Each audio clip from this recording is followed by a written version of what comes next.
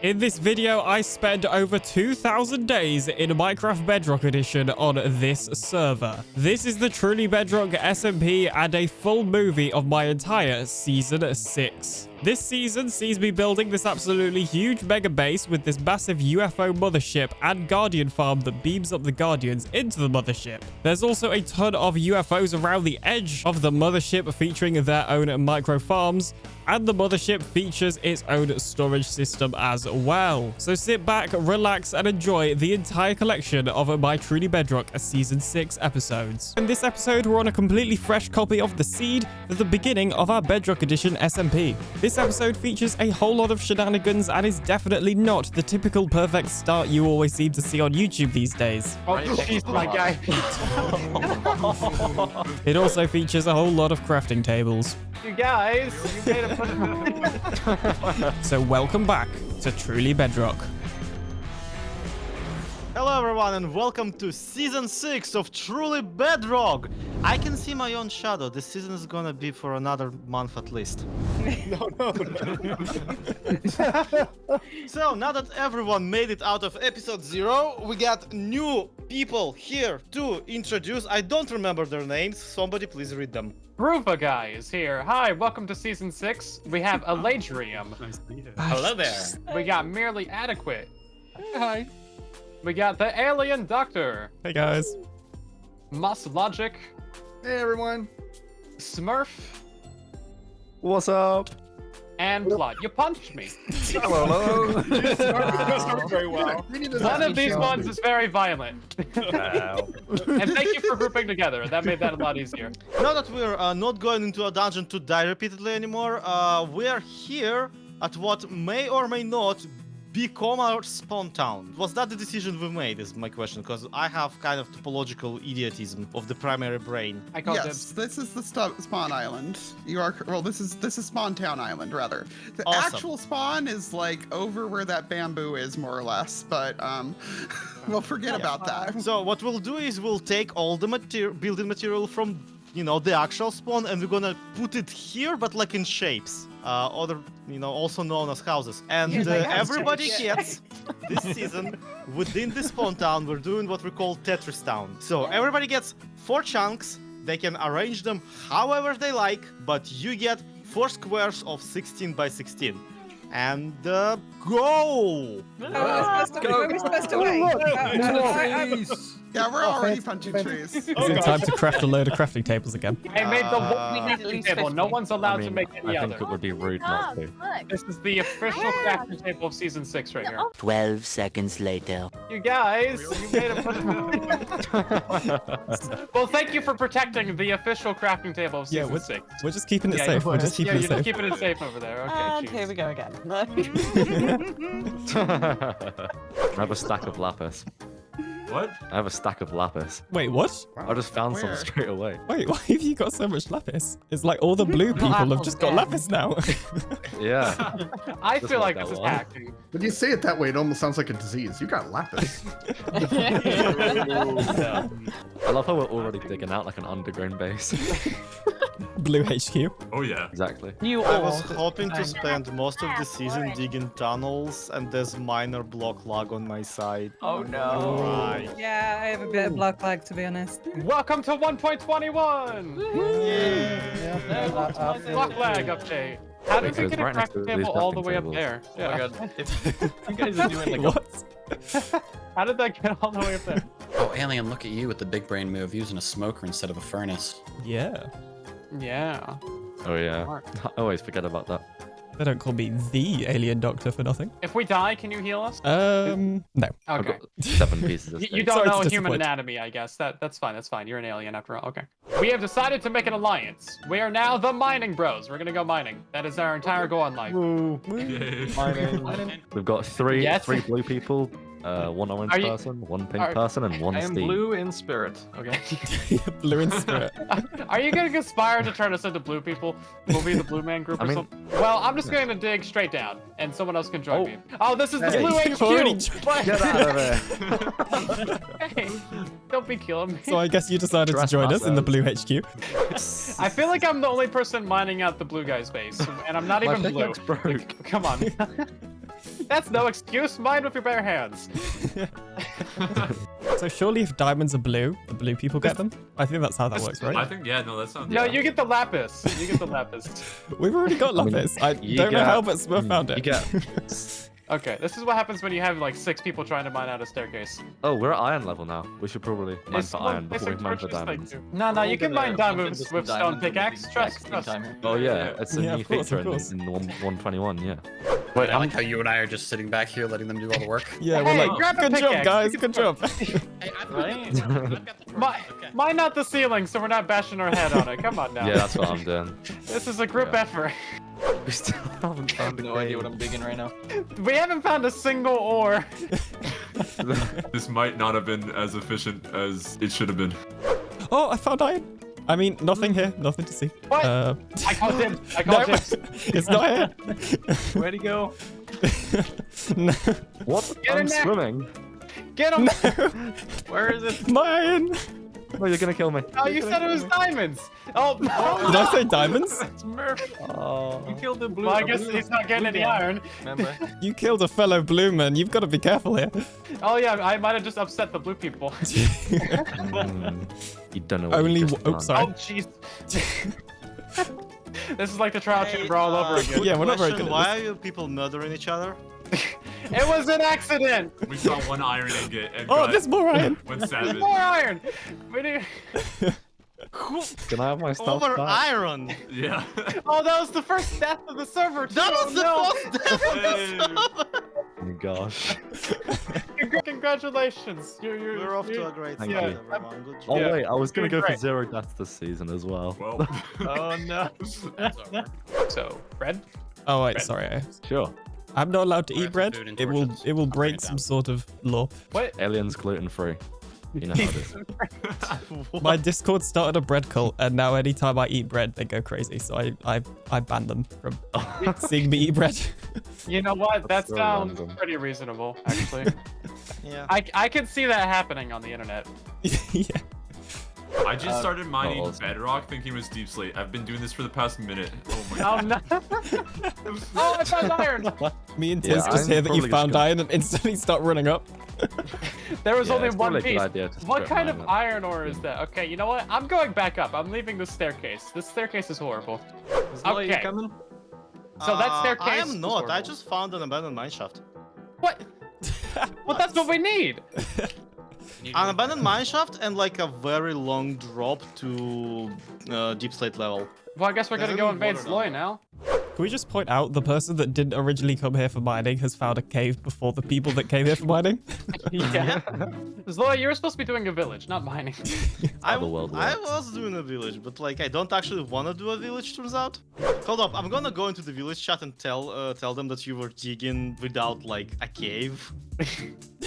This whole Why would entire you do that? time. We thought we'd find one. No. Guy, no, Sloy, we have a reputation. You can't go tarnishing private. it. Yeah, well, yeah, you When have a did you get reputation. bro? It's not a good one. That's We didn't give you consent, so it's Yeah. actually illegal. This is libel. Yes. no, it's hearsay. This will be used against you in court. You are posting this to YouTube. It's public knowledge. They don't know that. they will. You posting it to YouTube. Watches our video. We can just There cut is it no out. amount of DaVinci Resolve that will make you not suck, boys. No, but there is a good amount of Premiere Pro. Oh, there's a creeper. And I definitely don't have flint Oh steel. man. More diamonds. Where? You know what? I shouldn't say anything. I'm coming. I shouldn't say anything. Yeah. Oh look, Don't mind them amethyst. yet. It was only one. I got it. Oh my god, guys, there's totally diamonds down by all those mobs. Wow. You should go over there. When are they gonna add calcite blocks? For real. They did add Bruh. blocks. It's called calcite. Yeah, That's not. they're blocks That's not what I meant. Oh, That's not what I meant, and you know it. Oh, death. there we go. Get wrecked. Oh. Okay, you can go first. You can go first. Ladies first. Ladies first. Oh, there it goes. Oh, okay. I've got this, guys. I'm going in. 7 people versus the skeleton. Let's go. My sword just broke. Oh, there's a ruined portal up here. Oh. Oh. Oh my god. Dibs. I mean, Dibs. What? it's destined. It's- It's destined. Wait, underground, just chilling there. Yeah. Yeah.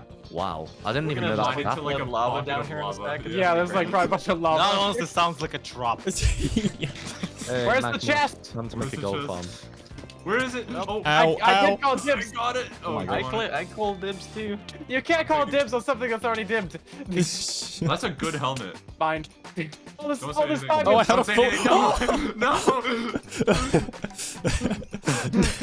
No, I've got a full inventory. Oh, I got two. Yes. one of them dropped down here. I don't Yeah. know what is it about y'all, but like you keep me in consistent state of disbelief. Then we had the brilliant idea of going to the Nether. Oh, Right next jeez, to my the guy. There's a bed right You down almost the street, sleeped please, like one. 3 people right then. I'm sorry. I have a photographic memory, so I will know what you steal. Let's go. Woo! To the Nether. My only sword is a gold sword. So confused. Get 6 stabs all at once right now. Yeah. We just It's broke gonna be the server right it's now. gonna be right above a lava lake, my guy. Yeah. Well, once Why is it not loading? Yeah, this is kind The of suspense. scary right Come now. on! It's- I I can't don't. be dealing with this. People going in. At the same Yeah, I don't think Minecraft is made for this. Yeah, apparently it's too much Nether. Oh, there it goes. oh, there we Okay. go. Oh, okay, Hey, that's about we're as good. close as we can get to lava Yeah. without it being bad. Yeah, I'm We're safe. literally on an Got some island surrounded by crimson. lava. Fire tick is on, so Hey, Oh yeah, silent. yeah. Don't build out of wood. Hey. Oh, You guys are gonna die, alright? Yeah, no diorite. Jeez. You're gonna Okay. die, alright? oh, I see what you did there. That pun is really obvious. I just got an I achievement think for going to the Nether. Elysium? You've never gone to the Nether before? Well, I mean, I have, Oh, but just GP. not on a world with achievements, gosh. apparently. shouldn't be cheating so much. Oh wait, no, Hey. it's for going to all the Nether biomes. Okay, never mind. Oh, okay. Oh, there's pigs everywhere. You're significantly less of a noob than I thought you were.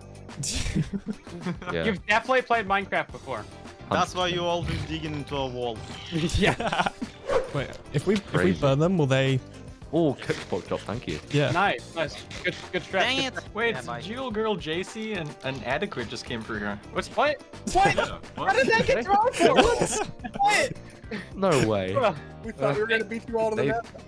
We thought we were thought they beating were you fast. guys. You copycats. Did you Wow. find I can't believe you guys Minecraft? went through our nether portal. That's crazy. No, we went through our own portal. Our own portal. What, Ah, it put, just put linked us into up. yours? Oh my god. So when Yeah. we go back through our portal, Oh, now we're gonna end no. up somewhere else. We left all of We're our gonna stuff end up by at the yours. portal.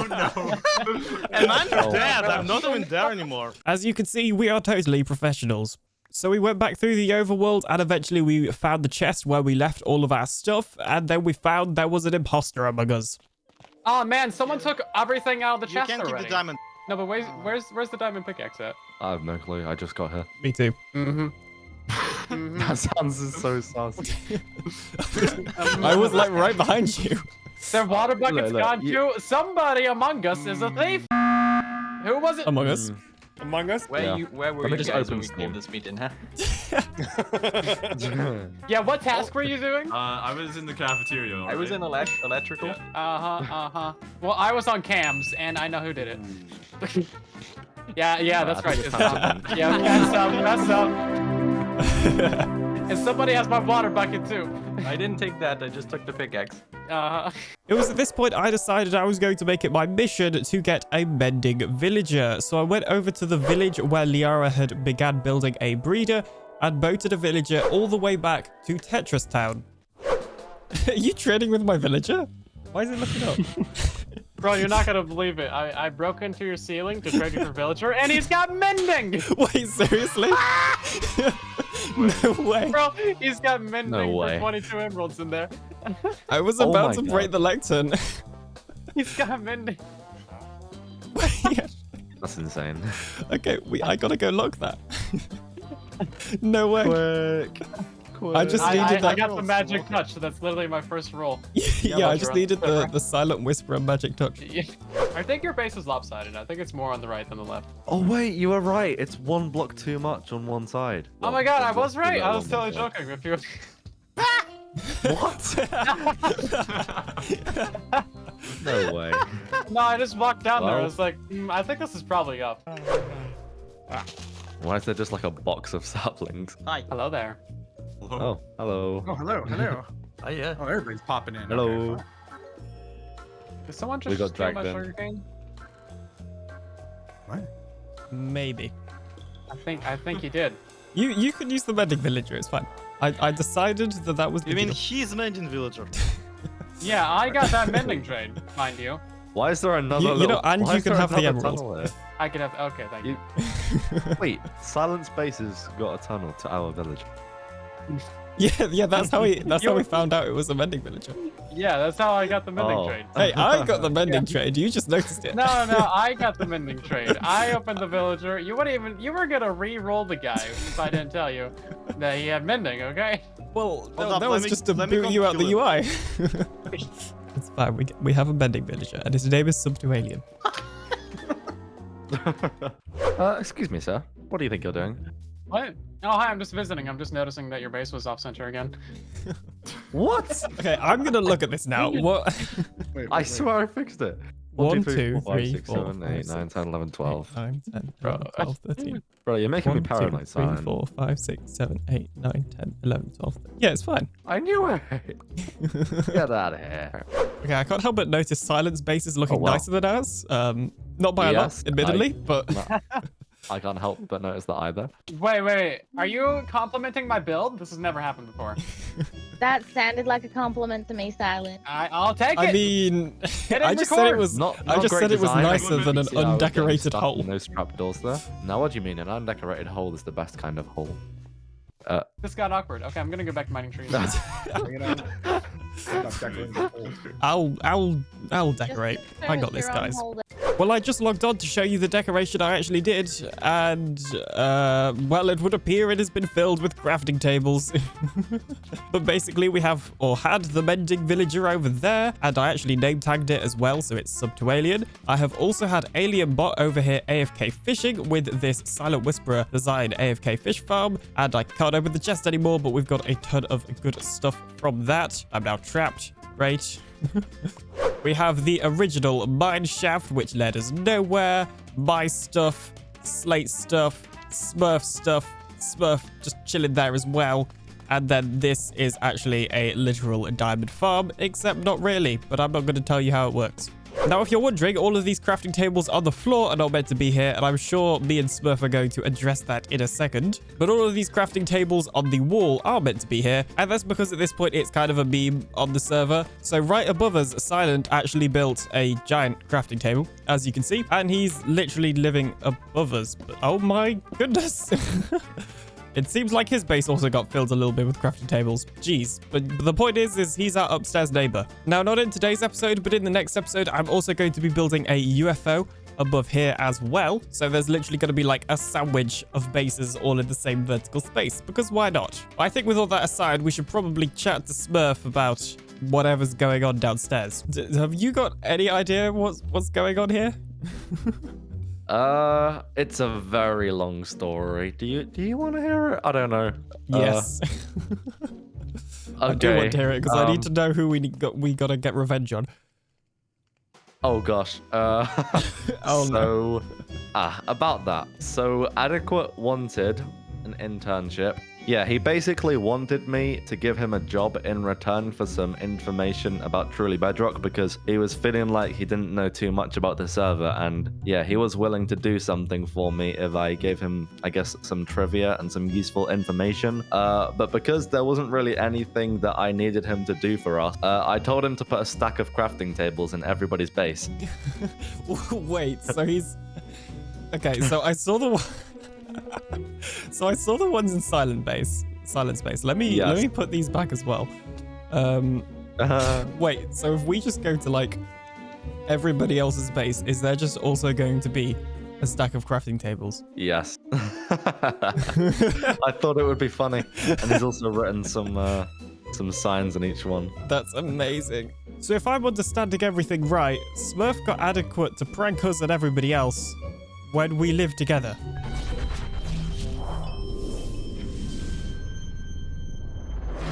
So within just a couple of hours, it would appear we have been revenge pranked with a sign that says, "Don't send an intern to do your dirty work. I will find you." Not at all threatening. Nope, not at all. Now, I'm probably not going to retaliate purely because this is aimed more at Smurf, who was the one that originally sent Adequate to leave all these crafting tables around, so I'm just gonna let them, you know, sort out their drama. Jeez.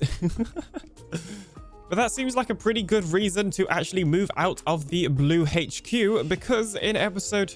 But that seems like a pretty good idea to move out of a blue HQ, because I need a proper place to live that's not going to get pranked with crafting tables. And the actual plan is to build a UFO right above Silent's crafting table over there. And then we've got like a sandwich of bases. That was actually the plan on day 1, but then I got distracted and helped the blue HQ decorate first.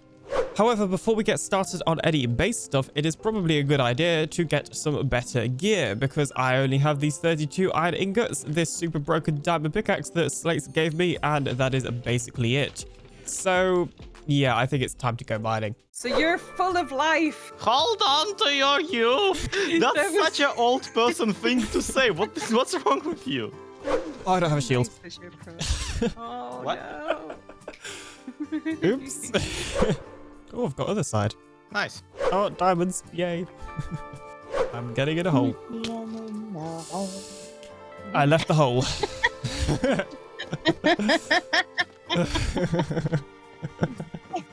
Okay, and a zombie villager picked up some armor as well, so...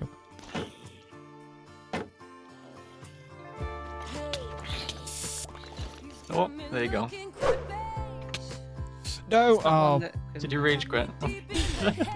no, I just clicked. I played full screen, so this is what I get. I clicked on OBS. Oh. Am I gonna log in and die? Yeah. Okay.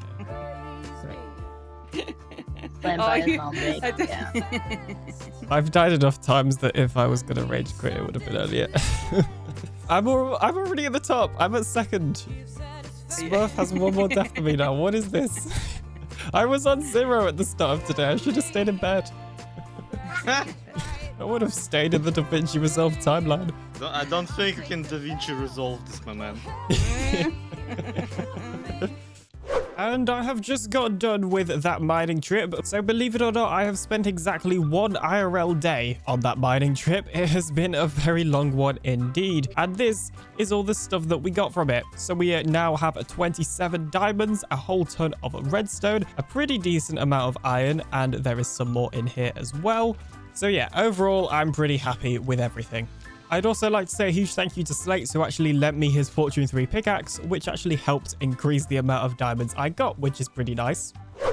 So speaking of Slates and Smurf actually went ahead and revived this villager. So originally this was a zombie villager that I brought up all the way from the mines down below, and they have revived him and made him a fisherman. And the reason for that is AlienBot has been doing a whole load of AFKing, which means we have been getting a whole lot of salmon, cod, pufferfish, and also tropical fish, although I can't see any in this chest right now. But the reason that's helpful is because we can then take all of those different types of fish and trade them with this villager to get ourselves some emeralds, which we can then use to buy ourselves our mending book. However, despite the fact that we of course can borrow Slate's pickaxe, it would be nice to have our own. So I do have this diamond pickaxe that Slate's gave me on day 1, but it's practically dead and we don't have a good source of XP. So I'm going to go ahead and craft myself a new one. And there we go. This is our first crafted diamond pickaxe that we got ourselves. So in this chest, I have been storing any decent enchanted books from the AFK fish farm over there. So I'm going to go ahead and look through this to see what we can get on this pickaxe. And the answer is actually pretty good. So we could, of course, get a mending book from the mending villager over here. So I'm going to go ahead and grab that. And we could combine these two to get efficiency 5. And then, obviously, we just have a regular Unbreaking 3 book right here as well. Although, I think I'm going to keep that for when I get an Elytra. So we're going to put that back here. Instead, we'll use this Unbreaking 3 book because we're not going to need Piercing 4. There we go. There's our efficiency 5 book. And then we're going to put mending, followed by Unbreaking 3. And we're not going to have enough levels to put efficiency 5 on it. But luckily, AlienBot has got like 39 levels. So we're just going to give that to AlienBot. And hey, AlienBot, if you could wake up for a second. Oh, hey, Alien, I've been AFK fishing. Yeah, I can see that. Hey, I just dropped you like a pickaxe and a book. If you could go ahead and put them on the anvil, that would be greatly appreciated. Okay, Alien, will do. And there you go. All right, awesome. Thank you, AlienBot. And there we go. We now have ourselves an Unbreaking 3, Mending, and Efficiency pickaxe. All we need now is a Fortune or Silk Touch, and this will be like a max level pickaxe. But seeing as it's still early game, it's probably quite helpful to not have either of those things on it. So even more time has passed since the last clip, and we now have ourselves a Fortune 3 enchanted book from the AFK fish farm, and we have a Silk Touch one right here. So I'm going to put Silk Touch on this pickaxe and Fortune 3 on this pickaxe. The reason for that is once I put mending on this one, we'll obviously get the XP from all the stuff we're fortuning to fix it. And of course, we do not have a lack of mending books, as you can see right here. There we go, one Silk Touch pickaxe. And thank you, Alien Bot. We now have a Fortune 3 pickaxe. Unfortunately, this only has Efficiency 4 on it, but eventually we should get another Efficiency 4 so we can make it Efficiency 5. Boom, first diamond axe of the season. Well, it's safe to say I've been a pretty busy alien. Not only do I now have a max level bow, I also have an axe with a pretty decent enchantments on it as well, and have began work on the UFO. I have fully designed it out in creative and have even added a structure pack so that I can begin building it. Now, I actually did all that in a live stream. I stream on both Twitch and YouTube, so make sure to check that out if you want to catch me live. Now, originally I did have an invisible bubble column here, but Smurf accidentally broke it, so I'm gonna have to go ahead and rebuild that. I did check with Silent, and he didn't specifically say I couldn't park my UFO on top of his crafting table. He just also didn't say I could, so we're just gonna go for it and see what happens. So the first thing I needed to do was make an invisible bubble column so I'd have a way up to the UFO. Is it just me, or does that moon look a little weird? So for anybody that's never made one of these invisible bubble columns, they're actually incredibly easy. So first of all, you just want to have the regular bubble column going all the way up to wherever you want. And then you just need to work your way down, placing powdered snow in each part of the bubble column. And there we go, I have done that. Now, annoyingly, it actually looks like we don't have enough powdered snow to do the last 3 blocks and also the landing area. So I'll have to go back to get some more. But if we just go ahead and place some water at the top here to flush away the powdered snow, you can now see that it becomes an invisible bubble column. There we go. And we can go up. And we can fall back down. Okay, cool. Now I've got to go get more powdered snow so I can do some more of that. It was at this point that I met up with some of the other members to do a sneaky little end raid. However, you're going to have to wait for the next episode for that end raid because I got so much footage I can't fit it into this one. But long story short, I got a whole ton of various different loot, including an elytra and diamond armor. So overall, a pretty successful end raiding trip. Just ignore my stupid death. I'm not wearing my elytra! Oh. Oh no. Oh no. Wow. Okay, Whoa, Smurf, we have to get over there gave quick. you one job, dude. But with my newly found shulker boxes and diamond gear, I think it's finally time to begin working on the UFO.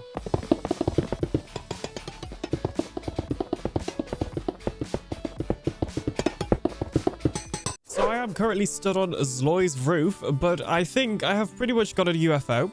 As you can see, it obviously needs lighting up, and we also need to add in the glass so that it's not just see-through. But the point is, the base of the build is pretty much there. When I had an idea.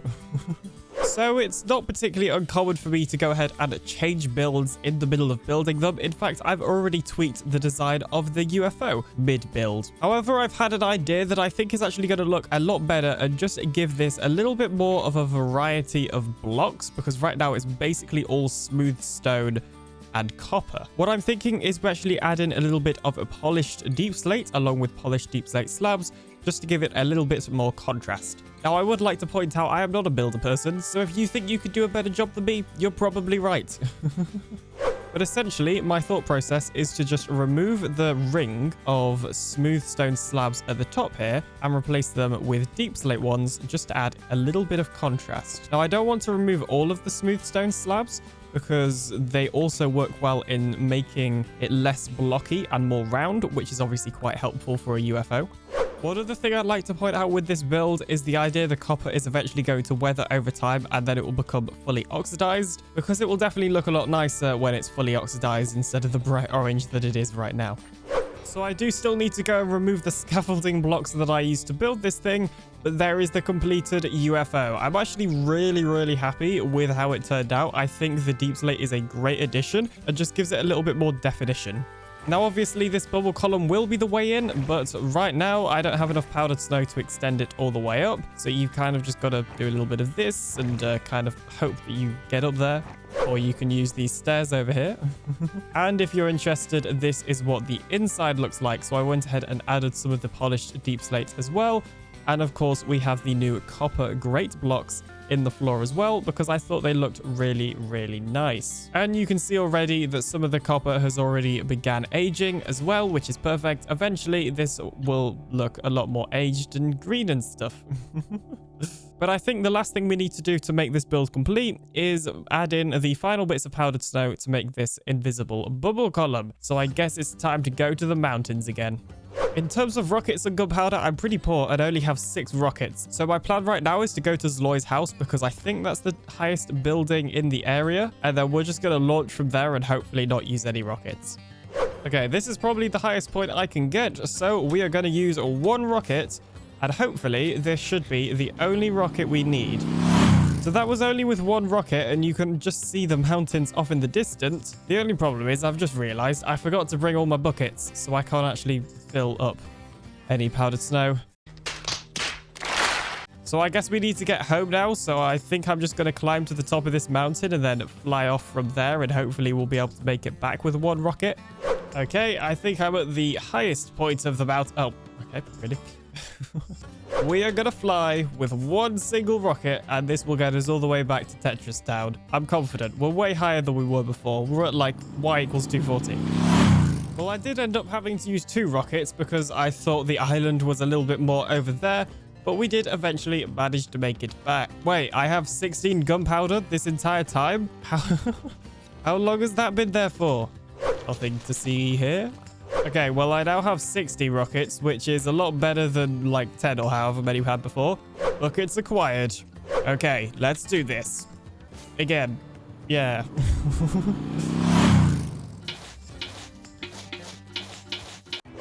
It would appear that my base has been infiltrated with a whole load of mobs. Oh dear. And Zloy just died as well. I would offer to help, but I've got my own issues. Oh, that is Creeper. Get out. Get out. Get away. Whoa. What just happened? Why is there so many fish in here? Okay. Oh no. I don't really know how to react to that, but I guess that was the thing that happened. And there we go. We now have a bubble column that goes all the way to the top of the UFO. And to get down, we could just use these trapdoors to drop down onto the slime or the powdered snow, which got removed because of the water. But hang on a minute. Okay then, as I was saying, or we can drop down onto the powdered snow and not take any full damage. Okay, so I have now moved all of my items into these chests up here. Some still empty, but we have everything I own in these chests here. We have a couple of workbenches over here, my bed, all of the shulker boxes I own, including all of my diamonds and generally valuable stuff. And yeah, it's safe to say that we have successfully moved in to this UFO starter base. Also, if you're wondering what I did down here, I just added a ton of crafting tables because it seemed relevant this season. Now, you may notice that there are quite a lot of torches in here. In between episodes, I'm going to have to work out a way of lighting up this area because mobs keep spawning in here and killing me, and that's not ideal. In today's episode, we built a flying machine to cross the void of the end to go on a sneaky end raid. Then a couple of days later, we go on a dragon fight with the rest of the server and do even more end raiding. And as per usual, there's a whole load of deaths. So welcome back to Truly Bedrock. Okay, is everybody ready for this? We're going to the end dimension. All we have is iron armor. Smurf is putting us all to shame with having actually enchanted gear. Well, let's go to the nether, because that's how we get to the end. That's the wrong... That makes sense. That makes a lot of sense. Just obey. Just cramming in there. So we traveled through the nether to the stronghold, and eventually we managed to find the portal in the stronghold. And it had already been lit because Slack had already been end raiding, so all we had to do is let Silence build a flying machine to carry us over the void because we haven't fought the dragon yet and we're saving that for a group event. I think a lot of us do. Oh, there it goes. Oh no! That was not me. I just wanted to get whooped by this dragon. Yeah, it was me. I wanted it to be known that it was me. Somebody looked at an Enderman. Yep. Oh no! Bye. It's just mad at like nothing right now. It's... Wait, can we like nudge it Please off? kill it. Yeah. I am begging you. Please kill it. Yeah. I want to live. It's gone. It's gone. Just pushed them off. Yeah, it's gone. Thank you. You go down there. Okay, nobody open this door. I was literally about to do that, so It's thank you for the very warning. important that you don't open this door. Otherwise, the flying machine will leave without us. Does everybody understand? You guys did not put away any of your gear in the inner chest, did you? I'm not doing that. I did. I'm going fully kitted out here in my iron gear. It's not like you have anything to lose anyway. Sloy, you are the one who has to flick the door. Okay. And let's just really hope that this works, guys. Let's go. Oh my god. Oh, No, you got left behind. Nice, Well, Loy. bye, I guess. I wish I had my bow with me, but also you took the ender chest with all my gear. Oh my god. This time, I would recommend that you turn to the right and start boating forward a little bit. Because you I was are on gonna the say you're very so close back to the edge. You're on the very back edge. I'm so sorry, Sloy. We love you. Oh my god. I wish you left me a little bit closer. Wendy. I Why have a does this lava seem so bucket and a sketchy? water bucket, but somebody took an ender chest with my pickaxe. 2 hours later. Brace for impact, men. It's gonna be a bumpy ride. Don't look at that Enderman either. Oh great, they're all spawning. Okay. Okay. So, Alien, Look you down. can get out first and build like a little platform. I Someone think already I looked angered at the that. Enderman? Oh. Oh, no. no. Wow, my guy, you are so dead. It You're gonna have to teleported run. in front of me. Flashback. Don't look at that Enderman either. End of flashback. You're gonna have to run. Just run. I'm out. Just run. I don't think it was me. Just get out of the boat. Oh, it's in the Just boat. get out of the boat. It's in the boat. Nice. That was convenient. Bro, no! Oh, I ran out of blocks! No!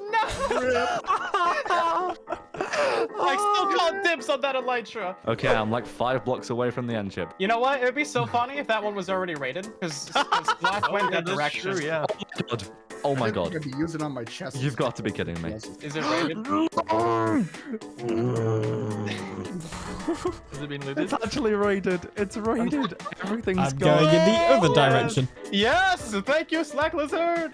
I'm just waiting for You know what? He Silent has to a boat. slide. You know what? Sloy, you can go first. Oh, there it is. I'm just making What's this up? more interesting, you know. And then Silent had an idea. So I propose a proposition, a proper proposition for this proposal. Okay. I think that we should raid an insane.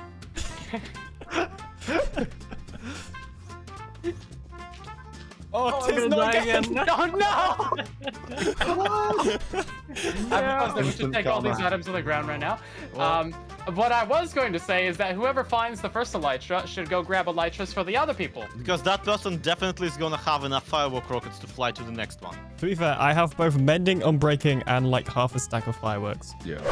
Smurf, gotta go activate follow speed him. bridging mode. He's going for I have Smurf the auto bridger right now. This is great.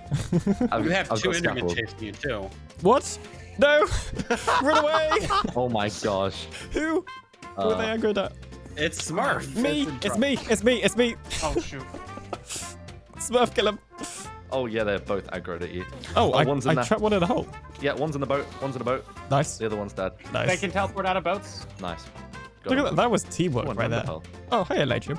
You've got some Here pearls, he right? comes. I can give you a couple pearls. I don't feel safe. Okay.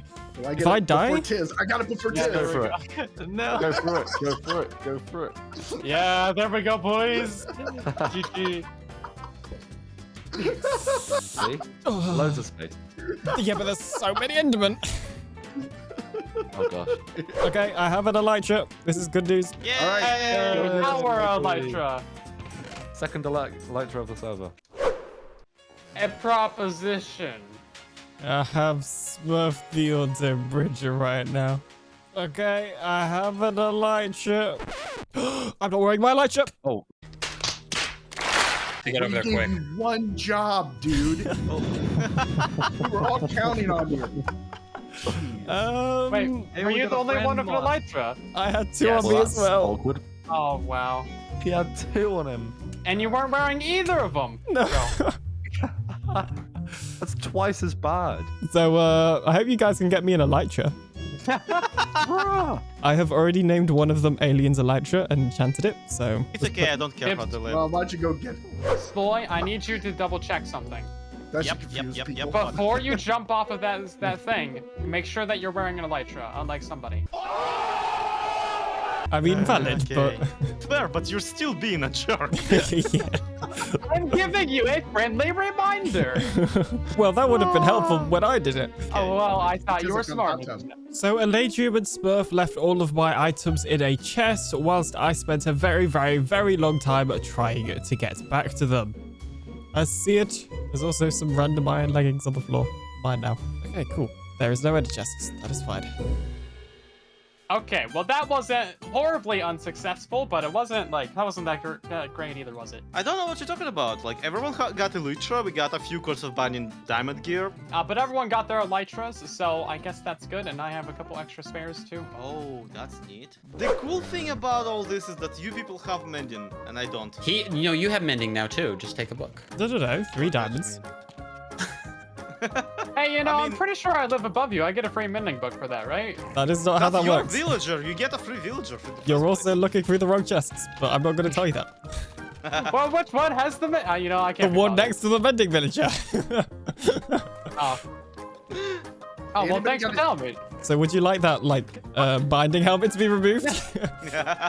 So I then hopped onto a live stream where I crafted my very first diamond axe and also added some enchantments to it, as well as go mining where I got an absolute ton of diamonds, especially thanks to my Fortune 3 pickaxe. Finally, I even did a very, very small amount of netherite mining and ended up with a surprising amount of netherite, of which I used on my 2 pickaxes and my leggings. And then it was time to go and fight the dragon. Okay, you guys ready? We got a dragon to kill or something like that. Go! Yeah, I was gonna just jump in anyway. No. Are we on a platform? Or are we in a box? Yeah. What's going on? Yeah. We got a watch bridge. out for the edge of the platform. You go first. I'm just going to stand up here and watch you guys fight. But it's really short. Oh no! Flipstick. Oh no! Oh no! I want the last hit. I want the last hit. I got it. Don't Wow. look at the Enderman. What the heck? Free stuff. Don't touch my stuff! Yeah, I didn't realize the dragon dropped it. Yeah. Yes, please. I know the dragon dropped all that stuff. That's my Let's stuff! go! Get your hands away from it! No! Oh. Sorry. Whose idea was that? What happened? Wait, Where's my stuff? You have a torch or something? Here comes another one. Wait, You gotta what? drop onto a torch or something. Okay, well, I've got whoever died. I've got your stuff. I've got. Oh, no, I don't. Oh, there's my stuff! That's your... Got some potatoes if they belong to somebody. That was the dragon loot. Doing really well. The dragon's just dropping all Dragon kinds of drops good gear. loot. Yeah. Yeah. What? tons of good Yeah. loot. I thought someone had actually Yeah. died and dropped everything. That's right. No, no. That's what I thought. No, that is what wasn't, happened. It wasn't alien stuff at all. It was the Yeah, definitely no, the no, dragon no, loot. definitely. Like, It was definitely the 124. Hey, let's go. No! But now that that's out of the way, it was time for even more end raiding. I wasted absolutely no time heading through the first gateway that I could find and raided the first city I could find. Unfortunately, there was no elytra, but I did get some shulker shells. And then I got kind of lonely, so I met up with Liara, Joel, and JC. Oh no! I can help with looking right around. What happened?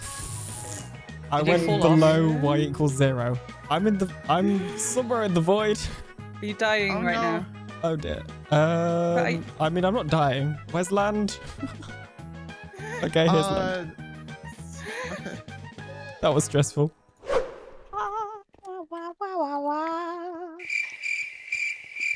Coronation Don't ask me Street. why I'm so determined Yeah, to what not was wear that? pumpkins. Sorry. Why? I don't know why my brain does this. It just, it was supposed to be like, wah, wah, wah, wah.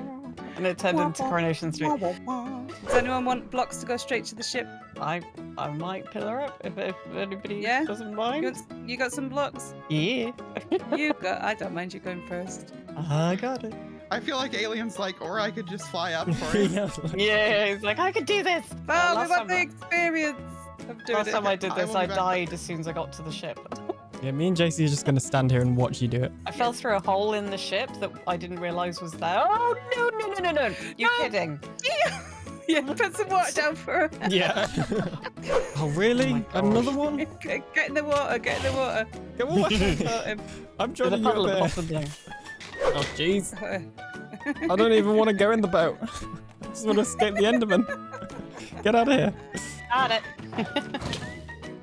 Yay! Did you get your wings? I got wings. I'm just floating in the sky. Yeah, float down so I could film you. Hang on. Is that you? No, sorry. It's Alien. I'm looting and then I'm coming. How is there so many after me? You're like, Alien. Ow. We love We're your friends. We love you, Alien. Alien, come down. We want to talk to you. We want hugs. We need hugs. All of them. Sounds like a lot of parasocial Endermen. We just want to talk. I just want to be your friend. And then this happened. Actually, no, mega hell rooms I hate more, but... Oh, no. No. No, Alien! What are you? Please tell me you hit the ground and not the side of something. Oh, someone broke the bed. Come on now. Although my end adventure was not over yet, Liara managed to retrieve a good amount of my gear but did miss my netherite leggings and original elytra. So she gave me her elytra and I was able to go and do an absolute ton of end raiding, getting an absolute ton of loot and even more elytras to replace the one I just lost. So overall, whilst I did lose my original elytra and netherite leggings, I also gained a lot of stuff. And I also gained a lot of deaths. I'm top of the leaderboard now.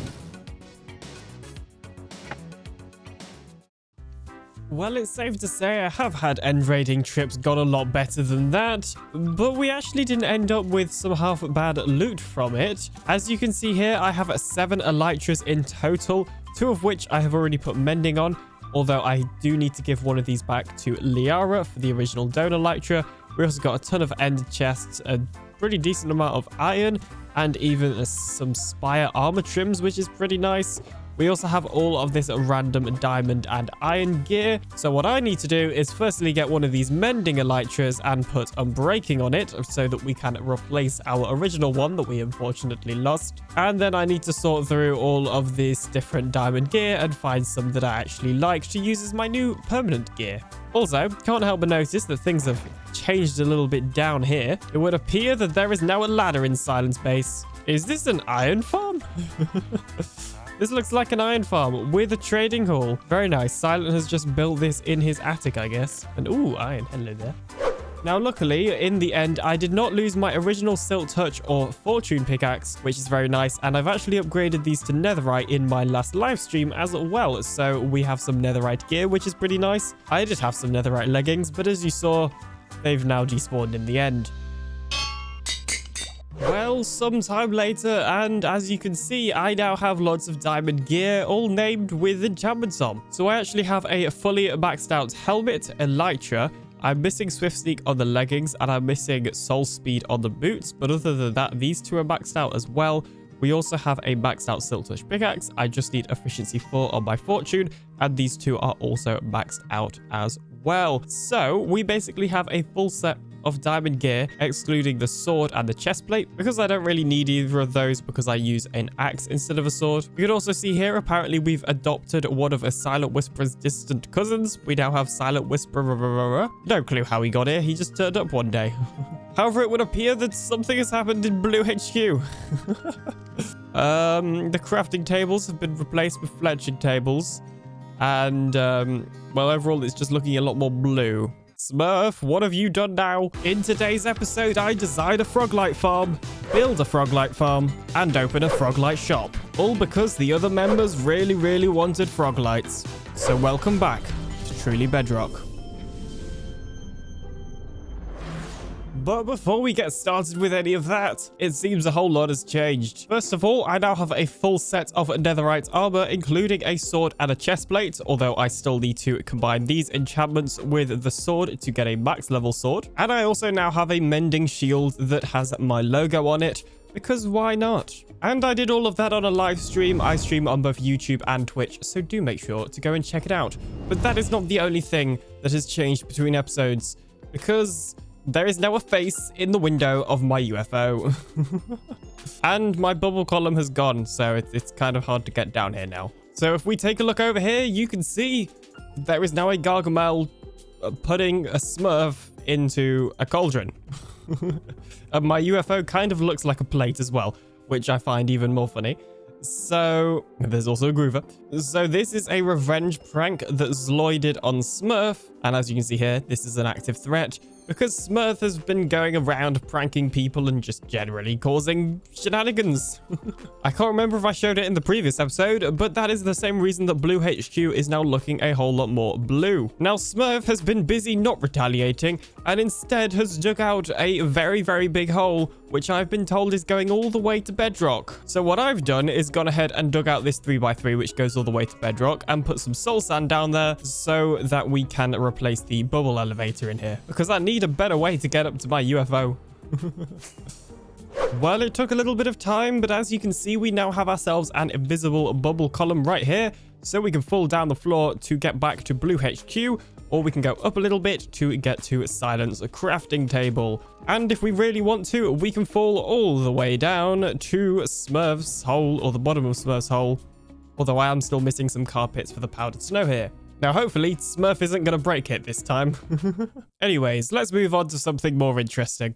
Froglight Farm. As you probably know by the title and thumbnail of today's video, that is what we're working on. But Alien, why are we working on a Froglight farm? Well, very good question. You see, the other day I was in the Truly Bedrock meeting and basically everybody was talking about how much they'd love to buy some Froglights. So I thought, I don't have a shop yet. Why not build a Froglight farm so that we can add our own shop to the shopping district? So that's what we're doing in today's episode.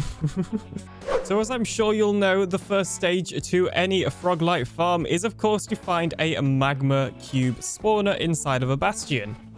Now, conveniently, this is something I have already done. As you can see here, we have a bastion, and if we come inside there is actually a magma cube spawner, and we have even cleared out the area already. So I did all this on a live stream. I basically put gravel where there was lava and cleared out all of the lava, and then dug away at the gravel, obviously. Go away, I'm trying to record a clip. I already encased it in deep slate, which basically stops it from spawning things, because that was going to make building this farm a whole lot harder. But anyway, we've kind of got the first part of this farm ready, but we haven't actually got a farm design yet. So I think it's time to go to the testing world.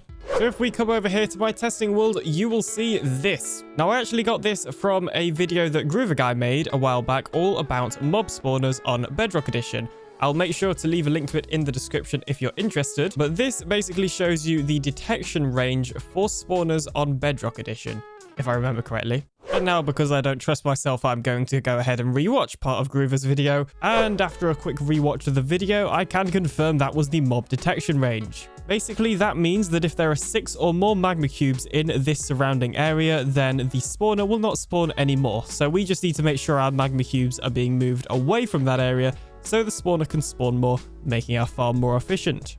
So I guess now we should get to designing the actual farm. So if you're unaware of how this mechanic works, basically you have a frog, and there are 3 different frogs depending on the biome it is born in. It will then eat the baby magma cubes and get you a Froglight. Again, the color of the Froglight depends on the color of the frog, which depends on the biome it was born in. So what we need to do is essentially figure out a way to firstly break down the magma cubes into the little magma cubes, and then we just got to get the frogs to eat them. How hard could it be? And after pretty much an entire day of designing, we now have ourselves a fully designed Froglight farm. So we will start from the top, where we of course have the spawner right here. I have made sure it is 10 blocks to the platform. That gives plenty of space for the magma to be out of the detection zone that I showed you earlier, and also make sure the magma doesn't like jump up into the detection zone, because that was an issue as well. But anyway, what will happen is the magmas will spawn, and I'll just simulate that for you now.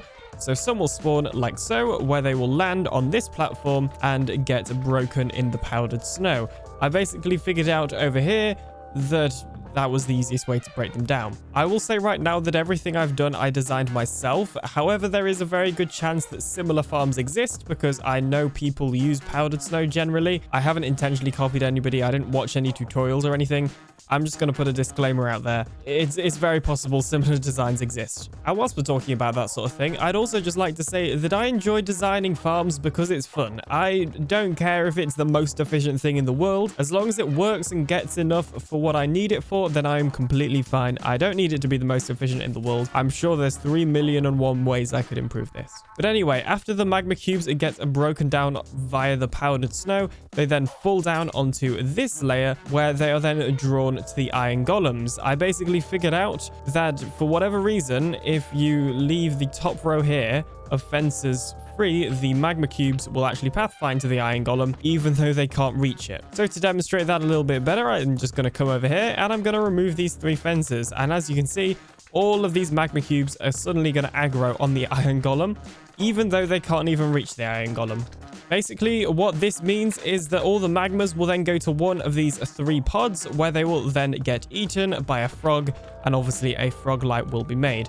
Now, on the actual farm, we will actually have 3 different type of frogs in each pod, but I just put the same in this because it's obviously a creative copy. But as you can see, we are getting an absolute ton of frog lights from this farm. And overall, it's pretty simple and not too hard to make. So I guess we should start building it on the server. Now, the first order of business would actually be digging down all the required blocks that we'd essentially need to do.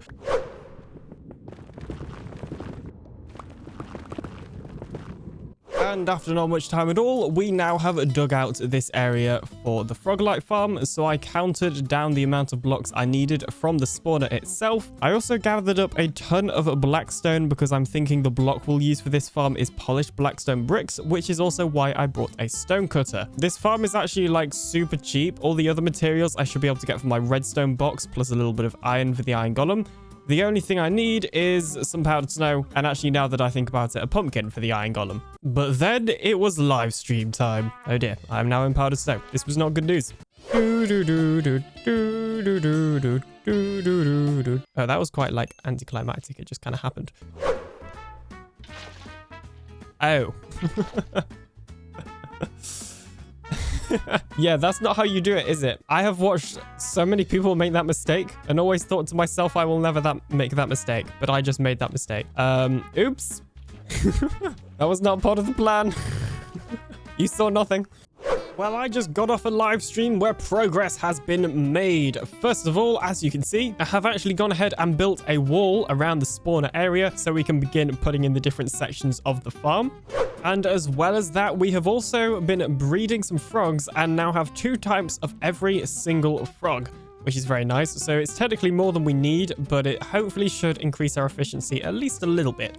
So I guess all we've got to do now is build the farm itself. What could go wrong? I need to stop saying that. I'm pretty sure I keep jinxing myself, to be honest.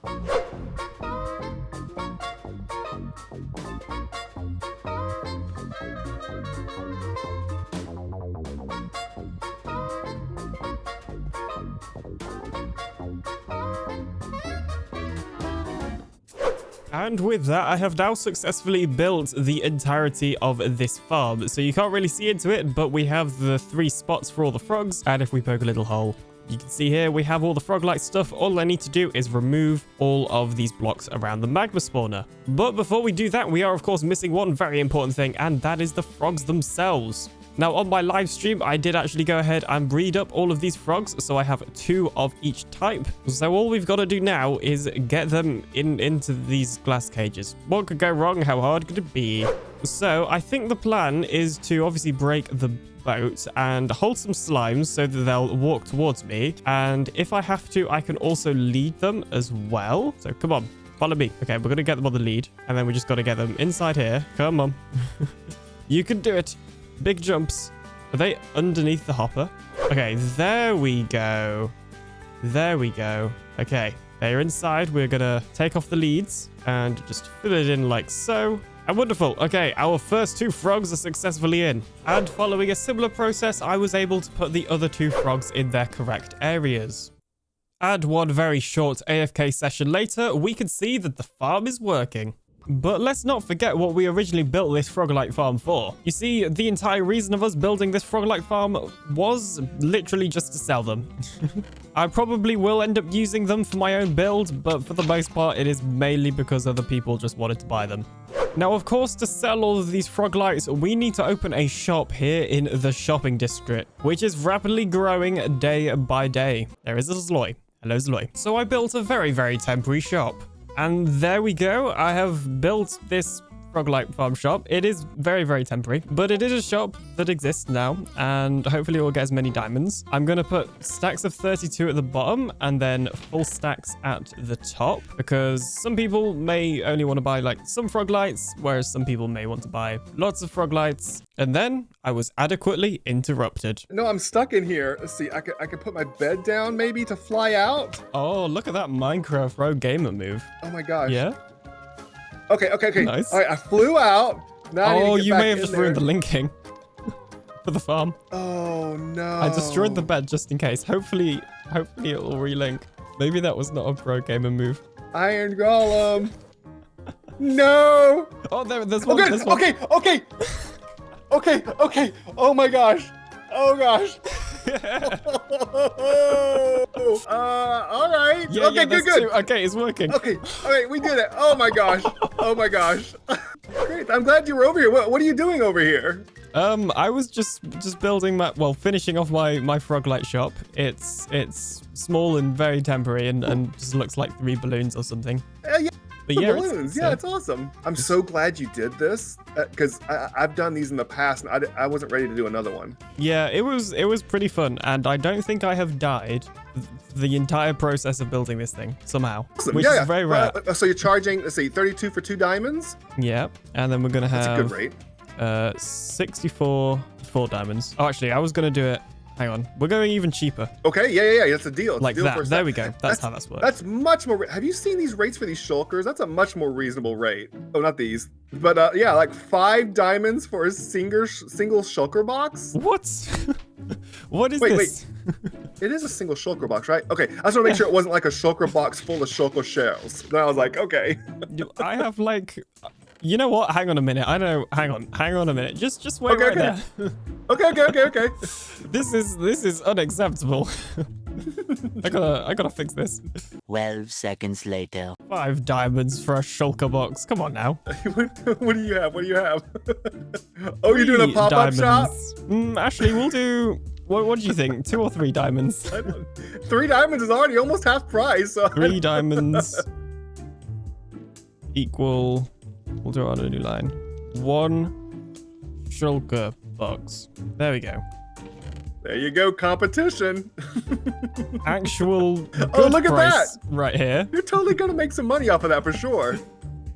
A fair price. I'll be your first customer. Here we go. Let's do this. And I've got more too. I just need That's a okay. crafting table. I'll just buy. I don't want to take this whole stock. I'll just buy 1 right now. Why, there thank you you, go. thank you. That's a much more reasonable price. It gets instantly replaced as well. We've got a good service here. Okay, yeah. Well, we'll figure out. Yeah, I think this is a good price. I'm glad you're doing this. Jeez, 5 diamonds. That's wild. Okay. I'm gonna go away before Slack sees me over here and thinks I'm doing it. I was never here. You were never here. This conversation never happened. Never happened. Bye. See ya. And then I made a mistake. Because as you can see, we are now missing 2 sets of frogs. And apparently we also just have a skeleton farm.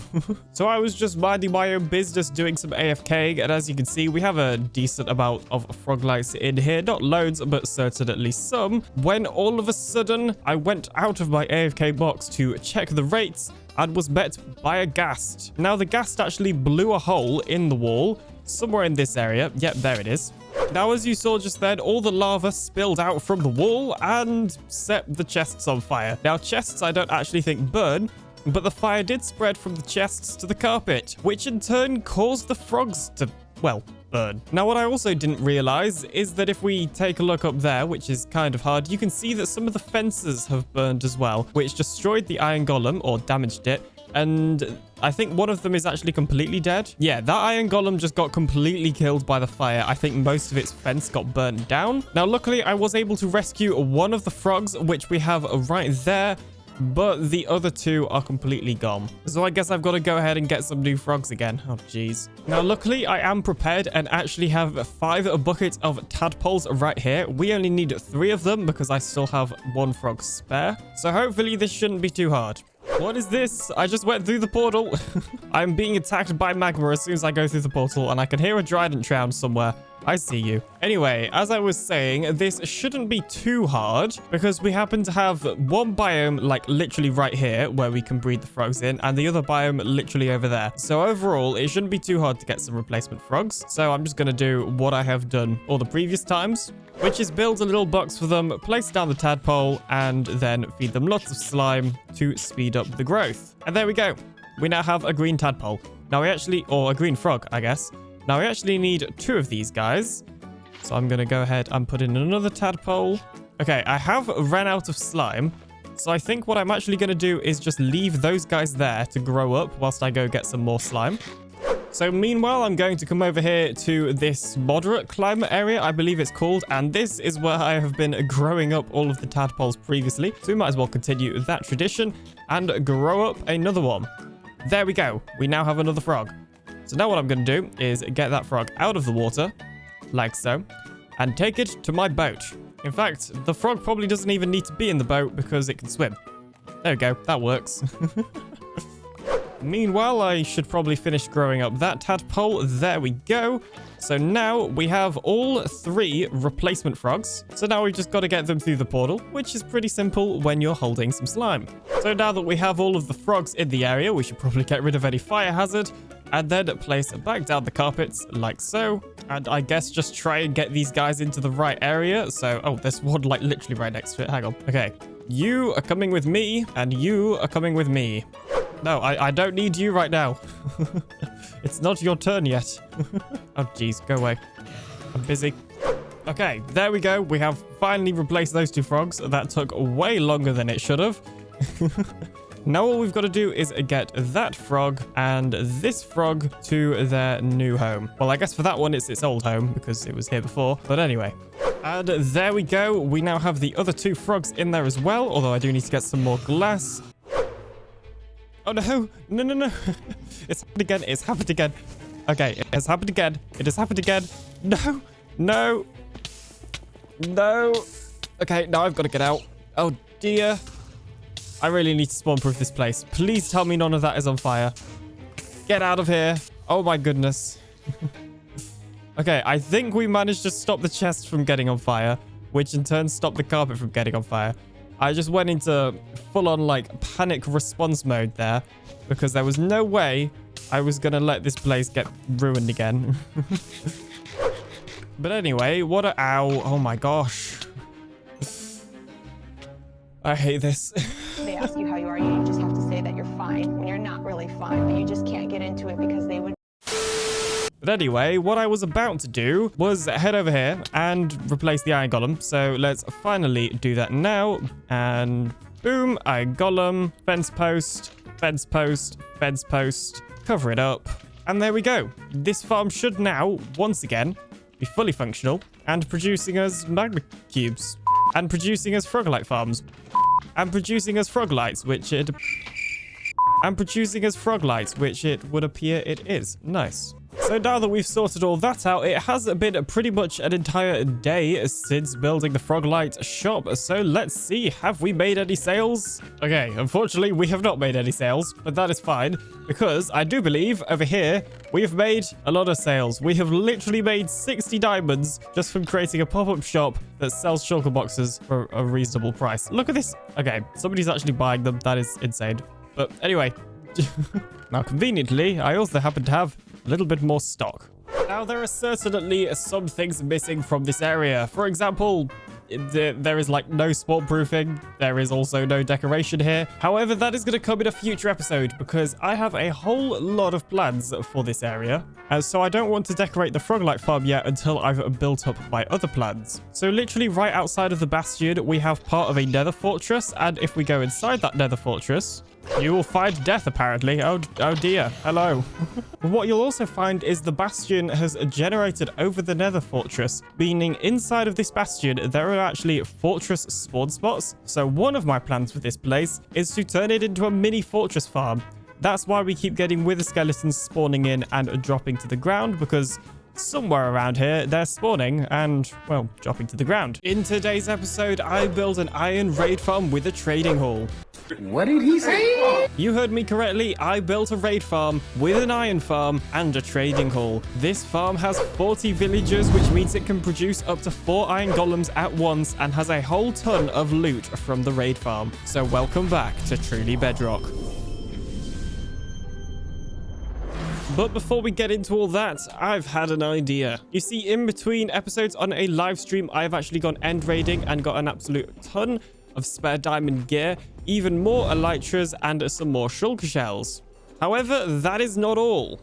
Well, you see, I'm basically already selling shulker boxes cheaper than the shop over here for 5 diamonds, and I also happen to own smithing template upgrades, which are being sold for 20 diamonds. So my genius idea is to literally copy this shop and just plop another one here. I have all the resources to make an exact duplicate of it, but just change the color of the wool to my colors. So honestly, I think we just go for it and literally just straight up copy this shop.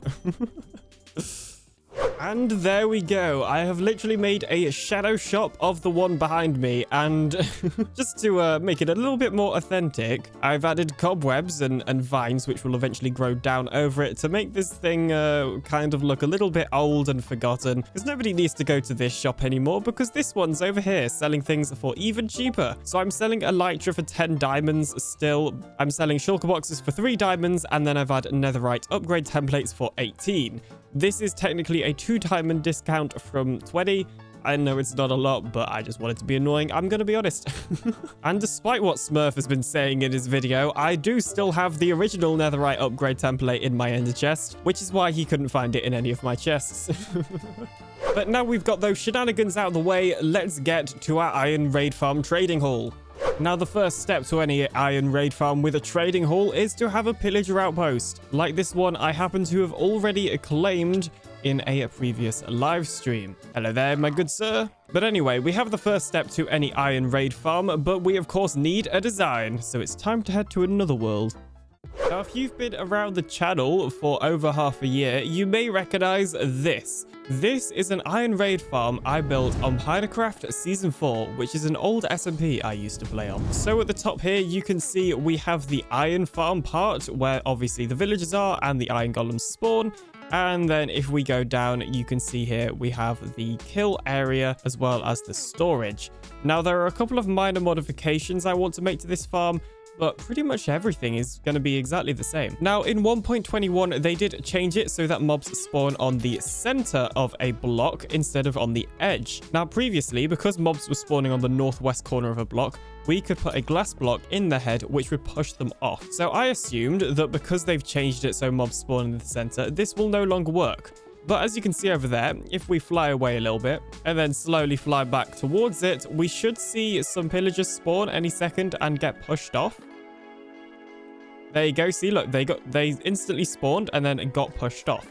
So I'm guessing the change to mob spawning actually only affects regular mob spawns instead of structure spawn spots. So we actually don't need to change the lower part of this raid farm design at all. Also, if you're wondering, this is obviously where the original outpost would be. I just destroyed it for ease. So now all we need to do is put a trading hall on it. So originally I was going to put the villagers here, which is the AFK spot. However, they weren't linking to the beds, which we had in the middle of the raid farm spawn area over here. Well, I guess technically also the iron farm spawn area, just the spawn area. So I decided to put the villagers around the edge of the farm. And this means we are still getting enough for 2 iron golem spawns, and they're actually linking to the beds and whatnot. Also, in theory, if we wanted to, this actually leaves it to be very expandable. We obviously have this edge where we could put villagers, and we could probably just like put villagers opposite here as well, and I imagine they'd link. What I'm actually thinking of doing is adding like another 10 beds and villagers so that we get even more iron golems spawning. I know it's technically not a huge increase, but we might as well do it because this is obviously a trading hall as well. In fact, you know what? I'm going to go ahead and do that. 1 second. Okay, so I've actually got ahead and added in 15 more villagers. So we now have a total of 35 villagers, which is way more than we need. Adding an extra 10 from the 20 we already had apparently increases the rates by like 5%, which is basically nothing. So the extra 5 on top of that was purely just so we could have even more villagers for the trading hall part of this farm. And I've also noticed that the way I've laid the villagers out around the edge of the farm is quite inconsistent, so there might even be a chance that we can like fit another villager pod on here as well. In fact, yeah, we could fit another 2 here. So also let's bear that in mind that the actual farm might have even more villagers. But with all of that being said, we should probably go ahead and get to building this thing itself. Now, of course, the first step to any villager-based farm is, of course, to get the villagers. And conveniently, there happens to be a village right here, pretty much next to the outpost. So hopefully it hasn't been looted, or if it has, hopefully there are still some villagers left. And it looks like there's a few, which is good. Now, we technically only need like 2 to begin with because we can just get them to breed the right amount. The other thing is this village is quite high up, so I'm hoping I can actually glide down to the raid farm like so. Let's see. No, I cannot. Oh dear. Okay, what about now? The villager is hanging down there. Please don't suffocate. I'm hoping that we should just be able to glide. Okay. Yes. Yes. This is actually working really, really well. Was not expecting this. Okay. Uh-huh. And boom. We actually got further than I was expecting. Nice. Okay, the villager is swinging about quite a lot. Okay, there we go. The villager survived and stuff. This is excellent. Now, I'm pretty sure boats on Bedrock Edition don't take full damage anymore. So I can just go like this and yeah, beautiful. Awesome. Okay. So now I just need to do this once more and we should have enough villagers to, well, make our own village. And you shall be villager number 2. Okay, there we go. Villager number 2 is swinging in the air. I'm just going to go ahead and do the same thing again and fly away. Okay, villager number 2 is closing in to the landing area or something. I don't know. And boom. Beautiful. We now have 2 villagers that have survived, and I don't even think this one took any damage, and this one's taken like a little bit of damage, but overall it should be fine. Yay. So now all we need to do is build the rest of the farm. Now the first step is to kill the remaining pillagers that are for some reason still in here. Hello, hello, hello. Goodbye, goodbye, goodbye. The second step would be to work out where the spawn spots are for this thing, which are here and right here. And then we're going to actually tear down the entirety of this outpost. You technically don't have to take down the outposts. I just personally like to because it gives you a little bit of space to work with. And with that, we have now successfully removed the pillager outpost and are left with 2 floating blocks, which are of course our spawn spots. So the first part of the farm we need to build is the lower kill chamber so that we can actually kill all the pillager captains that spawn and get the ominous bottles. The first thing we need to do is figure out which direction is west, which thanks to Foxy No-Tail's armor stands pack we can see is this direction. So we're just going to go ahead and encase this thing in glass blocks like so and put a glass block there. This will push the pillagers out. And then essentially we've just got to push them into a trident killer so that they can then get killed. It's actually very, very easy. And these leaves mark the final thing we need to do on the lower spawning area. Well, obviously, other than like the redstone, I mean like the general... Ow, ow, that is a lot of death. But anyway, as you can see, we essentially have the infrastructure for the first 2 trident killers in place now. And as you can see, it's already spawning an absolute ton of pillagers. And we've already had a couple of pillager captains as well, giving us ominous bottles. And one other thing that has just occurred to me is I actually don't have a ton of iron, so it's probably a good idea to get the iron farm section of this farm built so that we can then craft a load of hoppers for the actual item storage. So it's official, we're building the top spawning platform now. Let's do this. So now would be the point where I transition to a time-lapse, but we don't really have the time-lapse stuff on Truly Bedrock yet. So just imagine that there was a really cool time-lapse here. Whoa. Well, I'm yet to add in any of the water, but we have the majority of the spawn platform built up, although we don't have, like, anything built up, like, below that. not even the drop chute. So we have this spawn platform pretty much built up now. Obviously, we don't have the drop chute in yet, but the reason for that is because I actually want to go ahead and temporarily cover up this hole so that we can get the villagers in here to breed, because my thought process is if we can get the 2 villagers to breed inside here with the right amount of beds, then this is a big open space where we can then boat them out here, which is where our villager trading hall area will be. And I'm about to hop onto a live stream where we're going to go ahead and do all of that. So, well, hopefully it won't go wrong. What could go wrong? How hard could it be? You know the drill. Why, hello there. So one live stream later, and it's safe to say I have been pretty busy, so let's go over all the things I've done. First of all, I have gone ahead and breed, is that the right word?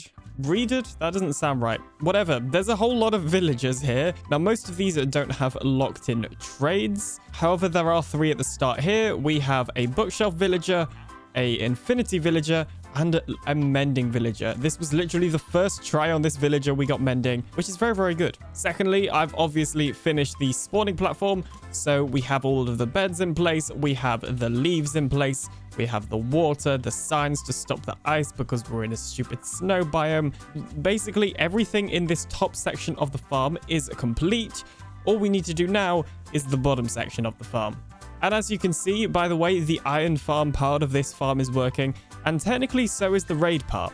So whilst we still don't have the lower trident killers in place, meaning we can't automate getting the ominous bottles, we can go ahead and manually kill those pillagers to get ourselves an ominous bottle. We can then go ahead and drink that ominous bottle and wait here at the AFK spot, if I can fly to it, for approximately 30 seconds. And there we go. We have now got ourselves a raid. And as you can see, the raids will spawn in the spawn platform and get pretty much killed instantly from full damage. So that is a benefit of not using a trident killer, is the efficiency of our raids is quite quick, even though we're not getting as many drops. Now, one thing you may notice is this giant platform up here. This is to stop snow from going on there and, well, being all snowy. Now, what I actually need to do is cover this in string so that this won't get covered in snow, because I'm pretty sure that once this snow reaches like a full block, raids might be able to spawn on it because raids are kind of dumb. But for the time being, I don't have a good source of string, so we'll have to add the string, well, after I've built a mob farm.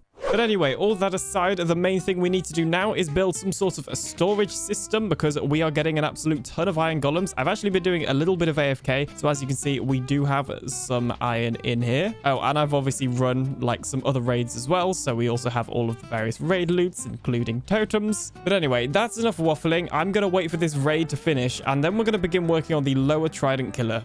Well, whilst I was waiting, I was doing some villager re-rolling, and we got density for 64 emeralds. That is a lot of emeralds. That is too expensive, sir. But moving on from ridiculous trade prices, let's work on this lower trident killer, which is actually very, very simple. So we need to place some blocks here because that is how we're actually going to power this thing. And we also need a comparator. Let's see. Ow. Okay, you know what? Maybe before we do anything, we should just go ahead and kill these guys before they kill me. Jeez. Anyway, as I was saying, so we should just be able to put a comparator here and wrap some redstone dust around it so that we have a comparator clock and then connect up those together. Now you can see there that those trapdoors are flapping. If we then turn off the trident killers and put the tridents on them, like so, turn this on, and there we go. We should now have a fully functioning trident killer.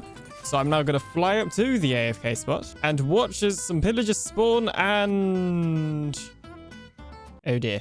Okay, I've just realized I have indeed built it wrong. Basically, we need to have a minecart underneath each one of these that the mobs will actually get, like, pushed into. Otherwise, the trident can't reach them, obviously. Luckily, that is a relatively simple fix. We should just be able to whack those guys. And if we are very, very quick, we can place down the rail and the minecart. And okay, there we go. One minecart is successfully in.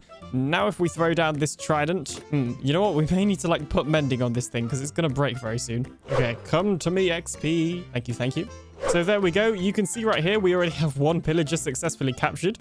So now, if we go ahead and finally throw in the tridents and do the minecart and then throw in the trident on this side, we now have the trident killers successfully built up. Then it was time for the storage. And as you can see, progress has been made. So first of all, I have added in this water stream, which is going to drop the items down here. And then we have, or will have, 5 item filters here. Now these are for the 5 different levels of the ominous bottles. I thought we might as well separate them just so they're out of the way from the rest of the storage. It will then come around here. And I think the plan is to have it go this way and then sort of loop back around and have all of our regular item storage right here. So, I mean, probably about like that. There we go. Now, raid farms are one of the farms that produce the most amount of items compared to like any other farm. So we are going to have a pretty decent amount of item filters here. And I'm going to be honest, I don't think I have enough chests or enough wood to make any more chests. So I think it's time for a tree chopping montage. And one short tree chopping session later, we now have an absolute ton of spruce logs, which we can turn into chests. Well, I guess technically we turn them into planks first, and then we turn them into chests. And just to spice things up a bit, we'll even turn some into hoppers. I know, it's really so exciting. So if I've counted everything correctly, we should need 12 individual item filters, and then obviously just some chests on the end for unorganized items. So here are 12 double chests, and we're going to add 3 on the end for our general unsorted items for all of the armor and whatever else we get. And not too long later, I now have the other row of chests in and hoppers, as you can see right there. So all I need to do now is build up both sets of item filters and then add the water, and then we should have a fully functional item storage system for this wonderful iron raid farm. With a trading hall, you cannot forget the trading hall. With a trading hall, you cannot forget the trading hall. So in terms of the design for this item filter, it's a slightly modified Impulse SV item filter to remove the repeater so that it's more reliable on Bedrock Edition. So all we'd need to do is add some filler items in here and the first slot of whatever item we'd be sorting. And this one would actually work as long as we put a piece of obsidian here so it reaches the push limit. So essentially all I've got to do now is copy and paste that item filter to all of the other slots in this sorting system, and then we'll be done. It's a pretty simple process. Update, I have made a mistake. So it turns out because of the power of Bedrock Edition, this item stream is not actually going to work. You see, if I go ahead and put in an item here, you can see that it should get aligned on that chest and fit perfectly in the hopper, but it's not because there's a direction that this doesn't work in. In fact, it might even be 2 directions, I can't remember. So that means we got to rotate the entirety of this item filter, which is not really what I wanted to be doing today. So I think what I'm actually just going to do is continue the chests going along here like we have, and basically just hook up the items from here into there and just, I don't know, I have an idea. It's kind of hard to explain. Let me show you, jeez. And as you can now see, I have successfully rotated the entire item storage, or in other words, just rebuilt it. And it has all of the redstone in the back right here. Basically what happens is the items will come out of this auto dropper where they'll go along here and then into the item storage. It's pretty simple. And as you can see, all the redstone is indeed in place in the back as well, although there is a polar bear attacking me. I also have some appropriately named filler items right here, which is just some dirt called TheAlienDoctor, which reminds me, if you haven't already, don't forget to subscribe. Why, hello again. I have been a very busy alien and have done a whole ton of villager re-rolling. As you can see, we now have villagers with locked-in trades all on this side, all on this side, all on this side. We literally just have this side to finish, and 4 of them are going to be golden carrot villagers anyway. I believe the only major enchanted book that I haven't got yet is Fortune 3. I've got all the others like Efficiency 5 and like Sharpness 5, Unbreaking, Mending, literally an Unbreaking 3 and Mending Villager in one, which is pretty cool. So yeah, the point is we have a whole load of villagers. As you can see, we have also been running some raids and have been getting an absolute ton of drops from that as well. We have a pretty decent amount of emeralds. Obviously, I've been using some on the trading hall, and we also have an absolute ton of iron as well from the iron farm. However, all of this has given me a pretty good idea. So I'm thinking, why not get just an absolute ton of the emeralds that I have managed to get from this farm and put them in a shop right next to Liara's villager trading hall shop. This way, when people come to use the trading hall, they'll be able to buy emeralds from me first in case they forgot them. So the plan is to be selling 32 emeralds for 2 diamonds because I still don't have infinite emeralds, but I do have a pretty good amount. And I'm hoping that as the people come into Liara's shop, they'll see this, realize they need some emeralds, and pay some so that they can go ahead and trade with the villagers in there. If you ask me, it's a pretty genius business strategy. And the final thing I want to add to this shop is some iron. So I know Liara's selling iron over there, but seeing as this shop is basically just undercutting everyone, I figured why not. Now, I have also noticed that there's a couple of new shops over here. Wait, what's Slates? Smurf, what are you guys doing? What are you doing? Oh. We're just here. What? We're having a wrestling match. Yeah. What is... I'm currently losing. Oh. What is this? Oh, okay. There's murder. Why did Slates murder Smurf? Did Slates and Smurf build a shop without Alien? And will Smurf ever get his stuff back? Wait, hang on. Just cut that out and play the video. Jeez. Did you guys build a shop, a blue shop without me? About that. Well, think of something.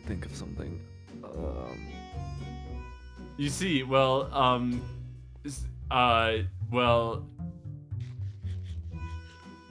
maybe there might be a chance that we might have forgotten you. Wow. However, we would like to bring you on, right, Smurf? Right? Yeah. No, this is we were making. Why is it raining? We were making an invitation. It was like a surprise. It was a surprise, exactly. Yeah. No, that was it exactly. Yes. Of course. Surprise! We've made a blue shop where we're gonna sell everything blue. So as you can see, we have blue stuff. Currently, we've made no profits. However, we haven't done any advertising or campaigning or anything. Okay. And also, there's still a lot more stuff we have to set up. This is only the start of our plan. We have a huge plan here, right, Smurf? Yeah. Yes. Okay. Oh yes. Step 1: make Alien head of marketing. Yes. I can do that. I can do marketing. That's good. I will leave blue in everybody's bases, and they'll all know to come and buy more from the shop because they'll love it so much. This is exactly it. This is exactly why we need you. That's so smart. This was the plan from day one. Yeah. No, that's exactly. Of course, I'm sure it was. We did not forget you whatsoever. Yeah. Also, I can't help but notice, like, everything here is 1 diamond, and there's 3 of us. So, like, how are we gonna split a diamond? Well, let me show you. How convenient you bring that up. Come to the Blue HQ. To the Blue HQ.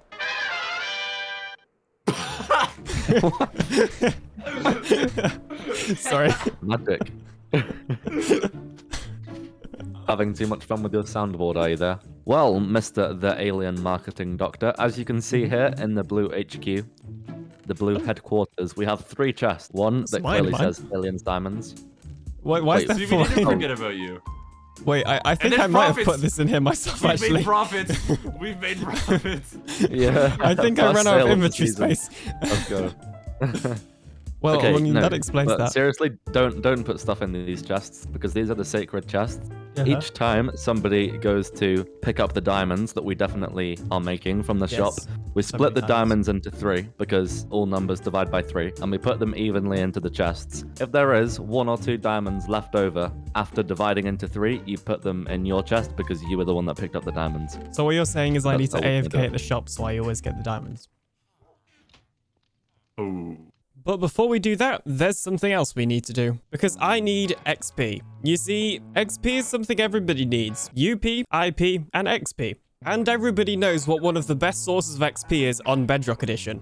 It is, of course, a Guardian farm. Like the one Mr. Lizard has built over here. So in today's episode, we're going to build a Guardian farm. However, this is not going to be any old Guardian farm. You see, I've actually claimed this wonderful monument for myself for my future base location. However, because I'm completely a professional, I haven't actually planned out exactly how I want my base to look like. So there's a good chance I may just build this Guardian farm and then have to tear it all down to make it work with my base design. So in today's episode, I want to build a temporary starter Guardian farm that you could probably build on day 1.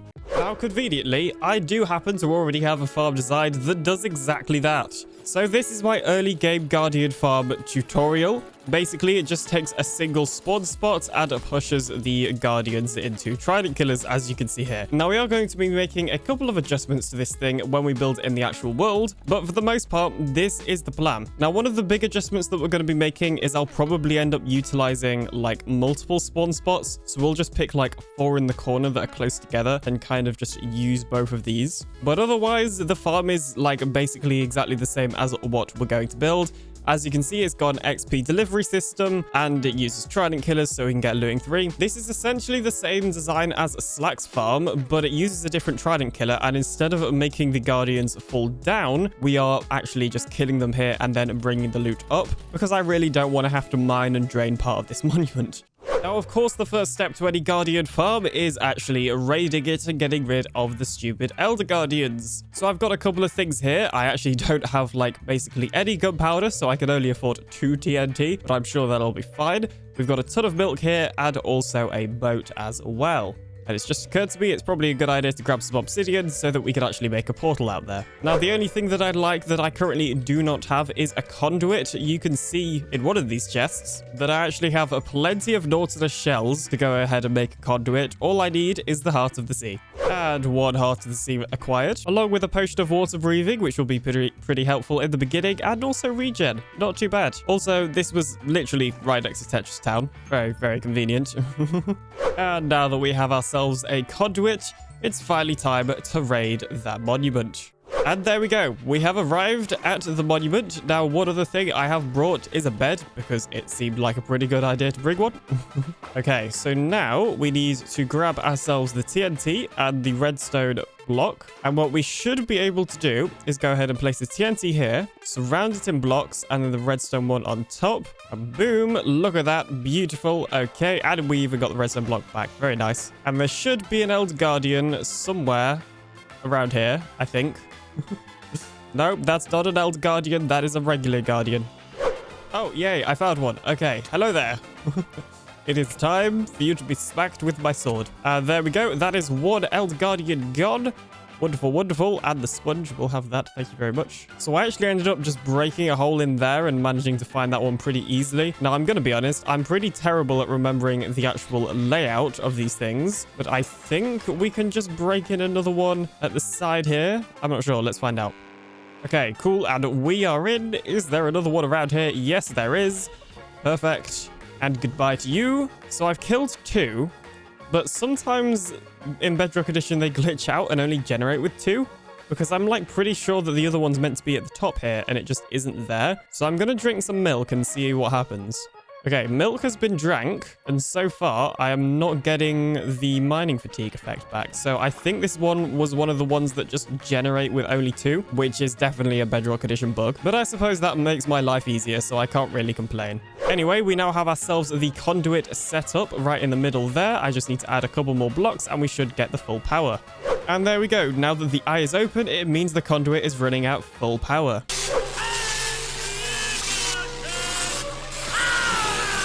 So the next step is to block off all of the Guardian spawn spots. There are 25 different spawn spots in an ocean monument in total. We only need 4 of them. Now, conveniently, Mad Hatter has a resource pack that actually makes this very, very easy. So that should be all of the spawn spots that we need to block off. And the way to block them off is to just simply place all of the blocks in these columns so that there's nowhere for them to spawn.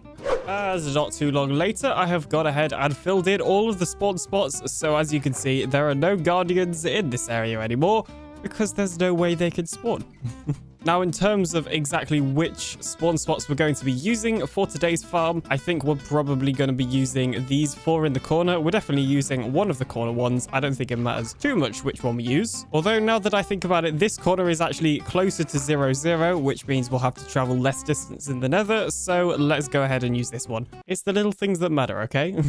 So the plan is to build 4 Trident Killers in total and then flush all of the XP and drops to a central system, which will then go up to the AFK spot, giving us all the XP and all of the loot. I just dropped my... So I think the first thing I should probably do for this farm is actually build a nether portal so we can have easy transportation. And it's probably a smart idea to build the nether portal at the AFK spot, which is at Y100 at this spot I'm building up at now. So somewhere around here should be the correct AFK spot according to my creative copy of this world. So I'm just going to go ahead and make a little platform up here. And of course, in typical me fashion, we will not be filling in the corners. Now, there's a pretty good chance that this is going to link to somebody else's portal because I think Slack's base is quite nearby. Can confirm it has linked to somebody else's portal. This is probably Slack's portal. Okay, I panicked then because I came back through the portal and heard a ghast. But don't panic, it is just this gas blaster. This is so cool, by the way. Look at this. This is awesome. Anyway, probably a good idea to get out of there before I break something. Well, anyway, after getting out of that situation, this should be the nether side portal for our nether portal. Now, it is literally in a lava lake, and that is actually the tunnel that leads to the raid farm as well, I think. So instead of building the farm out of this ugly netherrack, I think it would be a good idea to use some stone bricks. Luckily, I have loads of stone and even some stone bricks left over from when we built the iron raid farm. So I'm now going to go ahead and remove all of the netherrack in that area and replace it with stone bricks. We'll probably keep these pillars netherrack for now because they're only temporary anyway, so it doesn't really matter what they look like. So I've built up these spawn trenches, if you like, now. So the spawn spots are in each corner of these trench-like things. There'll be running water, which we might as well go in and add in now. That will then push the Guardian into the trapdoor trident killer. This is the same design as the one we used in the raid farm. There'll be a minecart there, which it will sit in. It will die from the trapdoor trident killer. Its drops and XP will get dropped in these water streams, which will eventually be linked up with a bubble column that will take all the XP and all the drops to the top up there. So I think I'm probably going to end up just draining this small section purely because then we can add in all the redstone and stuff. But yeah, this is kind of like the skeleton for the farm, if you like. Now we've just got to add in the intricacies. Oh dear, it would appear I've done something wrong because we have some escaped guardians. No clue how that happened. I'm wondering if they actually fell in there. No, because they wouldn't be able to get out. What? How is that possible? Maybe we need to fill in the corners. The corners aren't fill in, so maybe we do that. That'll stop them from spawning. That's so weird. Okay, it would appear that adding in the corners has fixed everything. As you can see, all 4 of those spawn spots now have guardians in, so I can continue building the farm without risk of death. Well, actually, that's a lie. The guardians are spawning, which means there is a risk of death. You know what? Maybe we should block off the spawn spots until we're done. And I've gone ahead and added in the minecarts now, so all we need for this trident killer to actually function properly is some tridents. I've also added in the soul sand here, which will of course be used for the bubble elevator once we eventually put that in. And as you can see, I've drained out a small area here, which is where we'll be putting the very small amount of redstone for this farm. Now, one thing I have forgotten to do is put water and these bubble columns. There we go. So I do only have 2 tridents spare, but I'm thinking we actually go ahead and steal the tridents from the raid farm, purely because we've got an absolute ton of ominous bottles from this farm now that we're not going to need to run the lower trident killers that often, so we might as well just use these tridents. Also, I'm going to go ahead and put mending on these 2 because I really don't want them to break again. So I've actually gone ahead and put mending on all the tridents, and these 2 also have impaling 5. I've ran out of emeralds to get more impaling 5 books, and I've ran out of XP to put impaling 5 on this trident. So for now, 2 of them will and 2 of them won't, and it'll be fine. Don't worry about it. Okay, that is literally all the redstone we need for the trident killers. So all we should need to do now is actually throw the tridents into the trident killers. Hang on a minute, I've missed a step. No one panic, I have missed a step. I completely forgot to waterlog these trapdoors. If we do that, then we will get the impaling 5 effect on the tridents. Okay, now we should be able to go ahead and throw in the tridents like so. And now if we turn on the trident killer and fly up to the AFK spot, we should see some guardians spawn and get brutally murdered.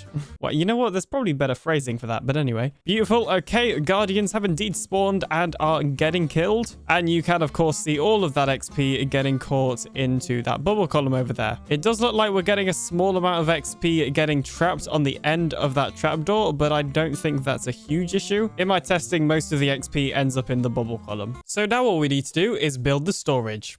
But before we work on that, I think we should do some marketing for the blue shop. Now, I've actually already done a little bit of my marketing strategy. On the previous live stream, I went ahead and turned adequate sign to blue and yellow because, you know, I figured just randomly turning things blue is a pretty good advertisement for the blue shop. And I think that's my plan going forward, to just turn random things blue on the server because, you know, it's the blue shop. It's the perfect advertisement, if you ask me. So previously on another stream, I went ahead and turned JC's eyes red over here, but we're now going to turn them blue because we got to stick to this marketing strategy. Now, the second target for my advertising campaign is Geol Girl. Now, this does mean we're going to need to take basically all the warped stems from, well, the blue shop, but it's okay. I'll restock them. I need them for marketing purposes, okay? Now, Geol's area is already looking reasonably blue with the copper over here, although it's more of a... I can't actually remember what you call that color, but it's a color anyway. But my plan is to basically just turn one of these, or maybe both of them, completely blue. Now, Geol is evidently showing off because this is built out of jungle logs, which is, well, quite expensive. So I don't think we'll do the entire build blue. Maybe we'll just do the AFK fish farm, seeing as I did help her build it. I think this will be a lot more manageable to turn blue. And after not too long at all, Geol's AFK fish farm house thingy has been turned blue, so we're just using warped wood to obviously make it blue. And I think this is a pretty good reminder that she should shop at the blue shop. And the final thing for this prank is a little advertisement.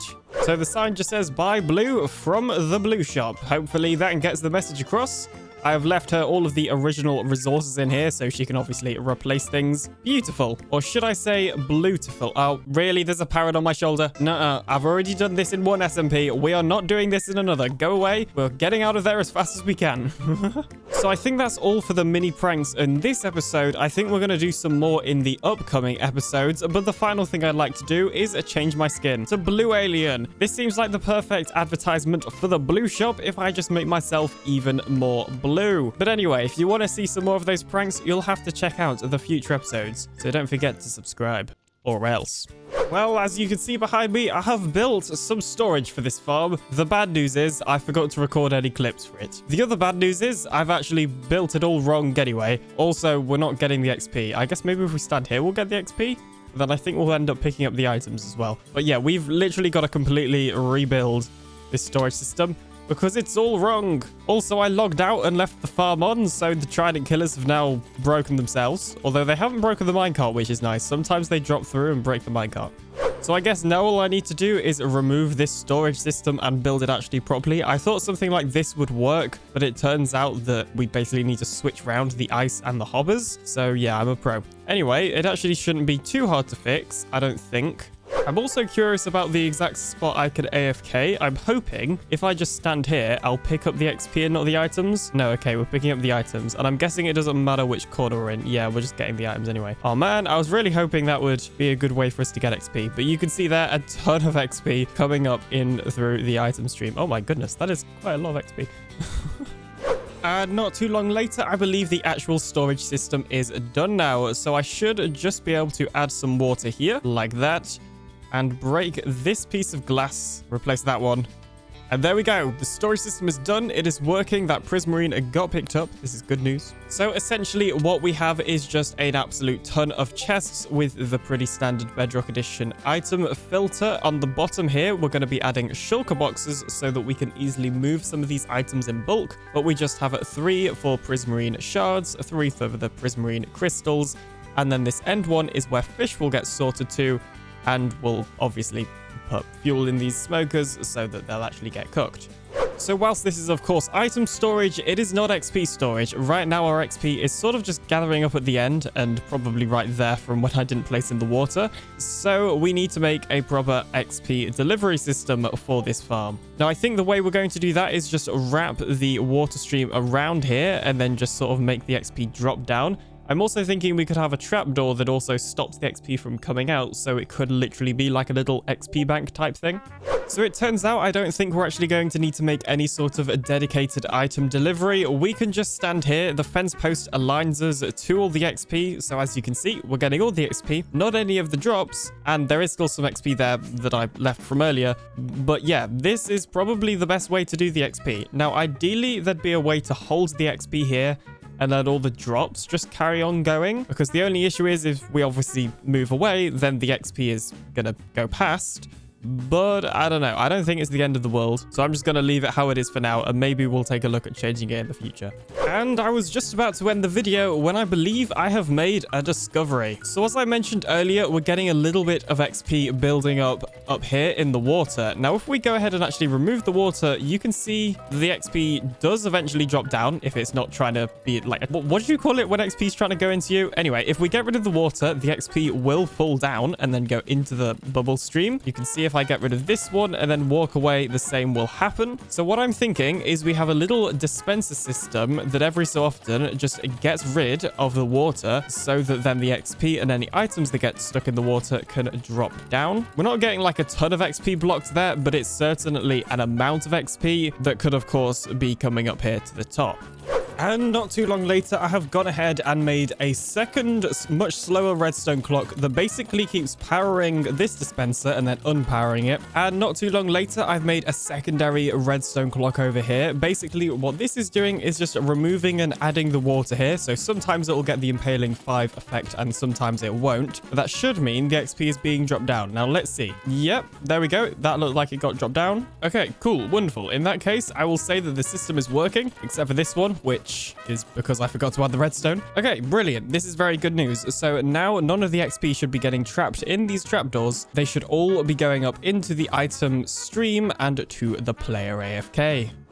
Now, I've been AFK for approximately half an hour, so you can see we have an absolute ton of prismarine shards already, and I imagine we have quite a few crystals as well. Okay, interestingly, not as many crystals actually as shards, but still a pretty decent amount. And of course, we also have a whole lot of cooked cod, and in fact, we're probably overflowing. We're not? Wow, okay, that's a surprise. And more importantly, we have 113 levels. I've been off the server for over a week now, and it sounds like a lot has changed. First of all, if we go down to Silent's base, it looks like there is a couple of new farms down here, and a whole load of other farms that Silent, I'm guessing, is going to be making. If we take a look at the shopping district, it would appear that there is a new iron shop, and there's another shop. I actually don't know what this one's selling. Okay, it doesn't look like there's actually a way to get in yet, so I'm guessing it's still work in progress, but it looks like there's another shop there. Oh, wait, it's down here. Never mind. Okay, it looks like it's a shop selling a copper. Lovely. But who cares about everybody else's shop? Because, well, obviously my shops are the most important. And it would appear... Wait, why are there eggs here? I didn't... What? Has my shop been egged? Is this what this is? Has somebody egged my shop? I'm very confused. Anyway, let's see. Oh, we've sold some totems. We've sold a ton of elytra. And, nice. Okay, somebody's even paying in diamond blocks. That is acceptable. What? Somebody is undercutting my netherite upgrades. No, this is not allowed. This is not allowed. 7 diamonds. Slack seems to have the shulker boxes covered, so we're actually going to get rid of this sign, and we're just going to do a little bit of cheeky self-promo. It also looks like a couple of frog lights have been bought as well, so overall we have made a stack and 20 diamonds just from all of that. Now I doubt it because there's another iron shop over there, but I wonder if anybody's bought iron here. Oh, people have actually bought iron off me as well. Amazing, okay. It's safe to say I'm starting to become one rich alien. But enough about shops. It's dragon fighting time. I feel like that out of place, like, younger brother that's just, like, tagged in for the photo. You two are wearing matching outfits. I'm just here. Are you volunteering to do an intro? Today. Why don't you just start off your video like this? Go on then, Gio. Go for it, Gio. We're gonna go and do some kills of the flying lizard in the nether. Woo! Woo! To the end! Woo! To the end! Yeah. Oh no, don't get me to do this. Wrong I can't dimension, say the mate. word. All right, Gio said, we're off to fight the dragon. Yeah, We already fighted. We already fighted the dragon, but we're gonna go and fight. How many? How many did I say I've got? 9, 10? 15. I've got 48. 12. We can do 12. We're gonna go Who's fight counting? 12 dragons. We're fightering the dragon. We got it out of our system now. No! Can we ever have it out of our I think system? it's over here. Have you met anyone here? Yellow direction. Over here, yellow, and then Yellow direction. Oh my gosh. It's Like literally, it's literally there. Smurf, lock out or something. Smurf, Oh my goodness, Smurf, really? Smurf, please lock out. Fine. You're Oh going my to die. gosh. put lock down. Oh. Well, it's a good job I didn't have my end crystals on me. Jeez, let me get you netherite. God. Don't you die. Oh, that was a fun episode. I've got a Everybody. totem. Bye. Oh my gosh. Right, I'm leaving the nether. Moss, you're gonna be dinner boned. I don't know if we can dinner bone Can we Wait. dinner bone the lizard? It disappears in my inventory, like it thinks about it. Got some more name tags. Oh, for Pete's sake. Ah! Oh, okay. Well done, Jill. Enderman knocked me into the portal anyway. 2 in 1. Don't fall down, alien. Trying to get Ender's breath. Why would I fall down? Oh, there's water over there for me to fall into. It only took Stand 1 hour. on a pillar, because it will regrow and you'll be smooshed. I want to see what happens. Yeah. Okay, go on then. Oh, do it. Do it. Let's conduct an experiment. I shall be the test subject. Kind of want to Enderman punch. like, don't do it. Don't do it. Now, how fast are you going to be able to I'm do ready. it? Here she comes. Maybe I should stand in a less comes thick to one. wreck the day. Yeah, probably a good idea. You're going to be so dead because Oh, we're one's being up. Oh, in hi. Oh, gosh. Instagram. Do you need someone Do you to need dig help? you out? That's fine, I got a Where- pickaxe.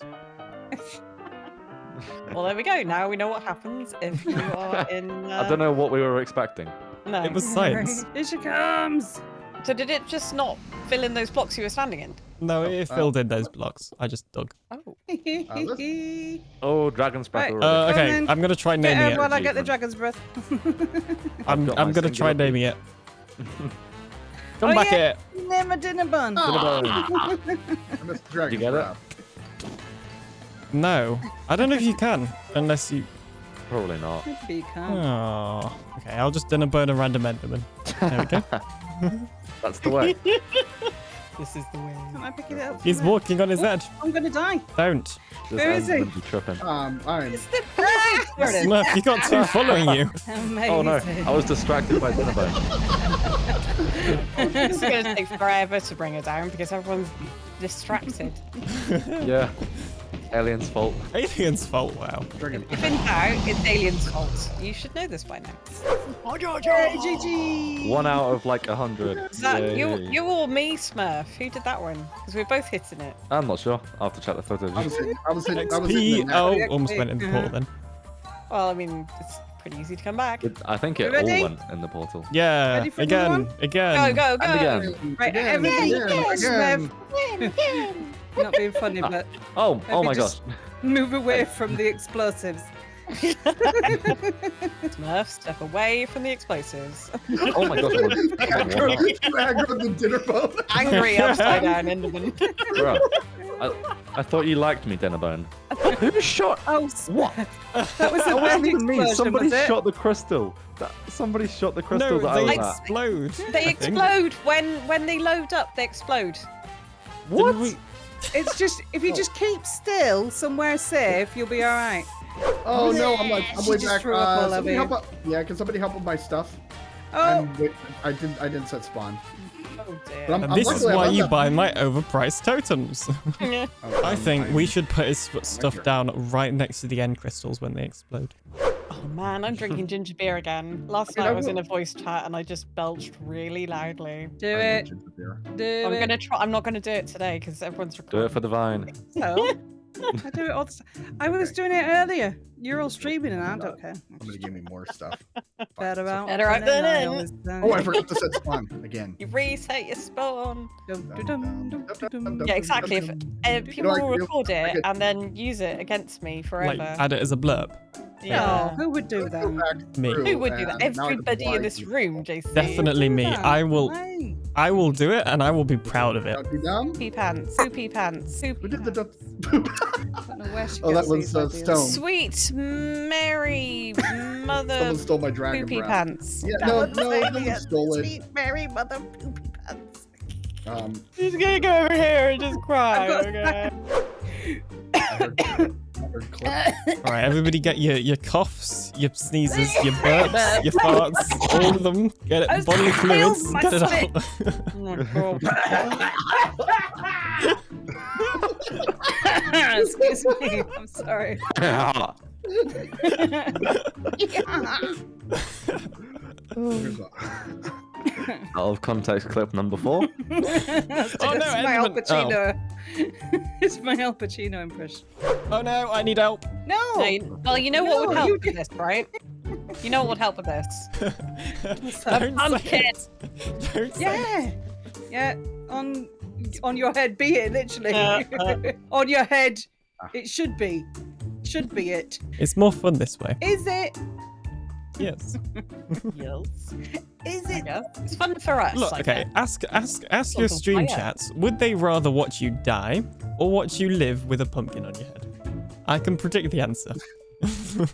Oh, jeez, there's another Enderman. I didn't even look at you. I feel like this is a little... I can't help but notice nobody's been shooting the dragon.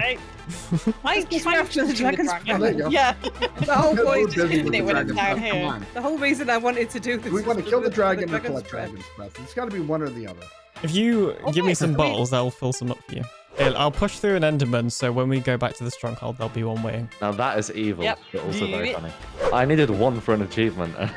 Yes, same. What else do you even need it Well, for? I would like lingering potions because I'm going to use it in my mob farm, and that's all I'm going to say. Alright. You can have all of mine. Yay! I would try and make you pay, but you gave me the bottles. I spent all day gathering gas tiers and blaze rods for this, so you can get on your bike.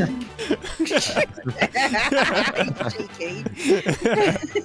Oh, dear. You know, I'd say it's quite an even like You amount would, of work. yeah. Well, you can say what you like. I think I may have set fire to moss again.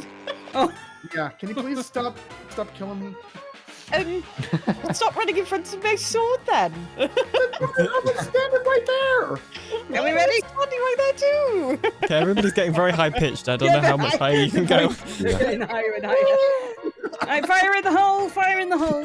Stand clear. Consider yourself stood clearest. You're right there, Moss. Yeah, I'm fine. You staying alive? Wow. All the crystals. Stay alive. I worry about us sometimes. I really do. I don't. I feel like we're all having a really good time together. I think it's amazing. And I very much specifically said that because I knew you two would reply with that. Yes. Oh my, that is a... The Endermen are angry at the dragon. No! How was I slain by an ender dragon? Oh, an ender dragon. Oh, okay. The Endermen were angry at the Ender Dragon. They are very angry at the dragon. Yeah. Oh, poopy I thought pants. it said Enderman. Oh well. Hang on. I'll see. I got some of your in a minute, stuff. then. Hang on, let me make sure I put your pumpkin in the void. No! I've got another one. It's fine. Oh, Slaze is here. It's all right. I'm not really shouting. It's just my voice. It's just my face. I just sound angry. I'm not really. I said it's in the. It's okay. Where's my beef?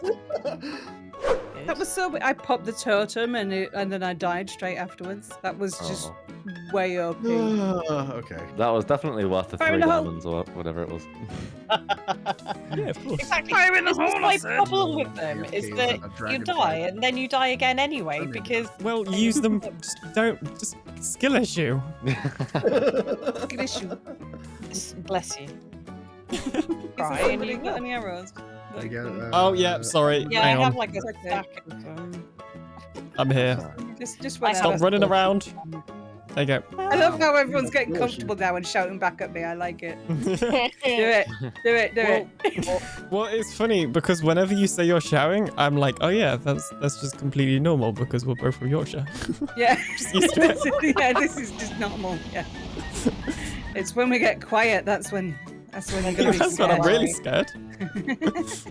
Gimme some dragon's breath. You know, us Blue Group, we don't have a good reputation for death, do we? No, we No. really don't. We have a great reputation for death. You guys die a No lot. one hit it unless your name is JCB. No. How did she go? What happened there? Enderman. Oh. I'm gonna have to do some serious PR on the Blue Shop to get our reputation back up, please. Yeah, this is not good for you guys. This is not a good look. And Blue guys, we're not gonna die again. Who shovel is? I don't know. Wow. Oh, I missed what was said. Okay. Right, I've got That's the not it. diamond I'm sorry, what was shovel that? on the Come floor. on. Let's prove them If you wrong. want to commit to it, then they can have it. We're not gonna take I'm that. clipping that and as on my soundboard, and it's gonna be called Evil Moss Laugh. If you were children, was Alien the baby? What?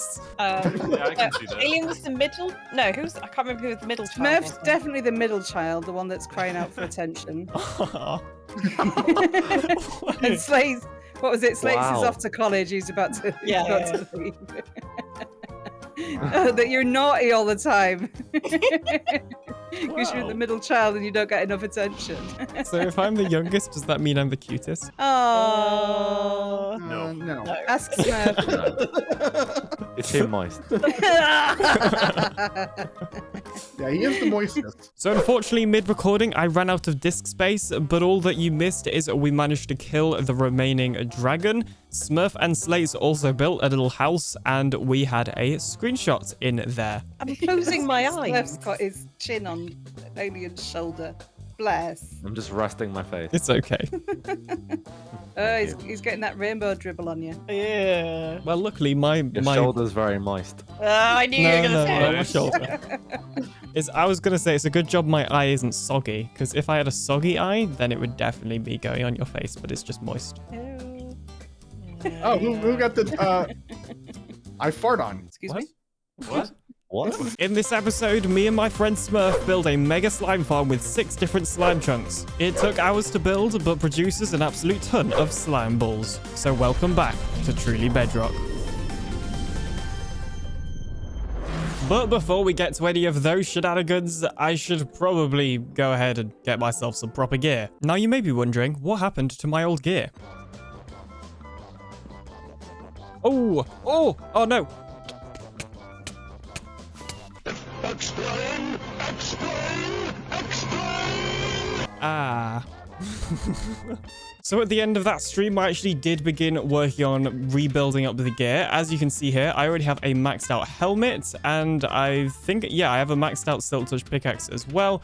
And I've started enchanting some other bits and bobs. Luckily, we of course have the Iron Raid Farm Trading Hall up here, which has been a massive help in getting the emeralds and the enchanted books we need. Of course, a couple of episodes ago, we also built the Guardian Farm, which has been helpful for getting experience.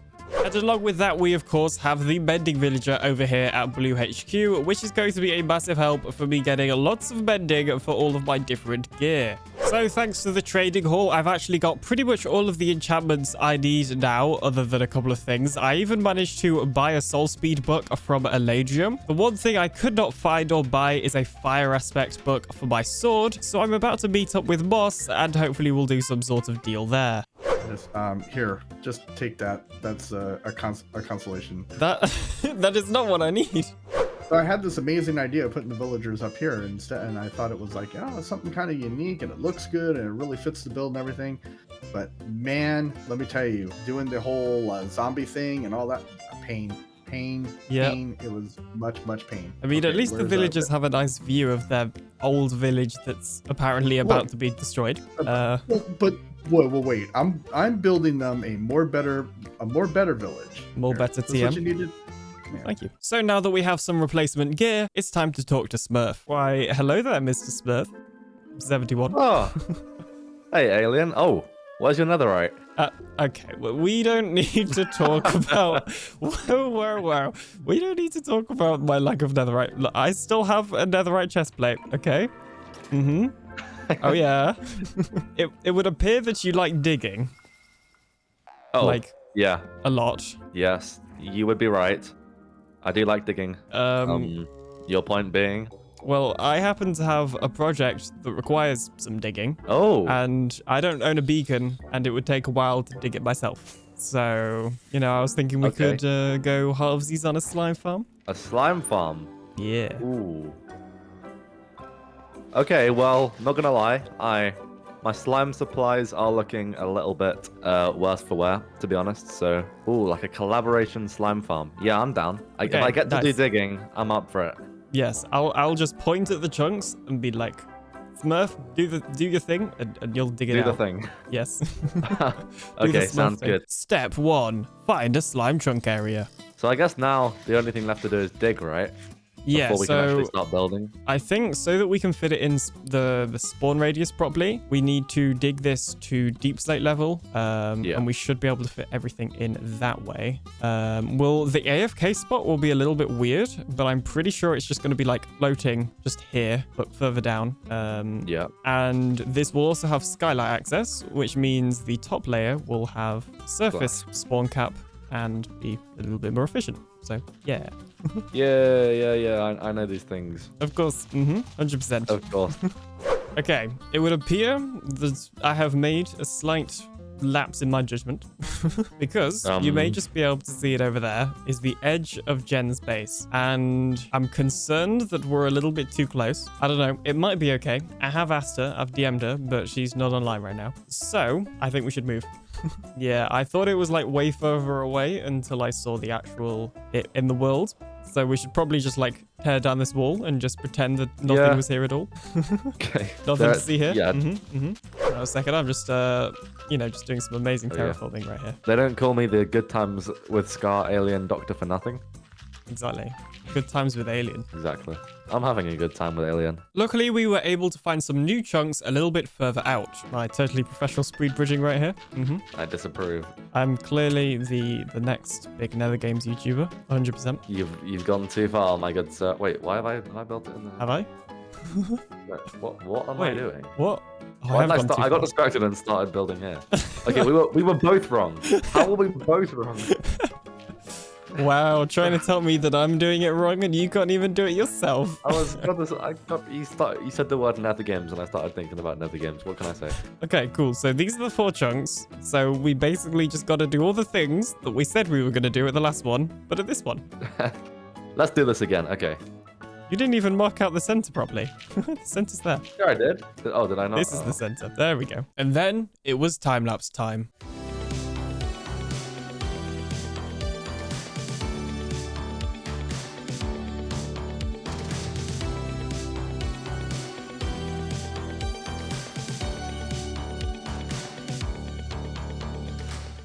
And then we realized we needed to dig some more.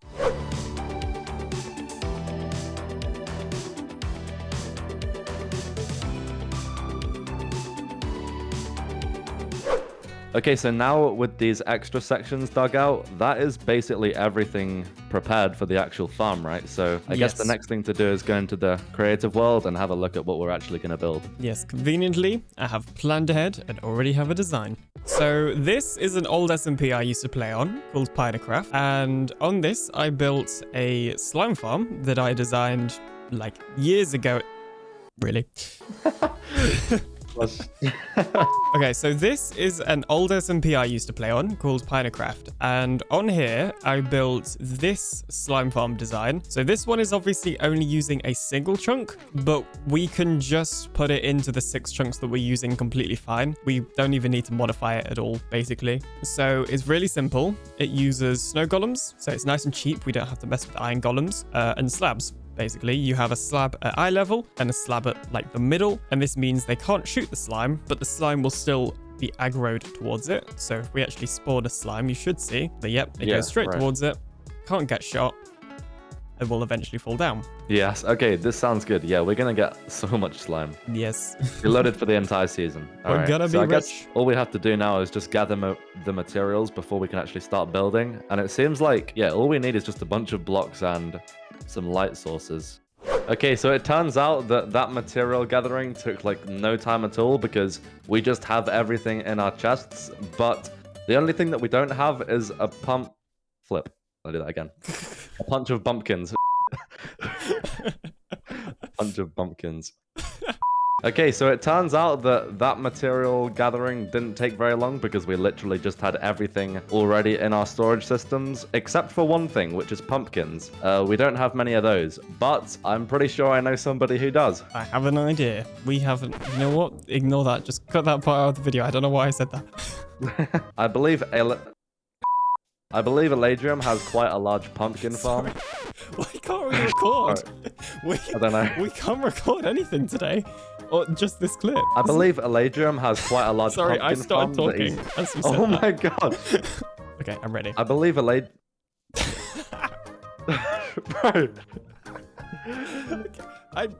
Right, I'm ready. I'm gonna stop talking now. I believe Eladrium. You ruined my flow now. Hold on. Do you need me to do this bit?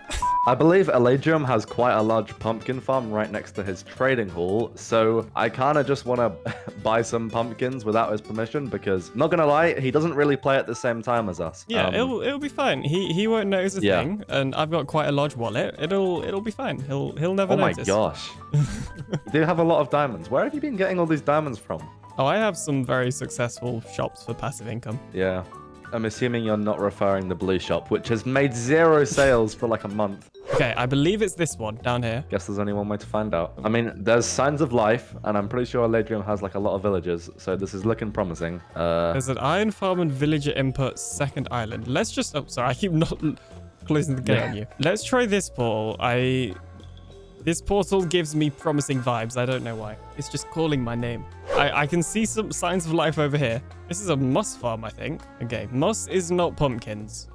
Oh, wait, hang on. Oh, I see it. Oh, here we go. How did we miss this? I have no idea. How did we miss this? This is literally right here. Okay, I was starting to think I was going crazy. I knew he had like a huge pumpkin farm. I've got the resource pack on that turns all my sheep to have my face on as well. So this sheep farm looks great. Oh my gosh. Oh, his his farm's full. We're literally doing him a favor. Yeah. Let's just do some work for... Okay, his pumpkins are restocking so fast. What the heck? Well, how many do you think we need? Probably a couple of stacks, I think. Well, we've got the last item we need, I'm pretty sure, so... Oh, hang on. We got to pay. Oh, yeah. No, I actually forgot. Okay. Yeah. He'll just... Where should we leave these? Just right here. He'll... Yeah. There you He'll go. find them eventually. Wait, hang on. There's something very important that I need to do to these 5 diamonds. Is there an anvil? Yeah. You need to make them buy at the blue shop, right? Yep. There we go. Beautiful. Much better. You know what? I'm just going to move his diamonds 1 block forward and see if he notices for literally no reason. Fortune pick go burr. Hang on, I have an idea. He'll never notice. Yes. And then it was live stream time. Me and Smurf were able to build the entire farm in 1 stream, which was pretty impressive. Okay, so after however many hours it's taken, we have completely finished the farm. The only thing it's missing now is the storage. But as you can see, it is completely producing slimes as it should be. And they're all just sitting down there and despawning because we haven't got any storage collection yet. So I think with the storage, what we can probably do is get some hopper minecarts underneath the magma and then an item elevator to just like shoot them up through the wall or something and then up to the AFK spot. I think that would look pretty cool. Oh, yeah. No, that sounds good. It's always nice when you can see the items moving. Okay, so the first thing we need to do is put some rails under here for the hopper minecarts. And I think the easiest way to do that would just be to literally remove all of the magma. Make it a bit easier for ourselves. Yeah. So are the rails going on this block right here? Yeah, the one that I'm mining. Yeah, so I think we should just put the powered rails in a row like this, and that should be enough. And then for the bits that are under here, we'll have to power them with redstone blocks, but the others we can just use a lever on top of the magma. Okay, and then this one will just go like into the wall, and we'll have a hopper minecart unloader in there and a bubble column. So I think before we do that, we should do what we just did on this one, but to the other 3. Okay, so we've added in all the rails underneath all the different magma. So now all we need to do is extend the rails over to the wall where we'll have a hopper minecart unloader. So, after that, I'd like to admit we have got the first hopper minecart unloader in, and we've also got this water stream that goes to the elevator. Everything should be working fine, fingers crossed. Yes, we just have to do this for the 3 other ones, but they're all going to go to this same item stream that we haven't actually got in yet, but it will be right here once it's in. So it's actually been a couple of days now since the last time I recorded a clip for this video, and a whole load of things have happened. First of all, as you can see, all of the walls are now stone bricks. This is because both me and Smurf worked on it in our own streams. Well, I see, look at that. What, yeah. Magical balls. That came out wrong. Magical slime balls. Not only that, but AlienBot over here has been doing an absolute ton of AFK at the slime farm, and we have like an absolute ton of slime, quite a lot of slime. All of the chests from here in that direction are filled with slime. We have more slime than we know what to do with. So I just switched over to AlienBot, as you can see right now, because AlienBot has access to spectator mode, and it would actually appear that 3 of the hopper minecarts have stopped running. So that one's not running, that one's not running, and then one of the ones on the sides aren't running as well. I'm guessing that one. So I think what we need to do is add an on and off switch so that the hopper minecarts are not running if the farm is not being loaded. Otherwise, they'll get stuck like they have now. But otherwise, the system is exactly like we said. There's just a hopper minecart unloader, which leads to an auto dropper into this water stream, and then eventually all the water streams lead into this bubble column where they'll eventually go to the top into the storage. And there's no sorting system because there's only one type of drop coming from this farm. So I just went ahead and picked up all the slime balls that the minecarts have missed, and I've almost filled my inventory. So safe to say there is a whole load of slime balls that the minecarts have missed from not running right now. So we definitely need to go ahead and fix that. And to fix it, it's a pretty easy process. Now that we have elytra crawling, we can just go into there, push the minecart, and it'll do its thing. Of course, that is a little bit of a short-term solution. Long-term, I'm going to add an off and on switch, but for now, that should work completely fine. In today's episode, me and my friend Moss Logic build a super efficient fortress farm, and then we take on 2 withers at the same time. Welcome back to Truly Bedrock. Why, hello there, Moss of the logical variety. Well, hello there, Mr. Dr. Alien. I'm just chilling under here. It's good for my back. Wait, Stretch it out every often. Oh, yeah, there we go.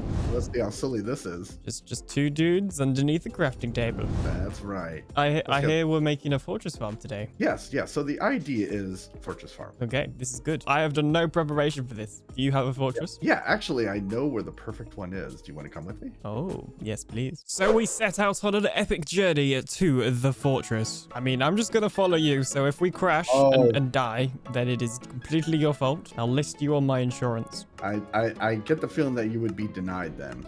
Oh dear, I'm not saying I'm already lost, but I am already lost. Like a lot. Like, I'm in a cave. Oh, I've gone too far. It's too far, man. There you are. Reunited. Oh, hey. Oh, there we go. Look, I found a safe spot. Oh, what? That I have, What is... Yeah, come on up here. Why is there... It's natural generation, I promise you. Oh, yeah, just in the new update. Yeah, that makes sense. Okay, so I have a confession. Uh-oh. What have you done? Okay, so I didn't do much. Put the sword away. There's no need for aggression. Okay, look, just come with me. Peek in the I hear hole, don't bouncy fall. noises. Oh, hello. Yeah, guess you what that made is. some friends. So what do you think I did? What do you think? I said don't fall in. Well, I'm coming to check out the neighbors. So this is a mob switch, right? Yes. Oh, okay. So you use the oozing potions and the armor stand trick. Yes, I kept some extra here just in case. Okay, so the only thing we have to worry about is hoglins, but that's all I did. What? Okay, I just. Well, that's all I did. So mob switches aside, let's take a look at the design of this farm. Mainly Moss found this design by Arch Thunder. Originally, it uses Skulk catalysts, so all the XP goes into Skulk, but we decided to just come over here and collect the XP, or we may just burn it for lag reasons.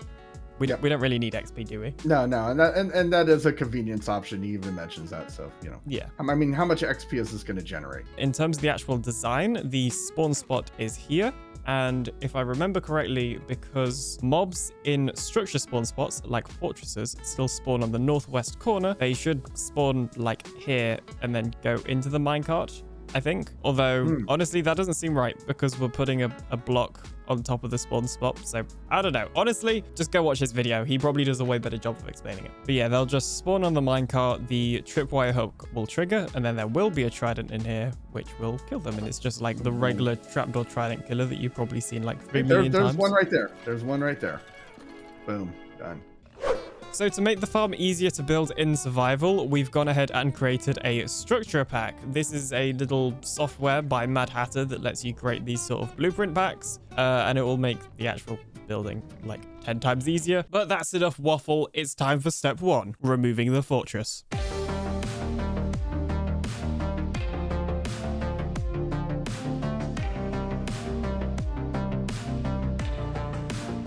Well then, Mr. Logical. Well then, Mr. Alien Doctor. We have done stuff and things. And now we need to do more stuff and things.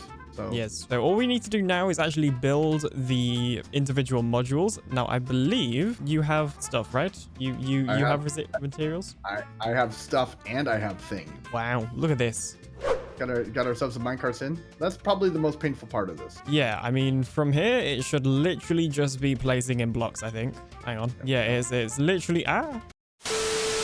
So yeah, literally from here, it is just placing in blocks, a little bit of redstone. I got all the campfires. Okay, I'll be trapdoor man, and you can be campfire man. Let me get my handy campfire putter-outer tool. Call the shovel. I don't respond well to being birdificated, okay? I'm a moss man and I'm okay. I don't need glass and I don't need hay. You're both just sitting there thinking about what you said. Hang on.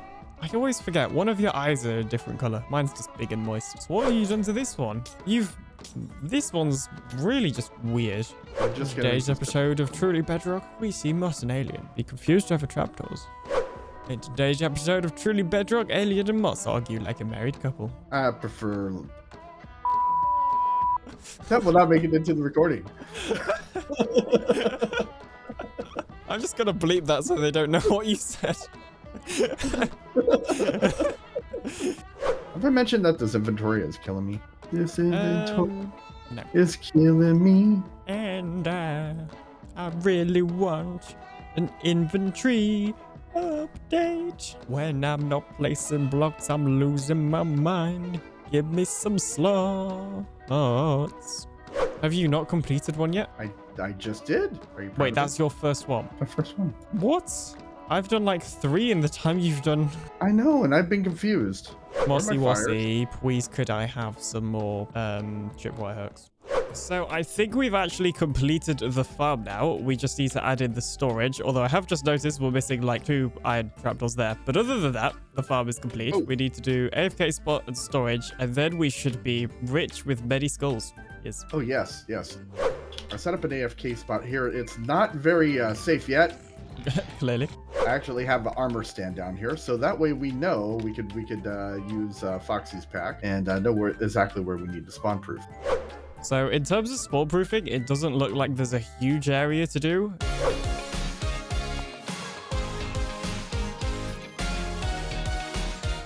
Well, Mr. Logical, it would appear that we have an issue in the form of a baby hoglin. Yes, he's very cute, but he can't stay.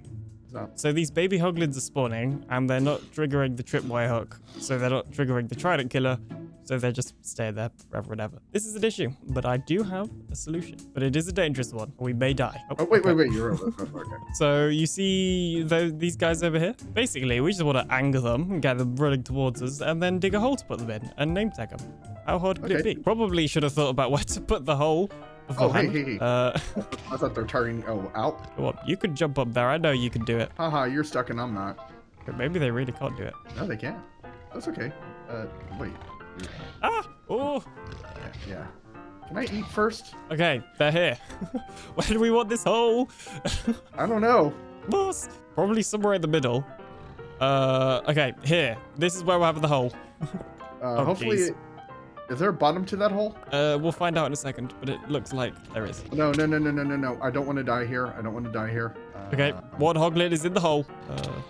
Ow. I'm sorry, I'm running away. Oh no! One alien is in the hole. One alien is in the hole. Okay, one alien is out the hole. Boss, I'm going in.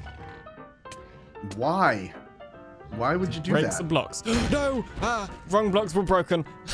Did you let him out of the hole? We have a new issue. They may or may not be out the hole. You know what? I vote we start over. Yes. I vote we get some new hoglins. Hoglins are replaceable, right? Mm-hmm. Sure. Yeah, we could get new hoglins, and you don't even necessarily have to have a hole. Oh. I mean, we could. I would suggest boats. Hoglins can't go in boats anymore. Is it time for some science with Alien and Moss? It is. Cut to cool science lead-in. Ready for science with Moss and Alien. Doing science with Moss and Alien. All right, there's your boat. I've got one too. So now all we got to do is find a hoglin. I can't talk right now. Okay, get in the boat. Yeah, see, he just walked straight over. Oh, okay. Yeah. All right, No, well, this okay. isn't working, boss. That's good. Okay, well, no problem. Okay, one hoglin is coming our way. Okay, see if you get him to pathfind to me and. Oh dear. Out. Nope. That was There we go. There we go. Okay. Okay, one hoglin in. I found one. Oh yes, you did. They don't call me the alien pro hoglin Wrangler nothing. Wrangler. Yes, perfect. Hey, I'm talking to you, Mr. Hoglin. Your teeth are too big and Try whistling. your mohawk looks terrible. Yeah, knockback doesn't. Oh dear. Well, he's on you now. That can be your problem. No, wrong way. Ooh. Wait a minute. Oh man, really? He just like walked over the hole. Come on, you gotta like get him here and then like jump over the corner. Is how I did it last time. That's how I did it, and he like just walked right over the corner like that. Oh, yes, no. Hang on. I got a carrot, buddy. He's not interested in carrots. There we go. Okay, now somebody needs to fix the hole in the hole. I volunteer myself. Okay, there's a hole in the hole. Oh dear. Yeah, so now one of them is being pushed out. Yeah, might be careful about hitting him. I think we hit him so many times. I don't know. Whoa. I got one. Only on accident. Here, I've got some appropriately named name tags whilst you're doing that.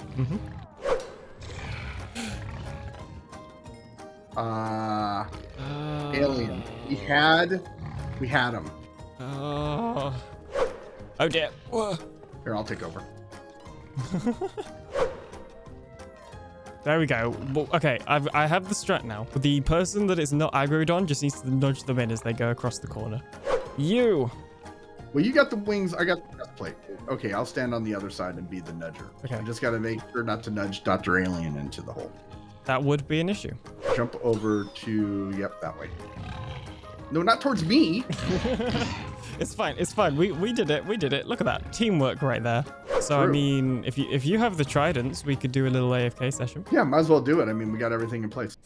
So, I think we've been AFK for about, like, I don't know, how long would you say? An hour, maybe? At least. Okay, at least an hour. I've been holding the looting 3 sword. I have already gone up just to quickly check, and I saw good things. I did see good things. Okay. Okay, so Ooh. yeah, it does look like some of them are overflowing. If we let's just get the skulls for now, just to Grab see the how many we skulls. have. Wait, this one's completely empty. So either nothing's on there, or it's not a... So yeah, so it might not be a good spawn. It does look off. It looks off by... Am I right? Is it off by 1? Yeah, it's either... Yeah, it could be either direction, though, because it could be bring it back 1 or forward 1. Yeah, I think we're doing okay on skulls even, though. Yeah, like a stack and 40. Like, let's be real, that's a lot of beacons. Like, we're not going to need to run this thing again for a while. Yeah. I mean, just think of when we get the collect. Watch out behind you.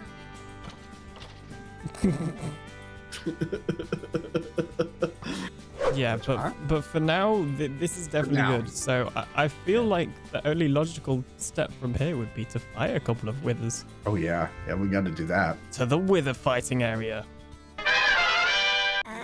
Where is the wither fighting area? Well, we're gonna have to find one. Here, look, I found some soul sand. Okay. Nobody will notice that it's missing. Except for me. Hang on. See, look at that. Your netherwart farm has always been this size. You may take some netherwart. I don't mind. It's not necessarily the netherwart that I took.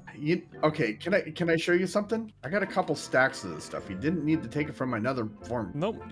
Look at it. It's completely fine. Well, you could have replaced it. It's fine. Alien.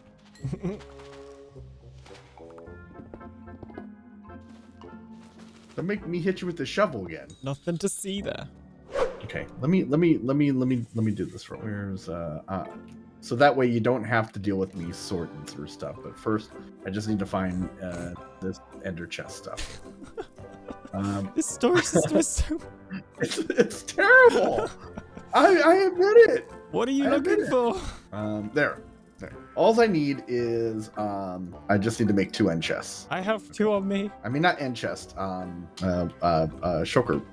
box. Now, where's my wood? Nope. Nope. Oh yeah, there it is. Actually, it's right here. Okay. Actually, should have. Yeah, there we go. Plenty of chests. What can I put in here in the meantime? I don't know why. Okay, look, I don't need all of that. I really stop. I don't think anybody's doing anything over here, so we could just dig down. We should be good here. So, how do you feel about doing 2 at the same time? Ooh, you know, it sounds like something dumb. I'm all in. Good job. Alien. Here, look, get some totems, get some instant health, because you're gonna need it. Okay, how far away do we need to dig from the beds and stuff? Oh, about 3,000 blocks. I usually, I'm more of a grip it and rip it type of dude. Reverse. Ooh, diamonds. Mine. Yeah, you probably need them. You're poor. Okay, I've decided that this is far enough away. Yes. Works for me. What could go wrong? So, if you want to place down 3 and I'll place down 3 at the same time. Right, 3, 2, 1. Nope, it worked. Where's my boat? Okay, so we should put blocks there. Wait. Okay, Ow. cool. Now is the time. So how do you want to do this? Like, you take one, I take the other? Oh. I don't know. I mean, do you really want to plan this out? It's not going well for me. This guy's just hiding because they're both targeting you. Where's the other one gone? Oh, I've Right lost here. one already. No, they're right there. They're both right here. Oh, nope, here they are. I got smacked. Yeah, I'm gonna pop a totem. Everything's fine. Oh, I survived. We're good. Oh, there's one right now.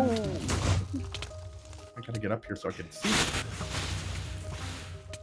Don't hit alien. Yes, that would be bad. I can't even see them. This is so hard to see. There's one. Okay. He's like hiding out here. I'm shooting them. I need to be able to get up there so when we need to smack them. Yeah, one of them's like super close to the smacking stage. I know. Oh, what? I was just on no health. Oh, I just popped like 2 totems in one go. Okay. Run away. Wait, where are you? There you are. I'll leave this to you. Pop totem. Uh-oh. No, I'm not saying I may have hit you then, but I may have hit you then. I got this guy over here. He's almost dead. Yeah, this one is as well. Hey, look at that. He's We done. killed them at basically the same time. Dude, there's a bunch of diamonds. We mined diamonds. Yeah, I'm on no health. Like, I had no hearts, but I hadn't died. That was so weird. Ooh, diamonds. Yoink. Oh, yep. Yeah. Oh. Yeah, that's the same diamonds. Hey, get out of here. Oh, that was Dude, lava nice as well. job. That was easy. That was close. I just ran over here. I didn't see any lava. that was easy. We're professionals. I'd say we had great success for this whole adventure. What do you think? Yeah, it's been successful. Dumb was done, but we succeeded in doing dumb and came out on top. Yeah. So we did dumb, but avoided dumber. Yes.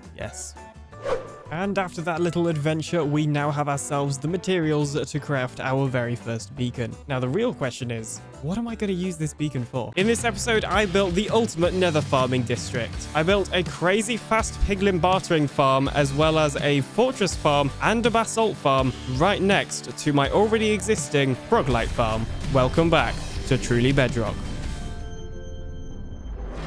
So in a previous episode not too long ago, I built this froglite farm. It uses the magma spawner that you could find in bastions such as this one, and of course the magmas spawn, they get broken up into smaller ones, and then the frogs eat them to actually make some froglites. Now it looks like we need to do a little bit of adjusting to this farm because the frogs have somehow, well, hopped out of their specific pods, but that's a future alien problem. This is no ordinary bastion, and this is going to be the location for my ultimate nether farming district. I'm trying to record a clip here, go away. So if we pop out the outside, you can see there is a pillar from a nether fortress over here.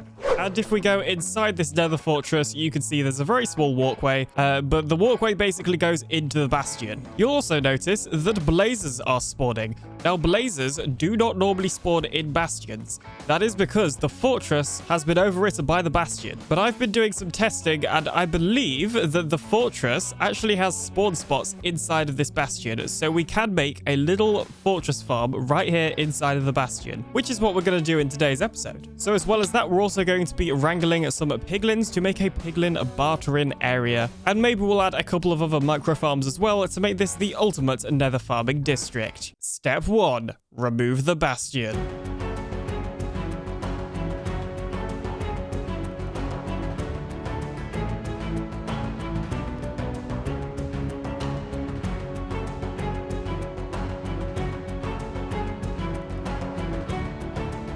And a couple of digging sessions later, you can see I now have a pretty large hole here. So this should be a plenty of space for all the different farms I want to add.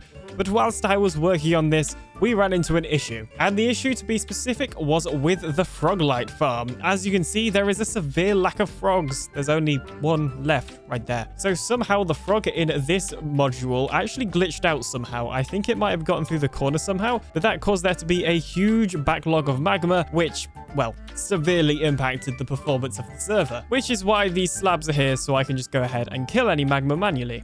So at first, the original plan was to use honey blocks on the floor, which would stop the frogs from being able to jump out over into this central bit. And as you can see, that works great until it stops working. So as you can see, the frogs have now pretty much entirely stopped eating the magma cubes, and that's because it turns out these frogs actually need to jump in order to reset some sort of cooldown. So I actually built this on the server, and what ended up happening is a whole load of magmas came into this one spot because the frogs weren't eating them, because the honey was stopping them from jumping. Now, in typical me fashion, I'm going to blame my live stream chat for that one because they're the ones that gave me that idea. But it was also my live stream chat that suggested a new idea, which is the one that ended up working. So, as has been the answer with this farm before, it seems that powdered snow is the answer. So, by putting powdered snow one block above the frogs, every time they go to jump, they obviously go into the powdered snow like that, and then just kind of fall back down instead of jumping over and out into this central bit. So it turns out I didn't need to add honey floors or anything complicated like that. All I needed was a little bit of powdered snow. And after transferring this powdered snow fix to the server, I have not had any issues with the Froglight farm. And AlienBot has been AFK for a ton of hours, giving us a whole load of Froglights to restock our shop with. So I guess now it's Fortress farm time. But Alien, didn't you make a fortress farm in the previous episode? Well, that is true. I did build a fortress farm in the previous episode, but this one is going to be different because we can load our Froglight farm, our fortress farm, and in the future our piglin bartering farm all in the same area. So yes, we're building another fortress farm. What you gonna do about it? So the first thing you have to do with any fortress farm is of course find the spawn spots. Now this one is a little bit different because it generated over the bastion, or rather the bastion generated over it. So what I've gone ahead and done is used commands in this creative copy of the world to fill in this floor so that we can get a rough idea of where the fortress could have generated if the bastion wasn't here. I've then got a couple of command blocks. This one will kill everything except wither skeletons. This one will set wither skeletons block to an iron block, and then this one will kill the wither skeleton so we can easily find all the spawn spots in this fortress. So if I go ahead and turn on mob spawning like I have there, you can see that a wither skeleton did spawn, and it would appear the set block command did not work. Oh dear. Oh no, wait, it did. Never mind. So we now know that this block right here is actually one of the spawn spots that we can utilize for this fortress farm. So I'm going to let this run for a bit, and then I'll show you the finished product. So not too long later now, we have located all of the spawn spots, as you can see, and there's actually way more spawn spots than I was expecting, but that is certainly not a bad thing. It just means that the fortress farm we built in the last episode is even more. It just means it was even more unnecessary to build a fortress farm in the previous episode. But details. So I've gone ahead and removed the floor, as you can see, and the reason for that is because I have this structure block. What I'm going to do is export this and then put it into a piece of software called Structura, which will generate a resource pack in order to help us find all of these fortress spawn spots in the actual world a little bit easier. And this is the design that we're going to be building today. You may recognize it from a previous series of mine on another SMP called Minecraft Season 4. The design features a single block of glass, one block above the spawn spot, which pushes the mobs down into the trident killer below. We also have the powdered snow there, which breaks down any magma cubes into little ones so they can be killed by the trident killer. In terms of the trident killer down below, they are pretty basic, just regular piston ones. And down here we have a slightly different system that actually burns the XP. You used to be able to burn XP using campfires, I believe, but I found that no longer worked, so I'm now using lava that gets periodically dispensed and removed, and a hopper minecart underneath that. And here's that system in action. Basically, the XP will drop down here and will get burned. Meanwhile, the items will get picked up by this hopper minecart and put into this chest. So now we have the design sorted. The first thing we need to get is materials. Now, the vast majority of this farm is actually built out of glass, and conveniently, we have a glass shop right here on the server. This was built by Logic, and make sure to check out his channel. And I think I'm going to go with orange glass because it's going to match the decoration that we're going to be building in the nether farming district area. And I totally didn't almost walk away without paying then. I even have some specially branded Buy Blue from Blue Shop diamonds. So I've actually already bought orange stained glass from this shop before for this specific project, but I thought I might as well just buy even more, and then I can actually fill up a shulker box with specifically orange stained glass because, well, why not? Now, the other materials are primarily going to be blackstone bricks and maybe also a little bit of nether brick as well, which is good because it means we don't need to buy anything else because, well, we have a whole load of blackstone here. We literally do not need any more blackstone. As well as that, I have also bought out all of the tridents from this wonderful trident shop, or at least the unenchanted ones anyway. As you can see, there's still some enchanted ones here, but we don't need them. We just need unenchanted ones. So the farm construction itself is relatively easy. All I had to do was add in these sort of long tubes, trident killer at the bottom, and then a little extension off of that to remove the XP. The hard part was the item storage. Now, of course, in the nether, you cannot place down water, which of course makes item transportation a lot harder. One method is, of course, to use things like slime pushers, and this works fine, but to me it's a little bit annoying and a bit messy. And luckily we don't have to because I came across whatever this is. So I actually stole this from Miner Moss's fortress farm that we built in the previous episode, and I also saw Slack Lizard build it on his bartering farm. Basically, the item gets dispensed out of here, it gets perfectly aligned, and for some reason the brewing stands just push it along until it goes into one of the hoppers underneath the slabs. It's a really nice little system and it works really well, or at least that's what I thought.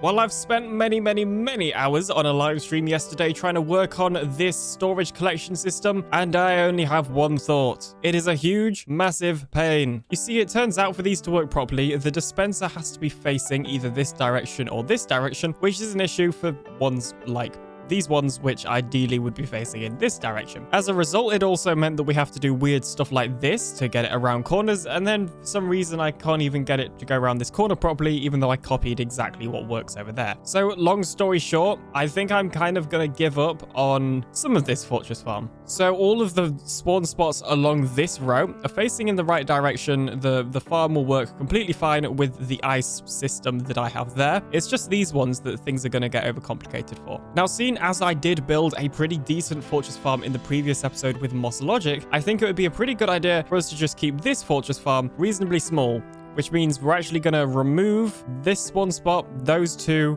We can keep this one, and we're going to get rid of those two, and I think those two back there as well. Basically, we're just going to have a row of them here and none others, because it turns out that item collection is confusing and I could use hoppers or slime pushers, but honestly, I think it's fine. I've spent enough time on this already. I just want it to be done so I can stop delaying this video. So as a result, I think it's just going to be easier to cut down on the amount of spawn spots we're using. It's not what I wanted to have to do, but I think it's the right decision. And just like that, all of my multiple hour long work, I don't think that sentence made sense, has gone.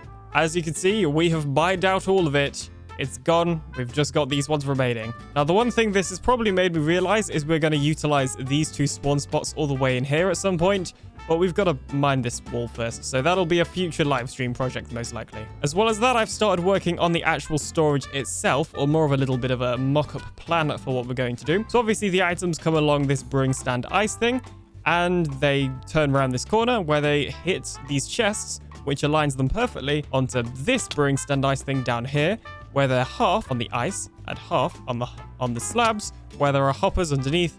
This will go into a pretty simple item filter system so that all the drops from this farm are being filtered. To give you a demonstration, I'm going to put 3 pieces of polished blackstone bricks into the system.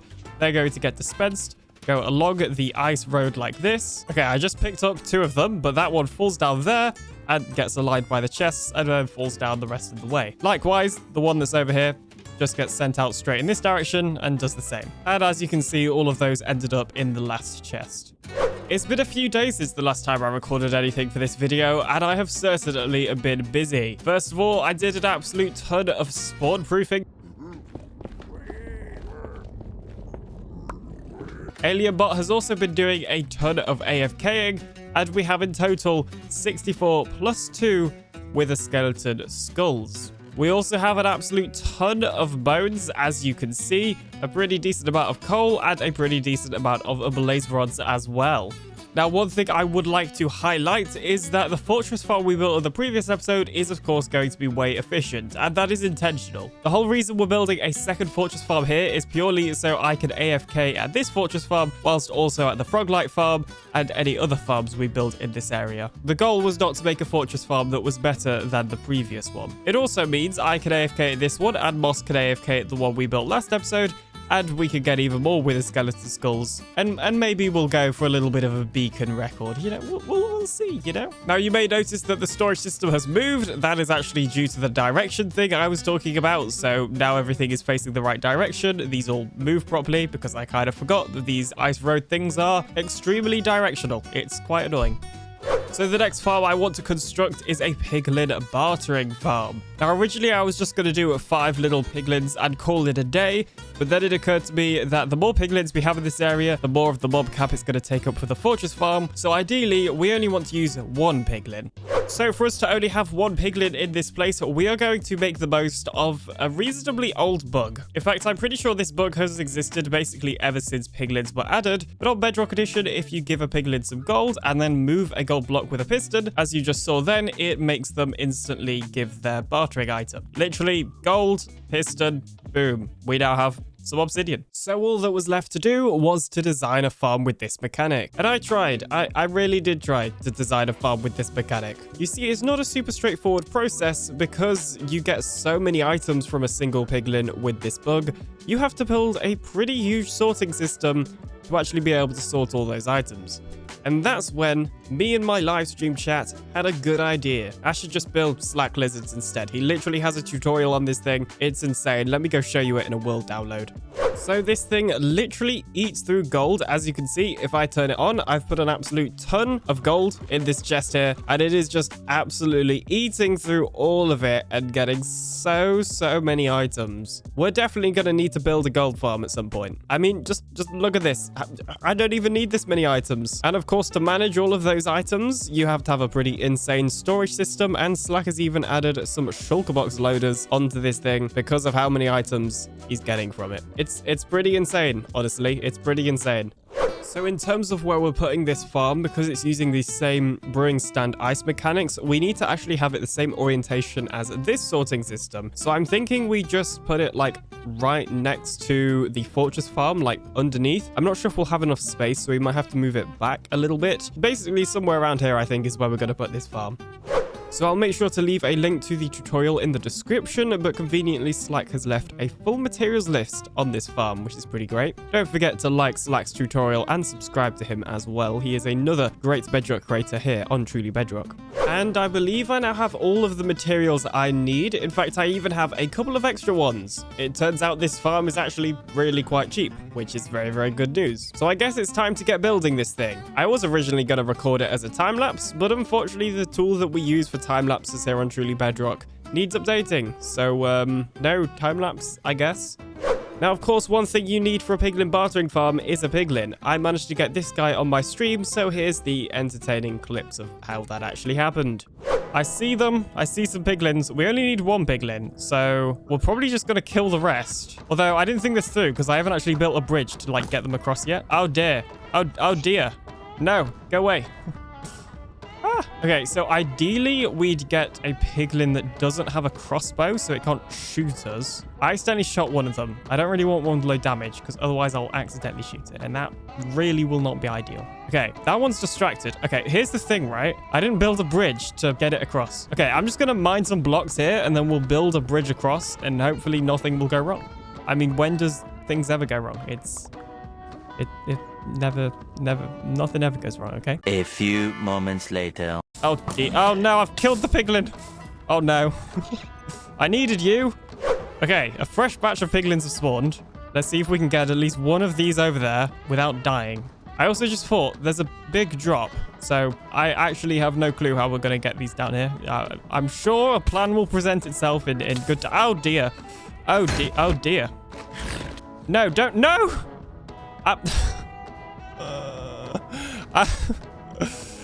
Okay. This is why you plan things out in advance, guys. Flashback. Nothing ever goes wrong. End of flashback. Okay, so we managed to recover my Silk Touch pickaxe, my axe, all of my armor, including my original elytra and my sword. It looks like everything else is gone. Yeah, it didn't land up here. Okay, so my shovel is gone and my bow. Those are like the main things that were important that I had on me. Pretty much everything else was just nothing. I guess all we need to do now then is just like get some of that stuff back. It'll be fine. We have villagers. It's fine. Okay, so other than power 4 on my bow, I think I have retrieved all of my gear or replaced it. So I guess it is time to try and get some more piglins, this time with a plan. Okay, the plan is to lure one of the piglins over this bridge and then down this staircase, hopefully without dying or popping a totem or falling into lava or burning anything or killing the piglin. There's a lot that could go wrong.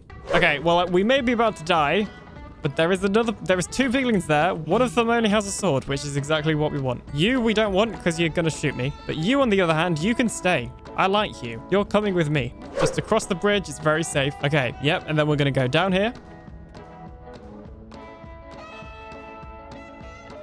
Where shall I'll put you in this conveniently placed hole I made earlier. Okay. Wah-yah! Oh dear, I missed. Wah-yah! Oh dear, I missed again. Oh dear, no, I have popped the totem. This is an issue. Ooh! Ah!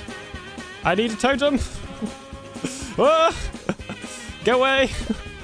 Look at that stone sword, it's so stony. Here, have an egg. Ah! No, now I'm in the hole. I don't want to be in the hole. Oh, well, it got you in the hole. I mean, okay, I guess it kind of worked then. Okay, good news. Piglin is in the hole. We need a name tag. And I have just the name for you. Very, very appropriately named.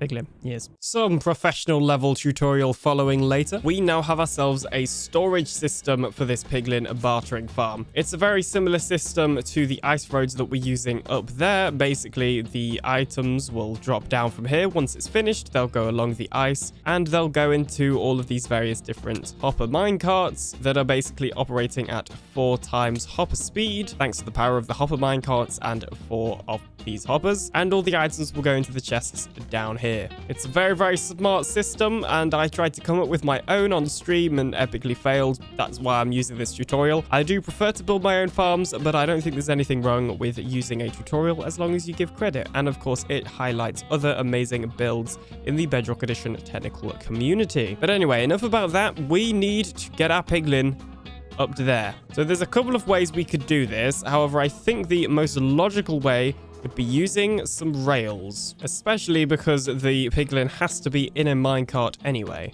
Oh, okay, it would appear I have accidentally let him escape. That was not part of the plan, but as long as I can get him into this minecart, it should not be an issue, although I epically failed placing down the minecart. Ah, okay. All right, let's try that again. Come on. Boom, in the minecart. Yes. All right, now just give him a little nudge. There you go. You can go all the way up there and into the system. Beautiful. Okay, so now we should be able to remove this rail and remove this rail. I don't think he's on a rail already, so that's great. And I think if we don't box him in, I should probably watch the tutorial to figure out what we need to do now. Okay, so it turns out that this guy is not actually in full place yet. We have to do a little bit of nudging, like so. And apparently the brewing stand that he's currently sat inside has now nudged him correctly into place, so that when he barters, he'll throw his items off, they'll align perfectly with this chest, and then, you know, go into the system and be sorted and stuff. Okay, so I believe the farm is actually fully complete now. So I have a gold block here, which is, of course, 9 gold ingots. So if I go ahead and put these 9 gold ingots into the machine, as you can see, our piglin friend starts kicking out an absolute ton of items. And brilliant. They all get sorted except for the fire res, which is getting burnt. We're not keeping any of the non-stackable items purely because I'm like pretty much out of space here, so we may have to extend this at some point. But anyway, it now means that we already have some items in this system. Now this is my entire gold supply. It's not terrible, but it's also not brilliant. Okay, there we go. The system is running And as you can see, we are getting a whole load of items. Oh my goodness. This is crazy.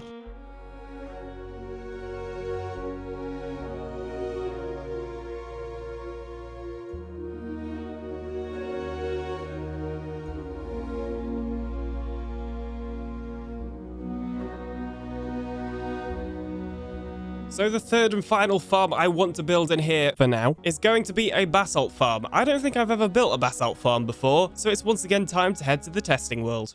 So some time in the testing world later, and I believe this is all I need to create a basalt farm. It's incredibly simple. It just has one redstone clock, and then you can see the sticky pistons are pushing up the basalt and then along to the area where the player will be able to mine them. The reason that we're pushing them away is because you of course need lava to create basalt, so we're pushing them away from the lava so the basalt doesn't get burnt once it gets mined. So let's show you this thing in action. So you stand here with your efficiency 5 pickaxe and flick this lever. You then sort of aim about here and just hold down on the right click button. Did I say right click? I meant to say left click. And as you can see, we're mining all that basalt and it's being picked up by all of the hoppers down here and being put into these shulker boxes, which is very, very good. Thanks to the beacon that we have over here, this is also insta-mineable, which is also very, very good news and very, very helpful. So it's using just a pretty standard redstone clock here to push up the basalt and then along, as I mentioned, to get them away from the lava so it doesn't burn. Originally, I tried doing designs where you didn't have pistons and you literally just stood here mining it, but we were getting too much loss. It wasn't worth it. And besides, this is so much more satisfying. I mean, doesn't everybody just love pistons pushing stuff? It's like the most satisfying thing. Jeez. So in terms of where we're putting this farm, we're going to put it right here, just next to this storage system, like across a bit. I definitely mined out more space than I needed, so we've got to try and fill this. I'm not putting it up there at the AFK spot purely because we don't have a source of XP to repair our pickaxe, so we couldn't actually AFK this basalt farm even if we wanted to. Now, it's also too small to do a time lapse, so instead what I'm thinking is we do a little bit of a speed run. They're still popular, right? So I'm going to speed run building this farm. I already have all of the resources right here, and I have an image of the farm on my second screen so I can see it and stuff, but I'm pretty sure I could build this off by heart, honestly. Although I have just noticed I am missing some stairs. Hang on a minute. Trying to sabotage myself before I've even begun. Jeez. Also, I have no clue why I have an anvil in here. I prepared these resources very late at night, which also has now made me slightly panicked that I've missed something else, but that's fine, I guess. Okay, so I just started doing the speed run, and then I realized I ran into a problem. So, originally, this redstone clock was actually here, which in turn, when the lever was flicked, had this piston powered. So I'm actually going to get rid of all this and redo the speed run because I had to change the design by basically moving the redstone clock one block back, which then meant I didn't have enough redstone. So we're not going to count that speed run attempt. I'm going to do another speed run attempt, okay? This is technically my third attempt because I made the same mistake twice. But details. So let's try again. All right, so this is where we're going to go from. 3, 2, 1, go. 2 blocks there. We got a block here and a block here. I don't know why that twisted round. That did. Oh, jeez. It's because I'm building it one block too low. Okay. Boop, boop. And then we're going to go do, and do. Like so. Don't question why I am making sounds. It is just a normal thing that I do, okay? That needs to go there. And... oh, no. I've got these actually the wrong way round. It needs to go... Where's the redstone torch? Okay. Oh, geez. This isn't going to be a very good time, I don't think. That there. Why did I decide to do redstone on camera? Jeez. 1, 2, 3, 4, 5. And then there should be an extra one for 6. Like so. Wait, no, I did have it right. Hang on. Oh, no. I've built this redstone line the wrong way round. Oh, jeez. Oh, no. It's not going very well, guys. I will be honest. Okay. 1, 2, 3, 4, 5, 6. Yep. There we go. Like that. Like this. And then like this. We put the pistons down here. And these are the pistons that are going to push up the soul sand, which pushes up the basalt. Like so. Yeah. Okay. Let's see. Let's add in the lava. So we have orange glass right here. And then on the edge as well. And then finally some right here. Like so. And then that's where the lava is going to be. 1, 2, 3, 4. Why do I only have 4 buckets of lava? 5. Oh, geez, I missed the chests as well. I didn't even have all the stuff. Oh, this is not a very good speed run. And actually, before we add the lava, we should probably add in the ice so that it will form, you know, the actual basalt and not just leak everywhere. So there we go. Let's add the blue ice. There we go. Boom, boom, boom. Okay, and now if we add in the lava, it should create some basalt. Beautiful. Okay, and then we need to place 1 filler block right there. And then our obsidian right here, just to stop it from pushing up too high. A temporary block. And then this is where we get our regular pistons. We go like this. Nope. Oh, geez. Wrong place. There we go. Jeez. Okay, and then this, we should be able to get a redstone dust from here and just go along these pistons like so. And then, hopefully, I think it may just actually work. Although, okay, we are missing a piece of redstone dust right here. And this is the wrong direction. Oops. Nope. Set up that delay. Jeez. There we go. Okay, it's not working. Why is it's not working? Because this is missing a piece of redstone dust. There we go. Okay, nice. Now it's working. The basalt generator is working. But we need to fill in the obsidian. Okay.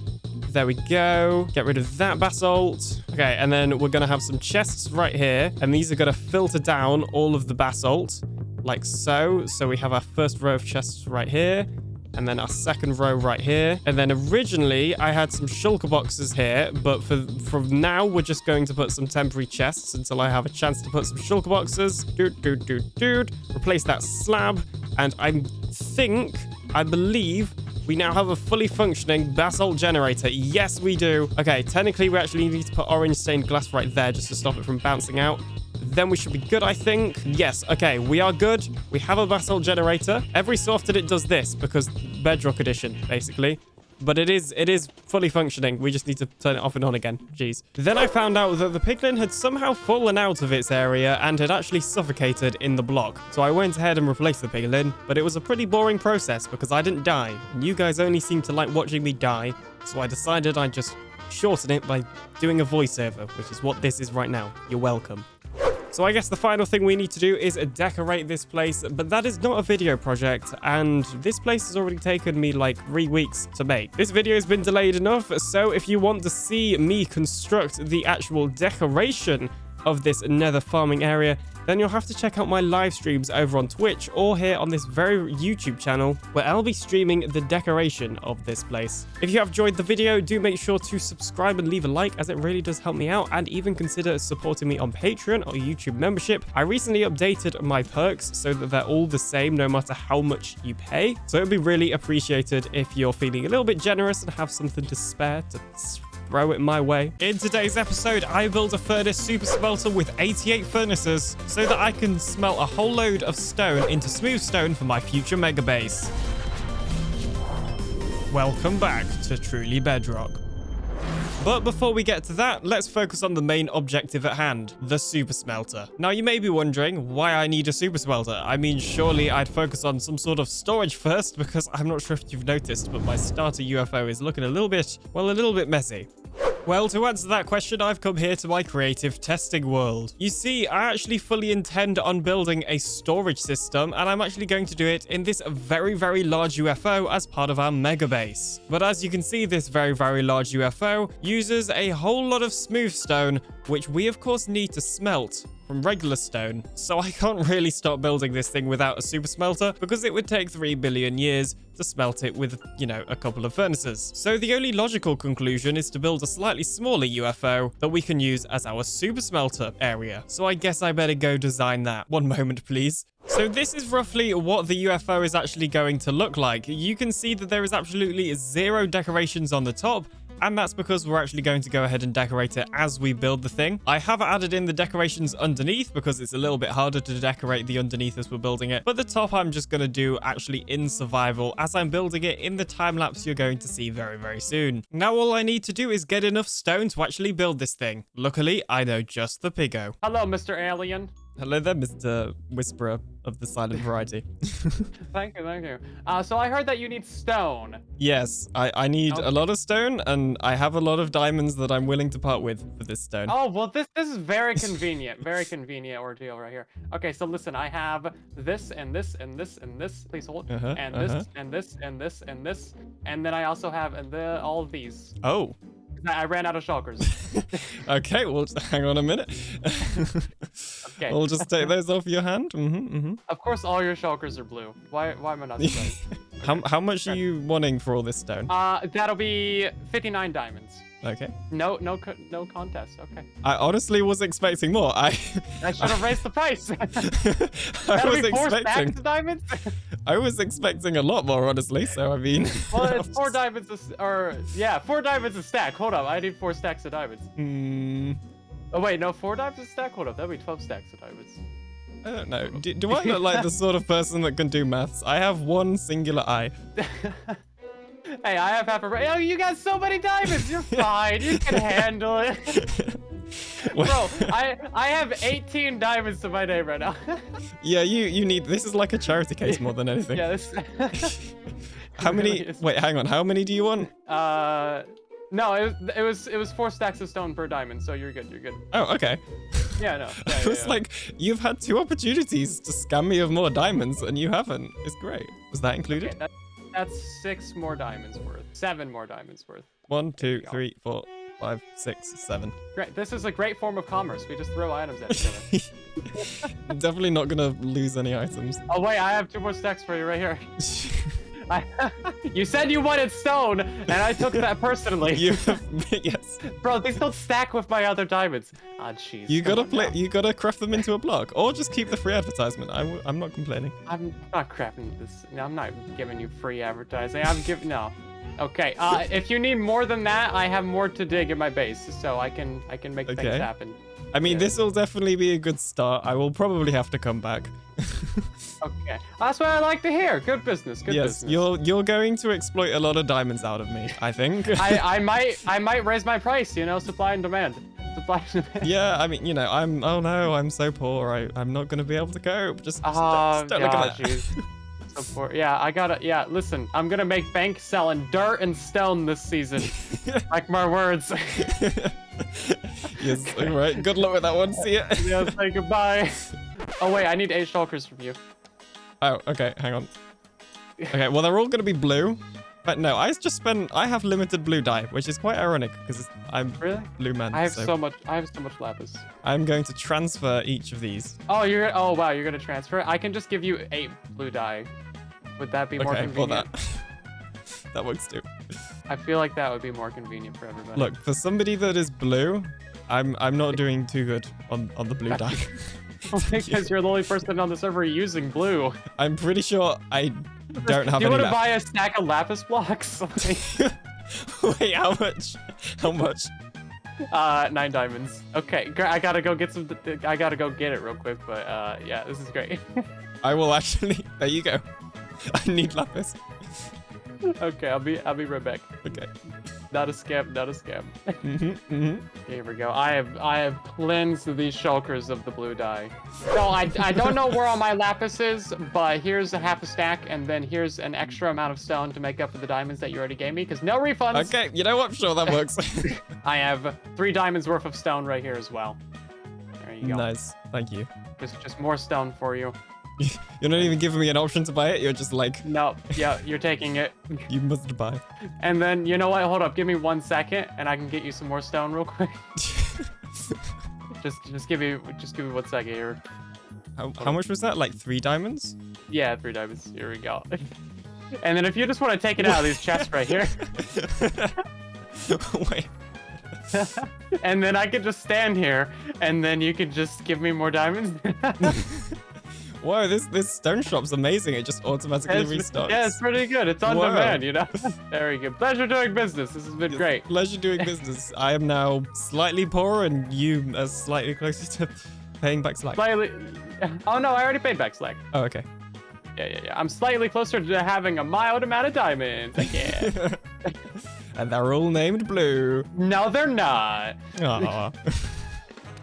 Okay, so in total, I have all of these shulker boxes filled to the brim with stone. We have got a whole lot of stone, and actually, we've got a little bit more stone because I'm recording this clip non-chronologically, and I've actually already fully constructed the super smelter UFO, but we don't need to talk about that, okay? I got a lot of stone, okay? So the plan for where we're actually going to build this super smelter is over here. If you haven't seen it before, this is my Guardian farm. The plan is to actually build my mega base here and eventually drain out the entire monument. But for now, we just need to build our super smelter UFO. So we're not even going to remove this temporary Guardian farm that I have set up here. So thanks to the power of structure, if I name this armor stand, we have a floating UFO right here. This is, well, where we're going to build the UFO, as long as it's not too close to the one we're going to build over here. I don't think it is, although now I feel the need to double check.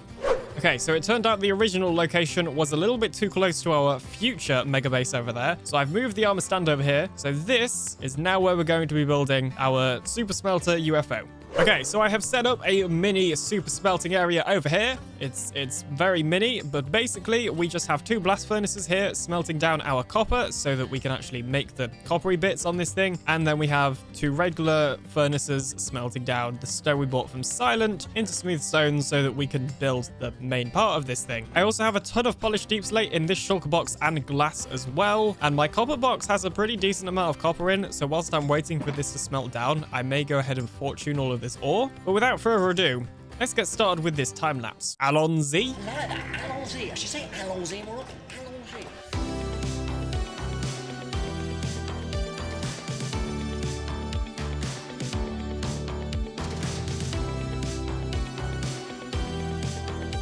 And just like that, we now have ourselves a UFO. Oh, jeez. As I was saying, and just like that, we now have ourselves a fully constructed UFO, complete with a wandering trader. Go away, trying to record a clip here. So this UFO is probably a little bit different to the other ones I'm building in that the sort of roof is much more circular and like the ascension, if you like, is quicker. It's taller, basically, and it gets taller quickly. And the reason for that is because if we go into the very much not complete interior, we needed to have enough space to actually fit a super smelter in here. So we'll probably have the super smelter about here or here. This is actually going to be the floor level, so I need to go ahead and fill in all of this. I said I need to go ahead and fill in all of this. There we go. Much better. Hey, that's pretty good. So of course it's pretty empty in here to accommodate for the furnace array we're going to be building. But we just have some polished deep slate, some copper grates, and then some copper and frog light underneath for lighting. Also, like virtually all of this floor is slabs as well, which means we can go ahead and add in under floor lighting if we want to. Now, aside from the pretty obvious lack of a super smelter in here, we are still missing one other thing, and that would be a good entrance. Right now, we kind of just have, you know, whatever this is. It's not ideal. It's not great. It's really quite inconvenient if you ask me. So let's fix that. Now, I think the best way to do that is to take a little bit of inspiration from our Tetris Town starter base and build ourselves an invisible bubble column like the one we have right here. They're actually relatively simple, although quite tedious to build and work really, really well for UFO builds because it just looks like you're being beamed up into a UFO. It's literally perfect.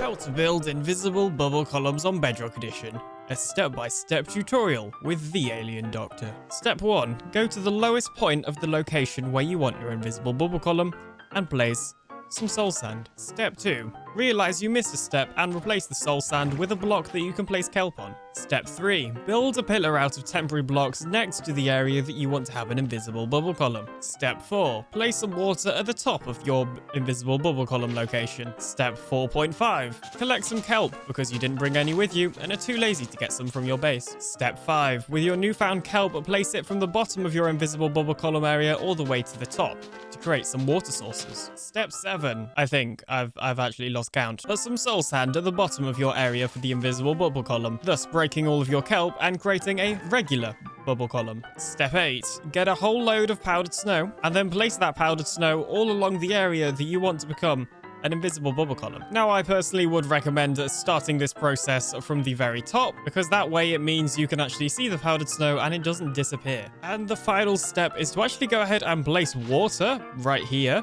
and let it flow down your invisible bubble column, and that's because it flushes away all of the powdered snow, like so. And as you can see, we should now have an invisible bubble column. Okay, apparently words are hard.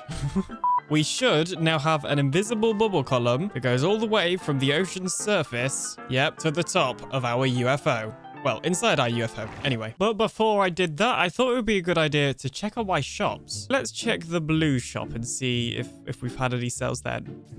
Adequate? What? Oh, hi. We were hoping to see you over here. Yeah.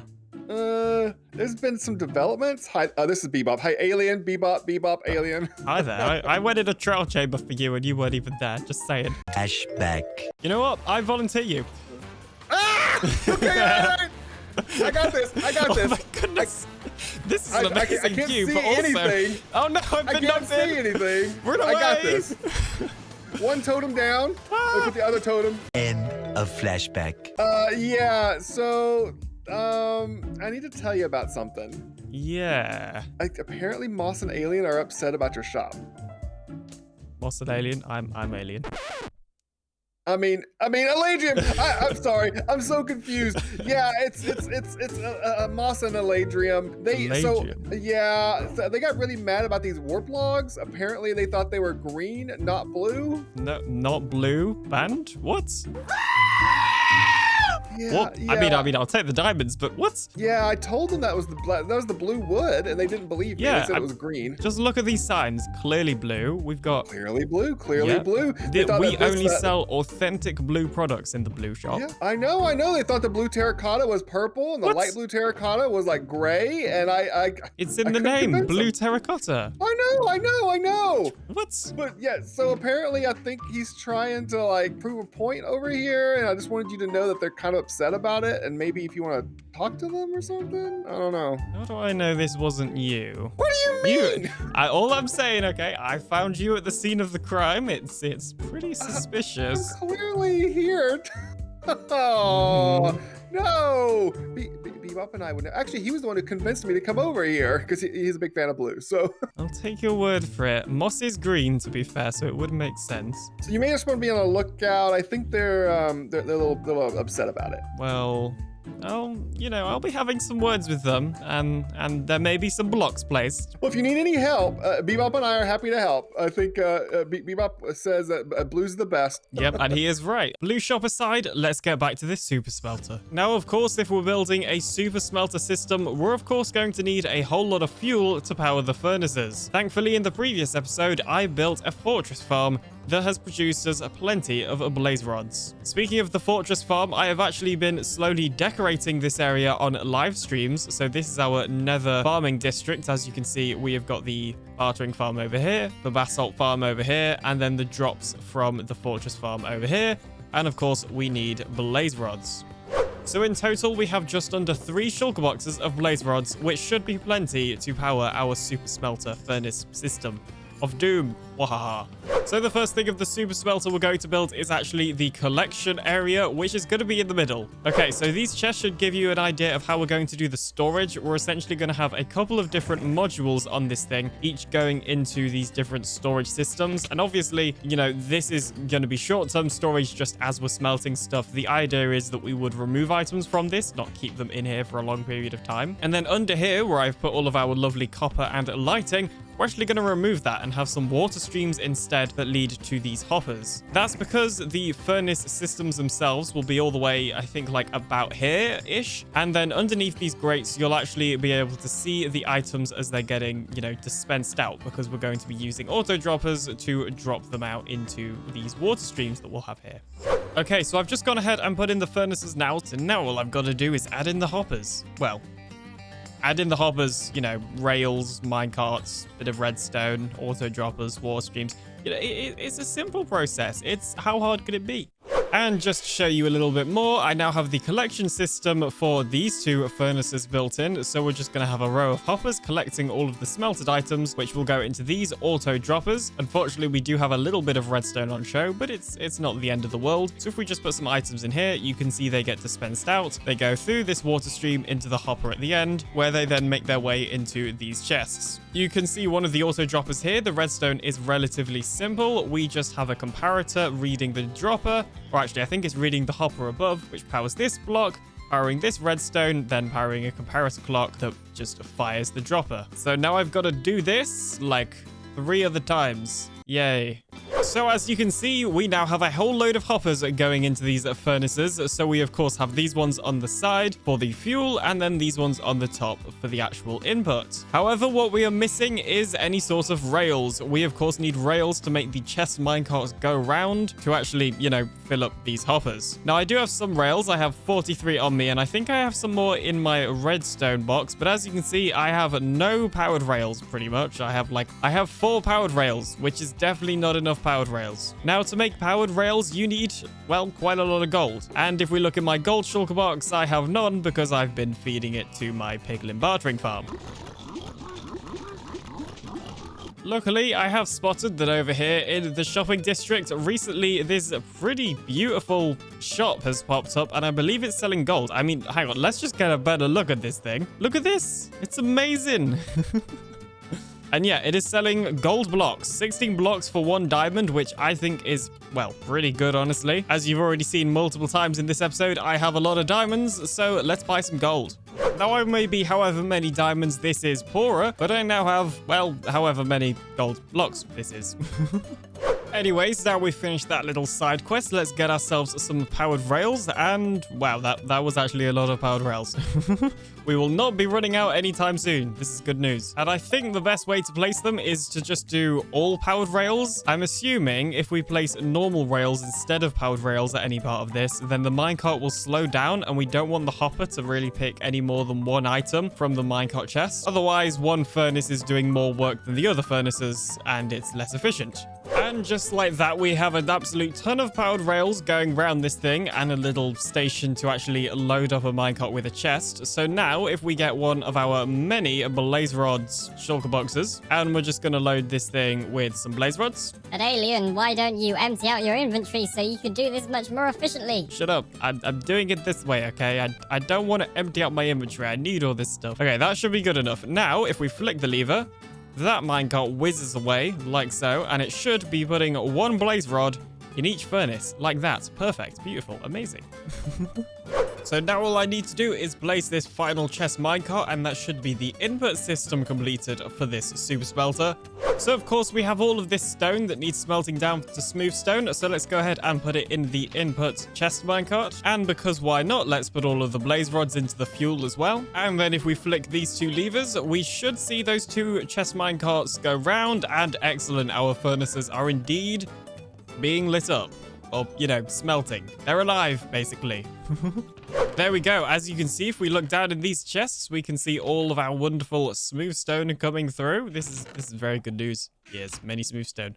So since the last time you've seen this, I've done a live stream and a lot has changed in here. As you can see, we now have 2 hopper minecart loaders. The reason for this is because the chest minecarts were going away when they weren't full of the input material and wasn't filling up all of the furnaces, which made it a lot less efficient. So what we've done instead is built these hopper minecart loaders by TheAlienDoctor on YouTube. I'll leave a link to the tutorial in the description. And these basically make sure that the hopper minecart is fully loaded, or all of the items are from the chest before it sends the minecart off on its travels. We've got 2 of them because the hopper minecart wasn't making its way around the furnace super smelter fast enough to actually fill it up, and we were wasting a lot of fuel. However, it's a bit ugly as it is right now. So what I'm actually going to do is move these 2 hopper minecart loaders to the back because I'm pretty sure there's enough space back here. In terms of the fuel system, we're just going to leave it as it is for now, but you'll see more about that in the next episode. Okay, so I've moved the hopper minecart loaders over here to the back, and we've put both of them next to each other as well, which just makes it a lot more cleaner in the middle. The fuel system is just temporary. I've also gone ahead and emptied out all of the stone and other random items I found in the super smelter. It turns out a lot had got left behind, and due to the uneven distribution whilst I was working on this, some of them had finished smelting stone and some of them hadn't. So we actually have all this stone that we still need to smelt. Unfortunately, we have ran out of blaze rods entirely now. Okay, so I totally forgot, but we literally have like a ton of coal here from the fortress farm. literally the same place that we got the blaze rods from. So we're just going to use this as a temporary source of fuel until we build a more permanent one in the next episode.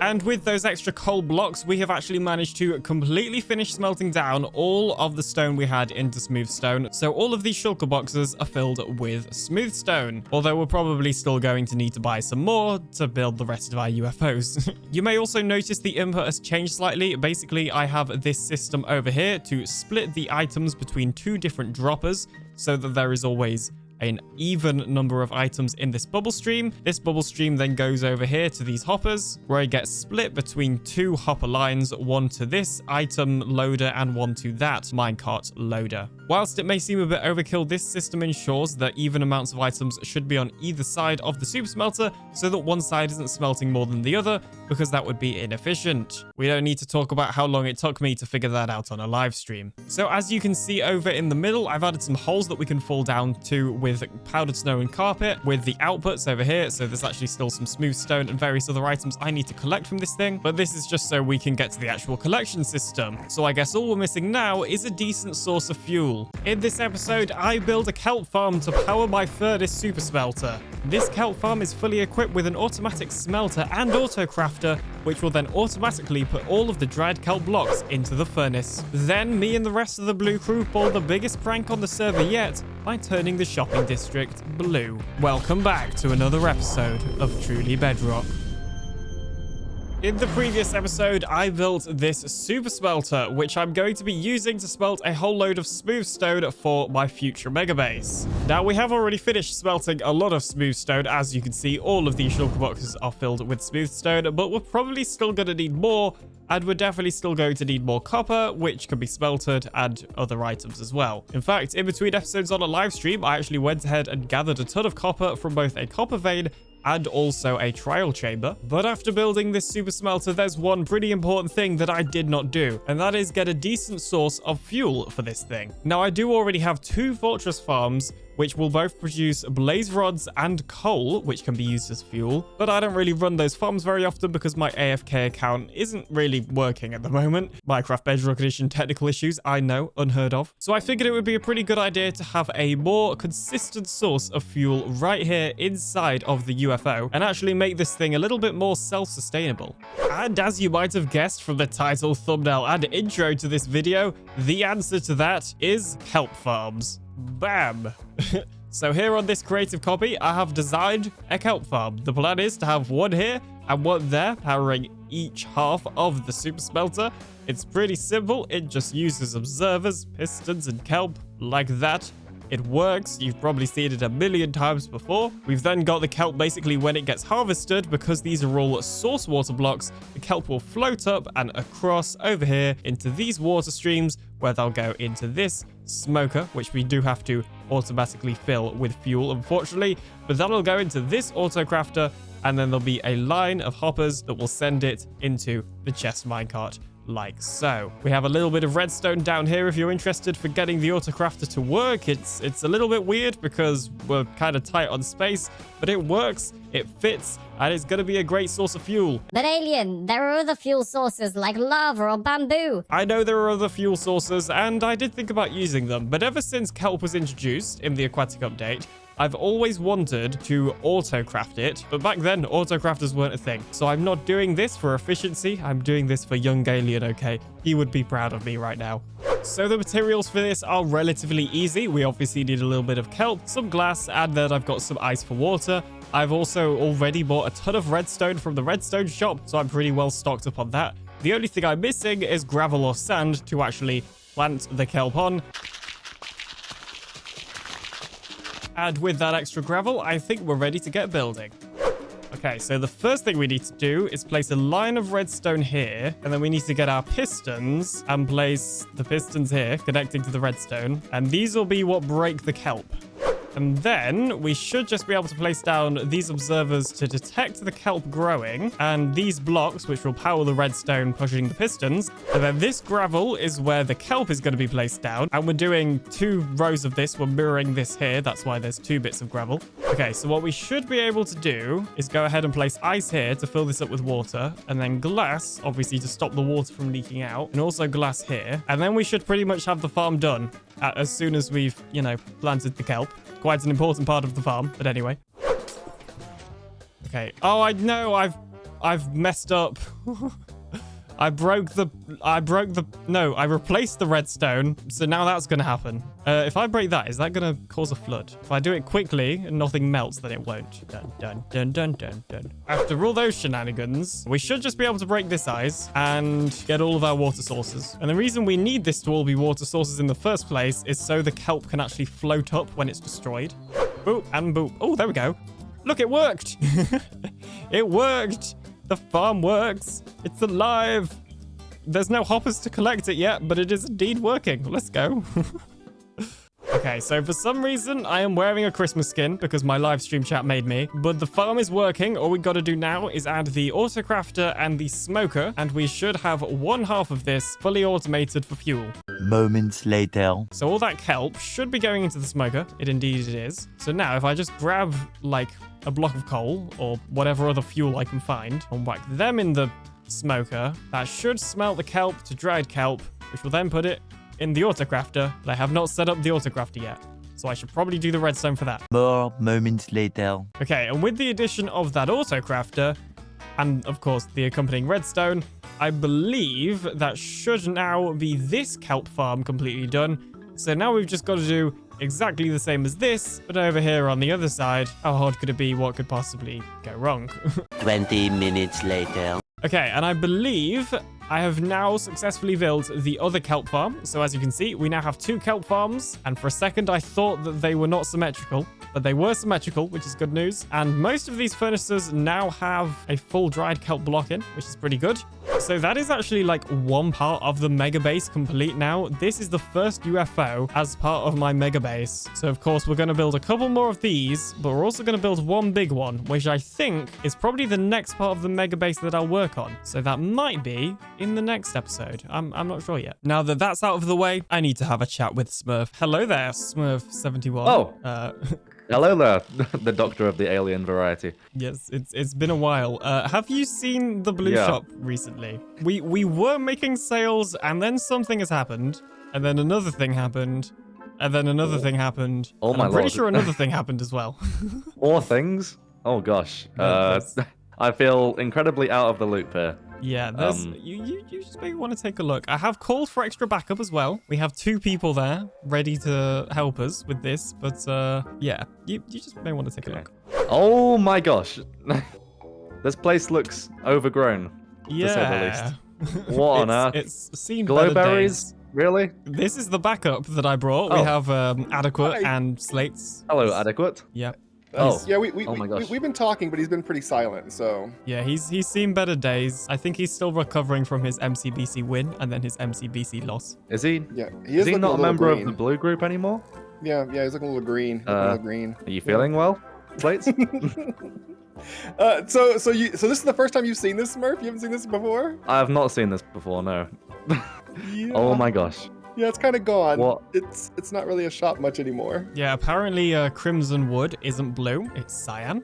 Don't know who would think that, but there's a cyan shop over here. There's a cyan shop as well now? Nah, that's really more just a second blue shop, really. Yeah, exactly. I mean, yeah, maybe this we is claim technically ownership still over blue. or something. I mean, I think it would only be fair, right? Exactly. And then the green shop green here. shop, yeah, wow. this is the original. They've expanded though. They're also selling warp stem. So They're not literally quite sure how that overlapping. works. Wow. It's like not even remotely green. And then just out of nowhere, this orange shop popped up. There's An like orange shop. Okay, apparently, admittedly, orange is not blue. Orange is not blue. I will give him that. No. yeah, Maybe but not. look at this. They've like blocked the easy walkway to the blue. This is a disgrace. So we decided it's time to do something about the blue shop. I guess if you're joining us, we've got to do some sort of like initiation. Oh, okay. Actually, hold on. I think I have the right skin for this. 1 second. Hold on. I don't think I might have to log back out and do this, right? Because I don't think it works. I was about to say. Can you see oh, my? there you go. Oh my gosh. Oh my gosh. What happened to your clothes? I don't want to look, but I just keep looking. I don't have to run naked through the shopping district. Is that not the initiation I had to do? No. What is this guy talking I about? was just gonna stand around you and chant blue.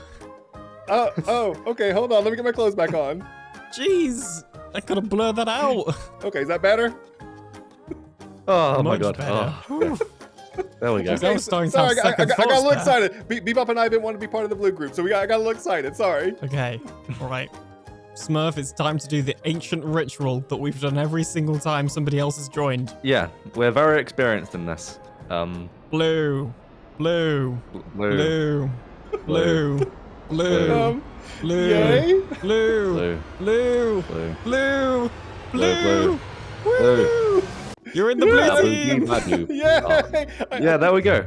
You said blue so many times it started like losing its meaning. Yeah, that happens. Yeah, it's The a common words side started effect. to It'll sound wear pretty off. weird. Yeah, don't worry about it. Did Bebop get in automatically too? Yeah, he's... Yeah, No, we've got to do it again. Okay. I gotta do it again. Can I do it You this can time? do it now. Blue. Okay. Blue. Yeah. Blue. Yeah. Blue. Blue. Blue. Blue. There you go. That'll do. Great. I'm not sure I had the right accent, but I gave it a go. Yeah, I don't think it's as effective when you're not British. American. Yeah. Yeah, sorry. I said it blue. It was more like blue. Yeah.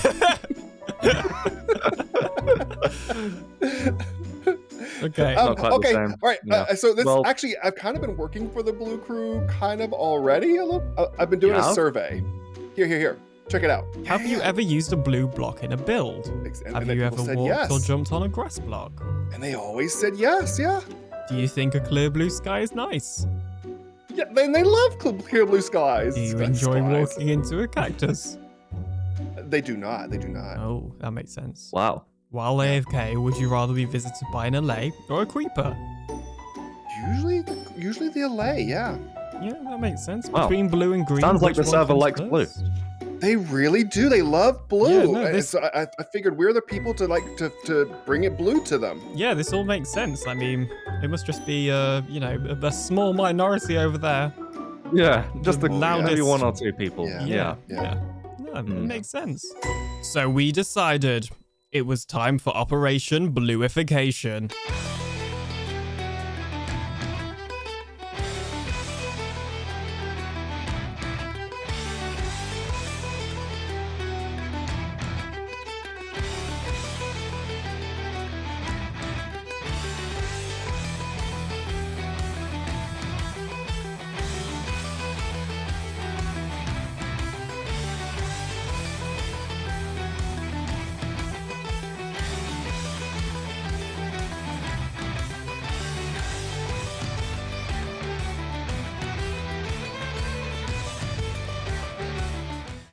Well, it appears that the shopping district is slightly more blue. It is more blue. You guys have done a great job. Yep. Good Yep, job, guys. Well done. I'm a huge fan of the dinosaur. Yeah, Slack did tell me that his rockets don't look like that, so we might have to close the shop down because, like, Ooh. he doesn't have any blue rockets, so it's like false advertising. But I think I managed to convince him and talk him out. Well, of it. he wasn't keeping it really full anyways, so.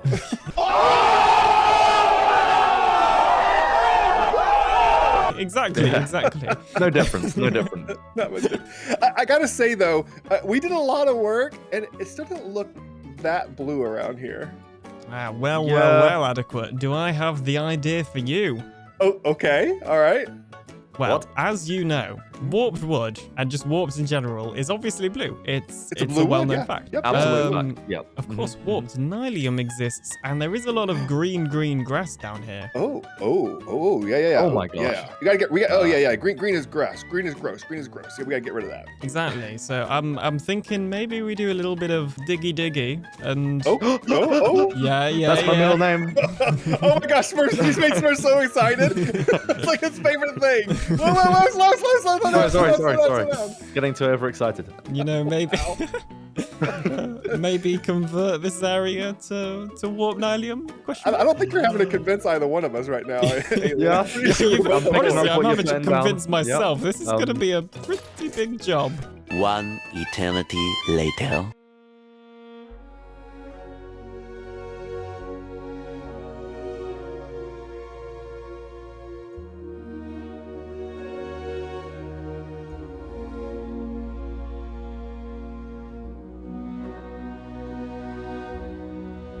And then Eladrian wanted to talk to me. Hey, alien. Hey, Elagium. Fancy seeing you here in this lovely blue Yeah, shopping district. I mean, it's kind of turquoise. I mean, did you do this? Maybe. Maybe. You know that this is all highly flammable, right? Like, one lightning strike and this whole shopping district will now burn to the ground. You know that, right?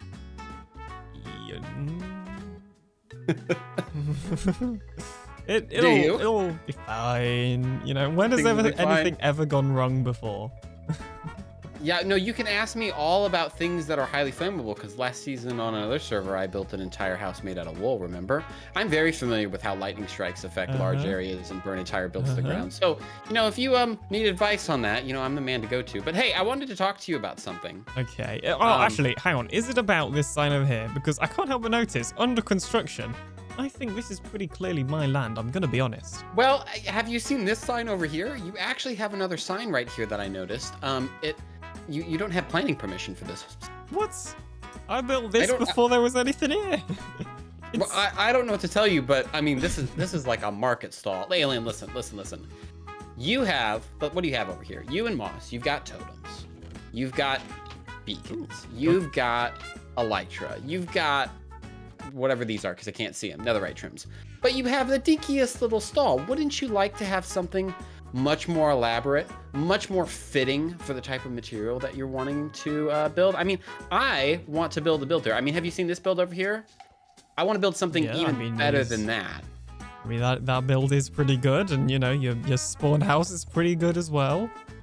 Yeah, I want to build a build right here, and really the only thing that's missing is that this little hut right here is kind of in the way. Now I could build around it and then make your little hut look, you know, very, very sad and lonesome. Or we could come to a deal on this and, you know, have a build here that you're happy with, that you can sell your items in, and we can even negotiate like reduced or free rent on a level that you're selling stuff at. I'm pretty flexible on, you know, any type of deal you'd like to make here. But I would like this land so that I can build something here. Okay, I do like what I'm hearing. This will save me a job from building a proper shop for this place. Yep. Okay. Yeah. And I can set it up so that you'd have at least 4 stalls to put all of your items in. You know, you can put your totems in one, you can put your beacons, you can put your netherite trims, you can put your elytras. You have a nice kitted out place. So, what do you say? What do you say? Free rent for a shop? Yes. Yes. I don't want to build my own. Okay, so all I need you to do is to like move this so that I can build here.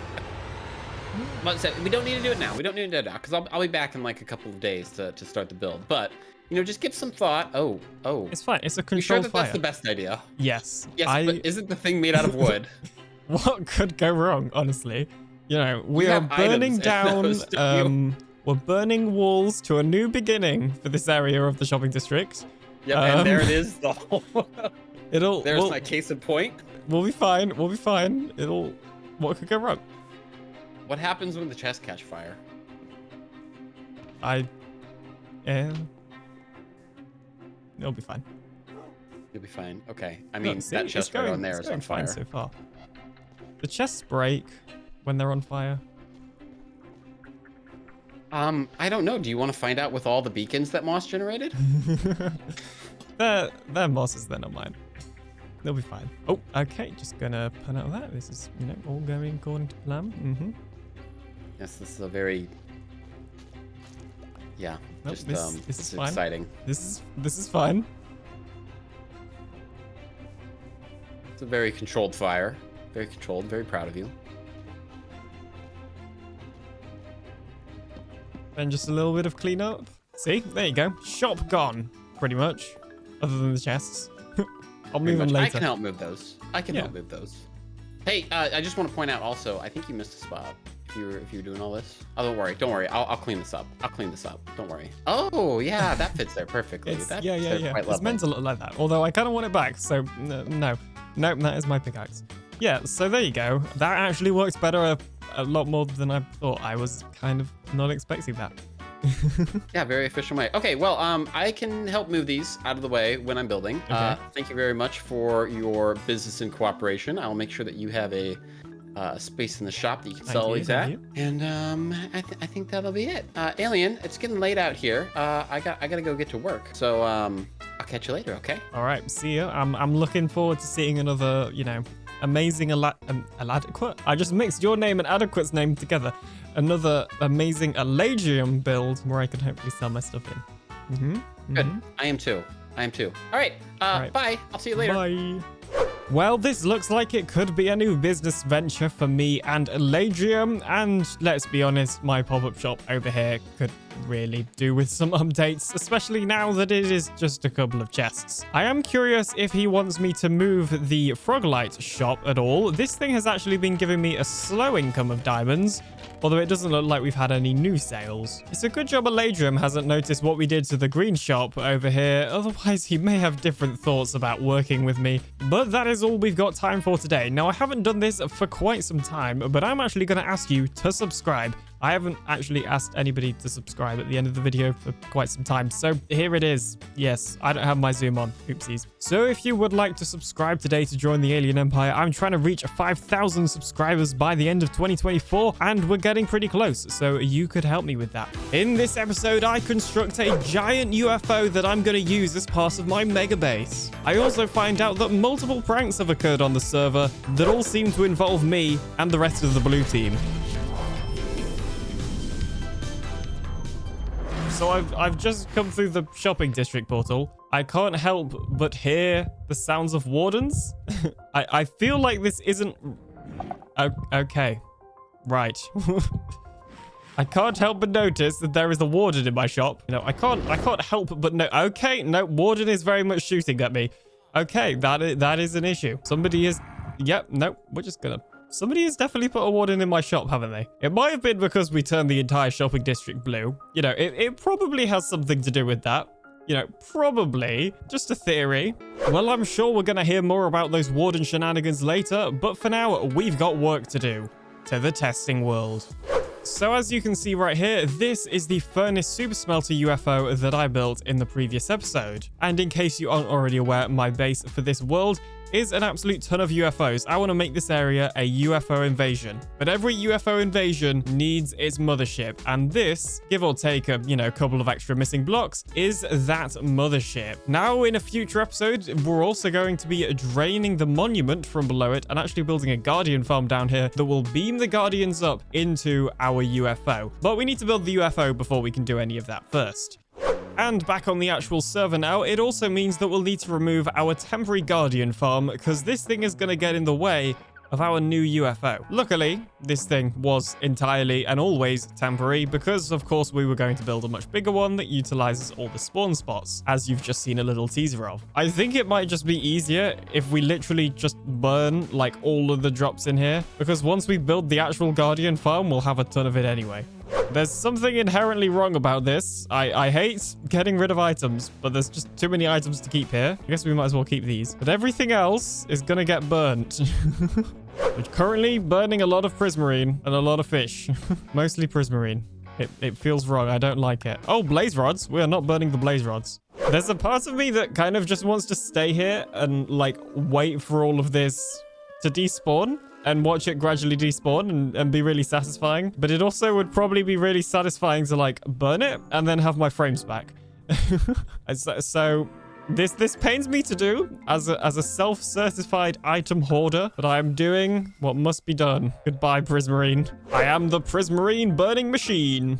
Okay, cool. We now have got rid of all the prismarine. We can actually begin getting rid of this thing properly now. Now, of course, with a build as big as this, you may be wondering how on earth I'm going to actually build this thing in survival. Well, luckily, I have a plan. So this is Structura. What I've just done is loaded it up with all the structure files that we got from the UFO in the world. And if I press make pack, or no, global quartz, then if I press make pack, it should make a blueprint resource pack. It will make it a lot easier to build this huge UFO. And we should just be able to place down an armor stand here, adjust its position, and boom, we now have the blueprints for the entirety of this UFO. Now, of course, a couple of episodes ago, we got an absolute ton of stone from Silent Whisperer. Since then, I have smelted it down to smooth stone, and like 90% of this base is made of smooth stone. So that's almost all of the materials that we need. I also have a ton of copper over here, which is like the other material, but for the most part, it's smooth stone that we need. And with that, we should now be ready to begin the build. Let's do this.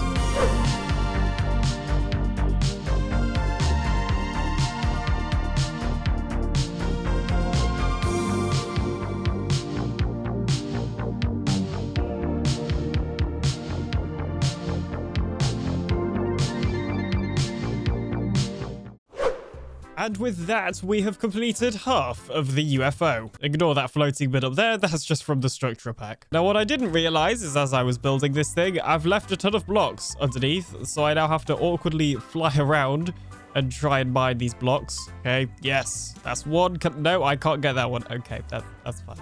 Now, in typical me fashion, I'm just leaving the copper to oxidize over time. And of course, eventually this will turn a lovely cyan kind of color. I don't actually think the orange copper looks that bad with this design, but obviously it makes the sea lanterns stand out a lot more than they're meant to be. It'll look a lot better when it's fully oxidized. And that's mainly because I think oxidizing your copper beforehand is kind of just dumb and a waste of time. The entire point of this lovely block is for it to age over time and show the age of a build. And especially with an area like my mega base, I'm going to be over here all the time. So this stuff, it should oxidize pretty quickly. But before I could finish the other half of the UFO, Genfire summoned me. Hi. Hi there. You know, I was actually thinking I need to come and talk to you, sir. Mm-hmm. Yeah, you admiring the new shopping district? It looks nice, doesn't it? We have a couple of questions to ask you, if you don't mind taking the time. Okay. Have you anything to say for yourself in response to the deaths that have happened in the blue shopping area recently? Deaths that have happened? I'm not aware of any deaths. You know, unless it's death by being too overwhelmed by the beautifulness. So you're unaware of the death with the warden the other day? I mean, I was aware there was a warden, but that had nothing to do with me. You know, I actually was a little bit suspicious that it was you. Me? Why me? I don't know. You mentioned something about a red shop. Just because I built a shop doesn't mean that I'm going to put stuff in your shop. So are you saying that this had absolutely nothing to do with you? Yes. Other than the fact that my shop was there, it had nothing to do with me. Yes. Okay, do you know why I'm even asking you about this warden? Not particularly. I mainly just saw it and ran away and hoped that somebody else would deal with it, which it looks like they have. I don't know. I've just been avoiding that area. Okay. Well, I think, my friend, you were framed. What? The warden was named TheAlienDoctor. Well, I don't have a pet warden named after me. Okay, well, if it really wasn't you, I need to go fix something real quick. Uh-oh. What have you done? Absolutely nothing. There was absolutely no retaliation whatsoever. Anyway.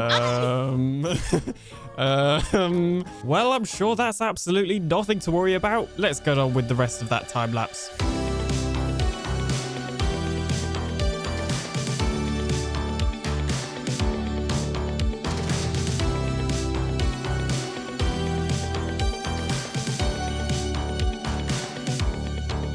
So it probably took about 6 hours in total, but we finally have the main UFO complete. Now, just like the underside, we still need to wait for some of this copper to fully oxidize, and I totally forgot I already had some fully oxidized copper from a trial chamber. So some of the copper is already the right color, and some of it we're just going to have to wait on. But either way, I'm going to spend a whole lot of time here, so no doubt this thing will be oxidized before I know it. Now, the eagle-eyed amongst you may have noticed a couple of very, very slight changes I've made on particularly the top decorations. First of all, I've added an extra ring here of deep slate and an extra ring down there of deep slate. I think this just makes the top look a little bit more interesting and detailed.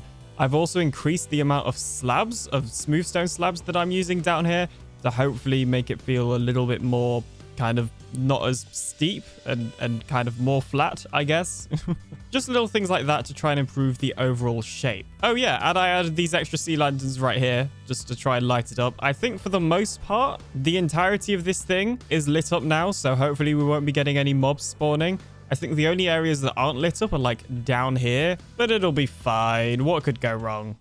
However, there are still two things that I need to do with this blaze. Number one is make a proper entrance, because in the future, once we finish the Guardian farm, we won't be able to fly up this hole. And number two is the actual interior. As you can see, there's no floor at all, really. And a lot of temporary lighting in here, because it was getting dark and mobs were spawning. Luckily, I have a couple of ideas on how to fix both of these problems. So a little bit of time later, and I have added 4 doors to the UFO, so we now have an easier way to exit and go into this thing. I kind of just continued the copper pattern that we have going round like that, and we have the deep slate as well. I might remove the windows here because it doesn't look quite right, but yeah, for the most part, it's done. So now we just need to work on the floor for this thing. Okay, so this level is going to be the level that we build the rest of the floor on. So we basically just need to extend it out, and then I'm probably going to add more copper rings like this with sea lanterns in them for actual lighting. So as you can see, I've made pretty decent progress on the floor. We have these 3 kind of copper lines that are going to go to the middle, and then we're going to connect it up with some circles like this. I'm still working out the exact pattern on getting them to line up though, but overall it should be a pretty simple floor. The main thing that I need to do is make sure everything is well lit up. I think once I add in the sea lanterns in this area, that should light up pretty much everything. For now, I'm just going to leave the middle open because we're going to be putting the Guardian farm kill chamber here. And of course, I don't want to build something here if I'm just going to have to remove it for the Guardian farm. And a little bit of time later, I think this is roughly the floor pattern that I'm going to go for. So we just have these kind of lines of copper and sea lanterns going into the middle, and then a ring going around the outside. I might add a couple of smaller rings as well here and here.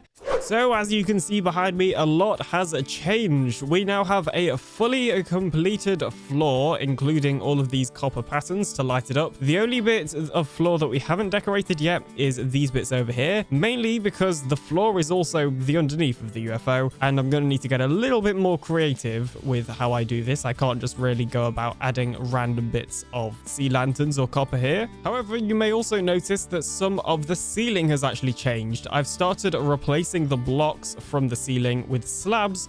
That way, light will still be let through, because on Bedrock Edition, slabs let light through. So it's just a nice cheaty way to let a little bit of light through without having to do actual sea lanterns or other light blocks. And I think I'm going to replace most of the ceiling with upper slabs. So I've already started mining out this bit, which effectively means I'm replacing like the entire UFO. But you know, that's fine.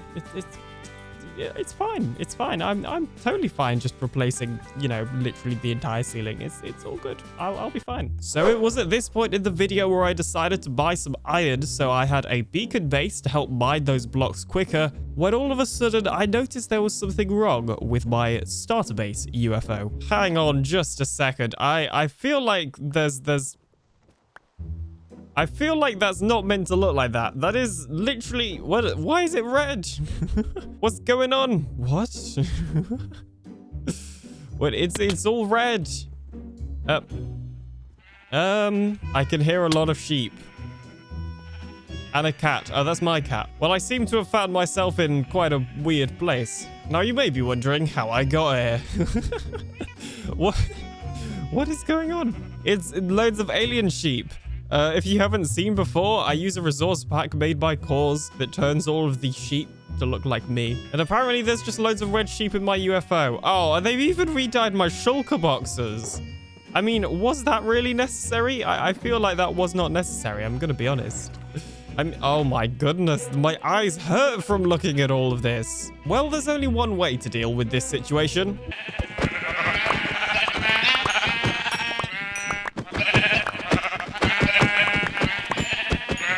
Much better. Well, kind of much better, because I guess there's still all of this red stuff in here. I could fix this another time, jeez. And I'm sure Genfire had absolutely nothing to do with that. Do you need help tidying up? There may have already been some sheep murder. Sheep murder, so you've seen it then? Yes.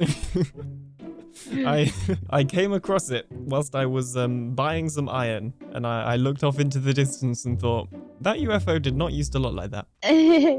Well, I would like to say I am sorry, but the reason I did that was because we thought we were getting back at you for killing me, which turns out I don't think you did that, did you? No, I had no part in the Wardens. I was framed And if anything, I think we need to go confront the green team. But, you know, I think so too. I think so too. Well, I'll get Jade, you get the other blue people, and we'll meet somewhere at some time and we'll go talk to the greens, okay? Yes. Well, I guess she did have something to do with it after all. Now, I may or may not be recording this clip a little bit after starting the next episode, so ignore the mild spoilers over there. But as you can see, pranks aside, I have fully completed the UFO, and I've actually chosen to show you it at night because I think it looks really, really cool. Like, let's fly up a bit. And yeah, you can just see how cool it looks with all of the sea lanterns at the top here, lighting it up. And I've also added some extra ones on the bottom, as you can see by this outer ring here. I'm actually really, really happy with how this UFO has came out. I think it looks absolutely amazing, and I can't wait to fill it up with probably a giant storage system, because I have way too many items. I'm an item hoarder, okay? In this episode, I turned my UFO mega base into a fully functional Guardian farm. But not just any regular Guardian farm, this Guardian farm beams up all of the Guardians into the UFO, where they then get killed in the top with a huge storage system. This thing took absolutely ages to make, design, and drain all the water, so here's how I did it. Welcome back to Truly Bedrock. So in the previous episode, we built this absolutely giant UFO as part of our future mega base. And as you may or may not be already aware, there is in fact an ocean monument right below this giant UFO, which is all part of my plan. Mwahaha. Because what we need to do is completely drain this monument, because I actually want to basically beam up the Guardians into the monument and have the kill chamber inside of the monument, just to make Guardian farming a little bit different. So this is my Truly Bedrock Season 6 testing world, where as you can see, I have been planning everything out. And down here, I've already planned out a circle of area that we are going to be removing where the Guardian farm is. So of course, in the actual world, the ocean monument is right here, but we're going to be completely removing that. What we need to do is make a structure pack to act as a template, which means that when we place down an armor stand, we should see... Oh, hang on. I think I got to... There we go. We should see all of the glass blocks appear in the world. Now, because it's glass, it is a little bit glitchy by the looks of things, but it still gets the point across. We can use this basically as a template to know where to place these blue stained glass blocks. Now, unfortunately, I didn't have enough glass to actually begin building this thing, so I had to go on a little mission to the shopping district in order to get some. So using this structure template, I have basically just built down a circle on the ground floor. The ground floor? So as you can see here, I've just gone around in the circle with the structure pack and just sort of built out a template, mainly so I can get rid of the structure pack, because it's really killing my frames. But anyway, it should be a pretty easy process now. We just got to build up all of these blocks to the surface.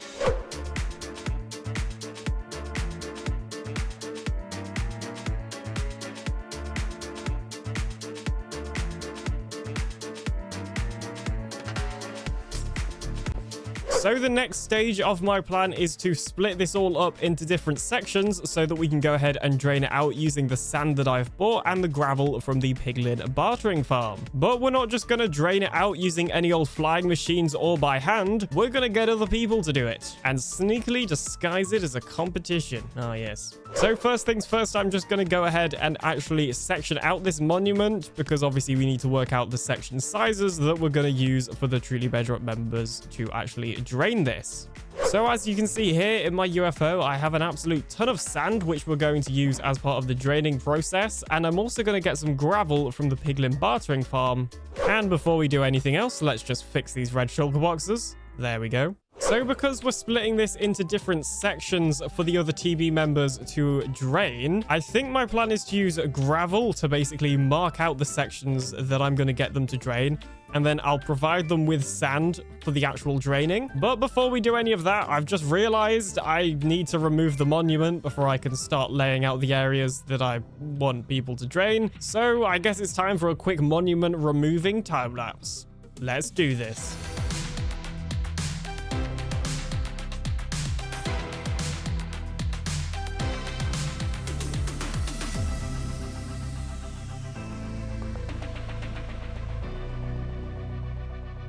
Many XP. And just like that, the monument has been fully destroyed, except for the conduit, of course. So now what I'm going to do is section this area off into, well, smaller sections so that we can actually have an area for the other TB members to drain out. So I'm thinking of using gravel to actually mark out the areas the TB members have to drain, and then providing them with sand so that they can actually drain those areas. That just gives it a nice little separation between the areas that they're draining and like the markings out of their area, if that makes any sense. It does in my head, okay? You'll see what I mean. So this is one section done, and I think I'll probably do these sections for the TB members to drain. It's a nice sizable section, but I think overall this is a pretty good size, and hopefully it won't take them too long, but likewise it won't take them too quick either. There is definitely nothing wrong with the phrasing of that sentence. Words are hard, we're just gonna move on. So now I guess I've got to do this like however many other times I can. And as you can see, I have now built out 9 different sections that we could use for this draining competition. Now, because scheduling is kind of a painful thing to do with different time zones, I'm actually going to begin draining this out just manually myself. I think I'm going to start off by boxing out this area first and then doing everything inside these little zones, just as a nice little area to begin with, and then of course we'll move to the outside areas of the circle. I think it's also worth mentioning that with these big projects, I typically do a lot of streams on them. So I actually multi-stream to both this YouTube channel and my Twitch, which you can find linked in the description. So if you're interested in seeing me do some of these big grindy projects live, then make sure to follow my Twitch or subscribe here on YouTube to catch those streams. You may also notice these 2 smaller UFOs over here, this one and that one over there. These are actually dedicated to live stream viewers. In my live stream chat, you can run the !UFO command and have a random percentage chance of me building you one of these in the actual Truly Bedrock world, which is pretty cool. So by the end of the season, we're probably going to have a lot of these mini UFOs kind of scattered about, hopefully to help kind of build the idea of this being a UFO invasion area. But anyway, enough about my live streams. Let's get on with doing some draining. So I've made pretty good progress over here in the center, kind of filling this area with sand so that I can go ahead and drain it out. And I thought I'd show you a little bit of my process. So it basically just involves going to a section like this, and then I have an auto clicker set up on my mouse to actually place sand blocks really quickly, because I was having to click a lot on my mouse before, and this auto clicker really helps that. And I can just place sand like this in, honestly, an entirely random pattern. I've not really got any sort of specific method or anything like that. I just kind of place sand and try and make it as even as I possibly can, and just gradually build that sand up until I get, obviously, to the top of that section. I think sectioning it out works really well, as it just makes the areas a little bit smaller and digestible to do, and is also a nice little way of tracking progress. So as you can see here, I've kind of got this ring around the sort of center filled with sand, but I have completely run out of sand, and I've even gone back to Plod's shop and he's out of stock as well. So I can't buy any more sand. I don't want to mine any more sand. So I think it's time we start removing some of this instead of placing it. Now, in terms of how I'm going to destroy the sand, I think I'm actually going to use redstone. The reason for that is because, of course, if you place it below some sand and all the sand falls on the redstone, the sand will break. And it's quite easy to remove. You don't need a tool, and you can even just use water to remove it if you want to. And also, I already have a good amount of redstone, but if I need any more, I can, of course, buy some from the redstone shop. So I'm just going to head to this corner and dig down until I get to the gravel section. And when I say the gravel section, I of course mean the original ocean floor. And then I should just be able to place some redstone here and kind of carry on a little bit like that to begin destroying an area of sand. And seeing as this should be pretty satisfying to watch, why not time lapse it?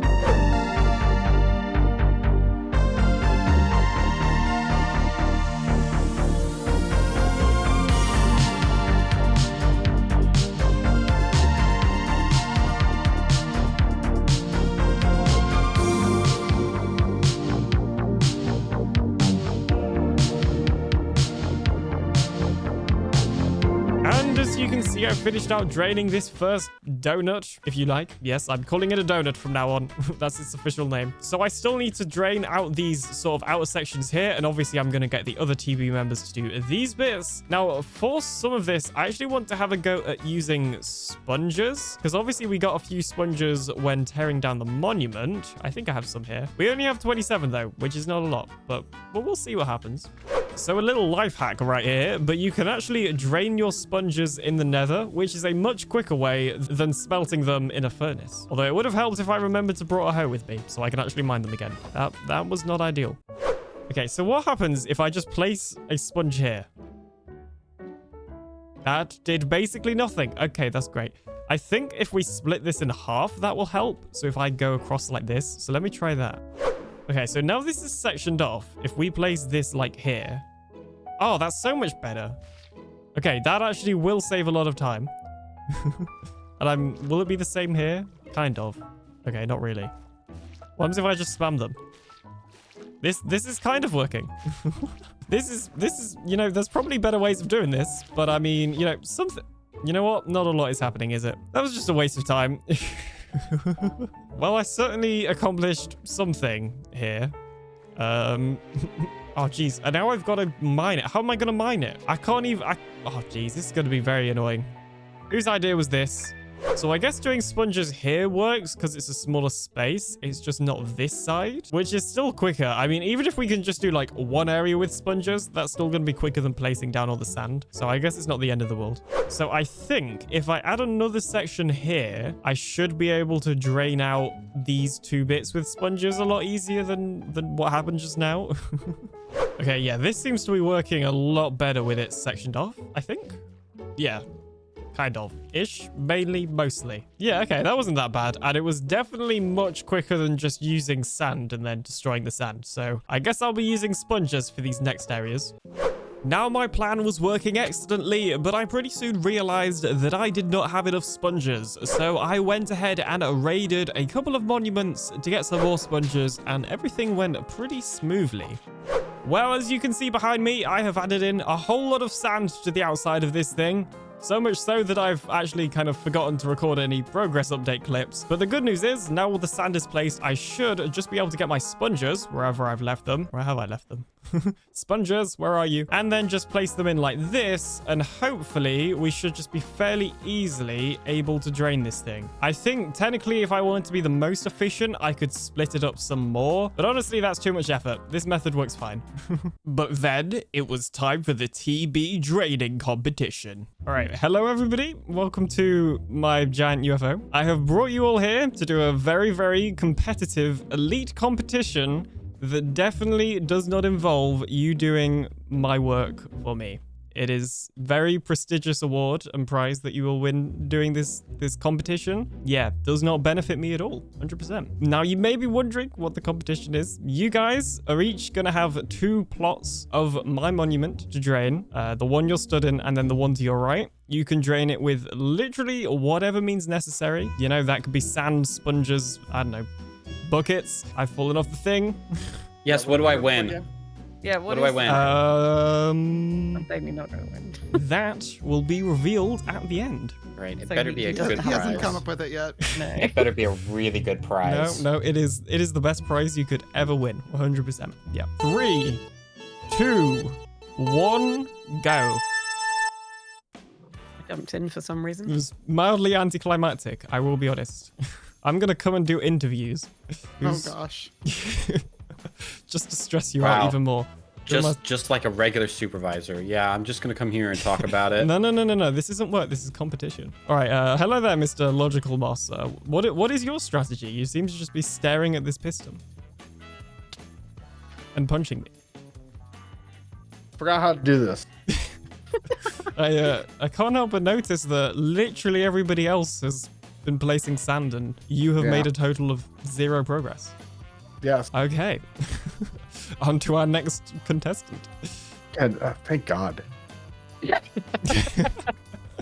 Wow. Gio. Yes. Would you like to comment on your strategy? Well, I'm gonna do this for a bit and then do the other thing for a bit because I've now run out of something. Very descriptive. How would you feel if I removed the conduit in the middle of this tournament? I would probably cry. Okay. Good to know. Are you doing this as well, or are you just watching us do it? Yeah, I'm just watching you guys do it. Okay. What? I can't win my own prize. Be against the rules. That's about the most truthful thing you said so far. Okay. Hello, Liara. You've gone for the... I've fallen off again. Why did I remove the water? You've gone for the gravel route? Yes. Very, very efficiently. I'm attempting at least. Yes. I mean, I think out of everybody here, you've potentially done the most. So... Yeah, but I don't have any sponges to work with later, so yeah, I've got to move quick, you know? Yes, this is true. Okay, maybe when you get to the second plot, if 1 diamond for 10 sponges. I know, and you have to give them back afterwards, and I keep the diamonds. Oh, you have to give them back. Jeez. Well, I got a rest of a monument to drain. Okay, well, tight budget. Okay, so yeah, that's your incentive to get to the next plot. budget. I'll do it just so nobody else can. What do you want? Oh, sorry, this is a competition. Yeah, what? You're doing like a slightly different route here. You're like splitting it up then. Yeah, I'm gonna split it up because sponges have a limited area of effect, but I figure if I split it up, I'll be able to just sponge and take out a whole layer, and then it'll just be air. Very nice. That is the point of the game, to make it just be air. That's what I've heard. Although I didn't know it was a game. I thought I was winning a competition. Yeah, it's a game. This isn't a game. This is your wallet, is what it is. It goes through a lot of different names, okay? The marketing team on this one kind of dropped off, but it's fine. It's fine. Well, don't you worry, Alien. I'll get your monument dug out for you. I know that you struggled mightily with it. I'm here to help you show how to build things big. Okay. just don't look up. I would never dream of it. Why do you have anvils up there? Cool. No, the giant UFO. Oh no, we don't look up. Joke. Okay, can't help but notice that Moss over here is kind of just looking into the water. You seem very defeated. Yes, I've already lost. Are you alive? Anyone in there? I'm good. Yep, don't worry about it. Okay. I'm guessing his redstone failed. It did. Well, I seem to be placing 2 blocks, but only ever actually placing 1. Is this a bedrock problem? Falling blocks do that sometimes. So, Alien, do we have to provide our own furnaces, or are you gonna be like not super cheap? I think you have to go back to the nether. Yeah, you gotta go to the nether. Oh my gosh. Well, you can use a furnace, I guess, if you want. It's quicker. It's quicker to go to the nether, surely. Why am I No helping you? building nether portals. You gotta go to my UFO to go to the nether. Well, that's the problem. I have to fly up to your silly little nether portal. Then I have to wait for the nether to load. Yeah. I'm just here to show the nether you. loading's pretty slow right now. Yeah. I'm just here to show you what I've been doing for the past 2 weeks. Welcome to my life. Sounds like a personal problem. Yeah, I got tired of suffering alone, so I thought I'd bring you guys along for the ride. You could have a pity sponge. What am I going to do with a pity sponge? That I need back afterwards because I keep losing them in the nether. No, it's mine now. No. Okay, well, my bow says otherwise. This is my trophy. My bow says otherwise. I mean, Moss is making pretty good time back. I'm going to be honest. Moss, you're now going into the other section. You are actively filling in the area I have drained. Please don't do that. I should learn to look. I feel like I should be deducting points for that. Okay, sure. Go ahead. Deduct 1 point. Is now the time to tell you about the sponsor of this competition. Who is sponsoring this? The Blue Shop. Colors, colors, colors. There's just so many to choose from. Green, yellow, red. But there's one color that is statistically better than all the rest. Blue. But don't just take it from me. Here's some totally non-biased people to confirm this fact. The color blue has literally changed my life. It is such an awesome color. It even gave me a cookie once. We should all be more like the color blue. Best color ever, 5 stars. Blue is literally the best smelling color of the entire alphabet, and if you don't agree, then you're just wrong. Wow, I really love the color green. Alien bot, this is for the Blue Shop. I really love the color blue. Yeah, I really like blue. It's so cool. Can I go now? No ATM, not lit up, not safe, almost died. Don't think I'll be buying anything from the Blue Shop, Alien. Really should remember to cut that one out. So buy blue from the Blue Shop now, or else. That's right. Are you? Do you need? That's right. You two can have crappy projects for really cheap. I didn't know they had any money left. left. That's not the slogan. Whoa. I'm definitely just gonna insert the ad in my video. Oh man, I'm out of sponges. I have one sponge. It's fine. You can do it. One sponge, loads of sand, and a dream. It's like all the famous movies. All right, Eladrium going to his first nether, I'm assuming. Oh, No, what are you not talking up about? here. This is my second nether trip. Second? Wait, you can't go through the roof. Hang on. Right, there's a hole there. Definitely deducting points for that. Who broke There's my a hole glass? there. I didn't put it there. Wait a minute, I still have that glass. Hang on. Moss. And my door's gone. You vandalizing my base? I had nothing to do with your door, just your roof. Can I have my glass back? just drop it. You're definitely having points deducted for that. Look, give me about 2 minutes. Wait, that was before the competition that I took the roof out.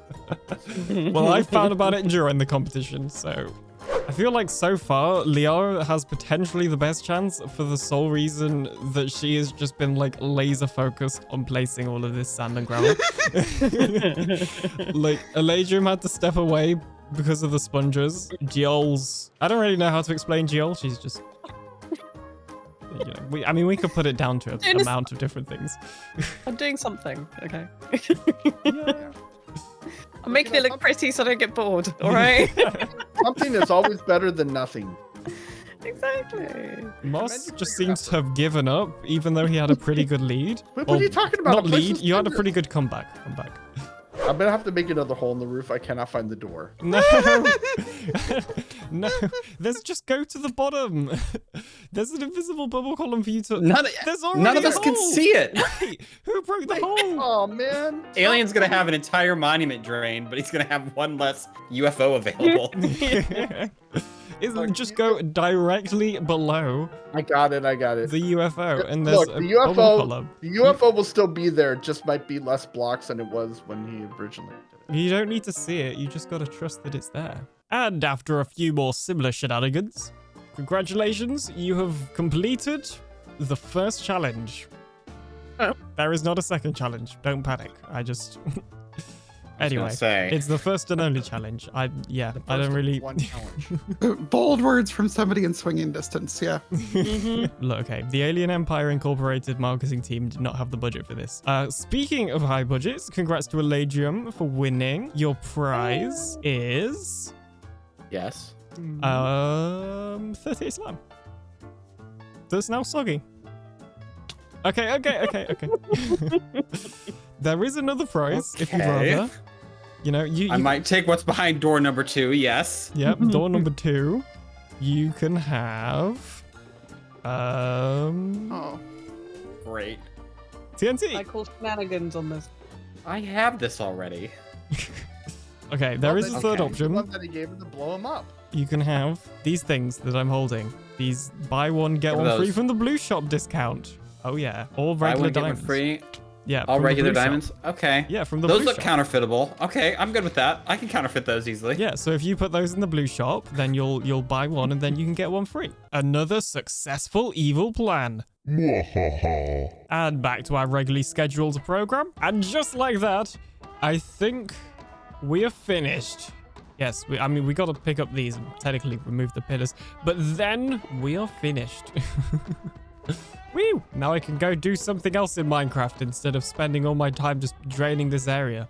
So this is my creative testing world. This is where I go into creative to mess about with, my base designs and stuff. So you can see over there, we've got the small UFOs that we've been building on stream. We've got the furnace super smelter UFO, and of course the main UFO over here, as well as whatever that is.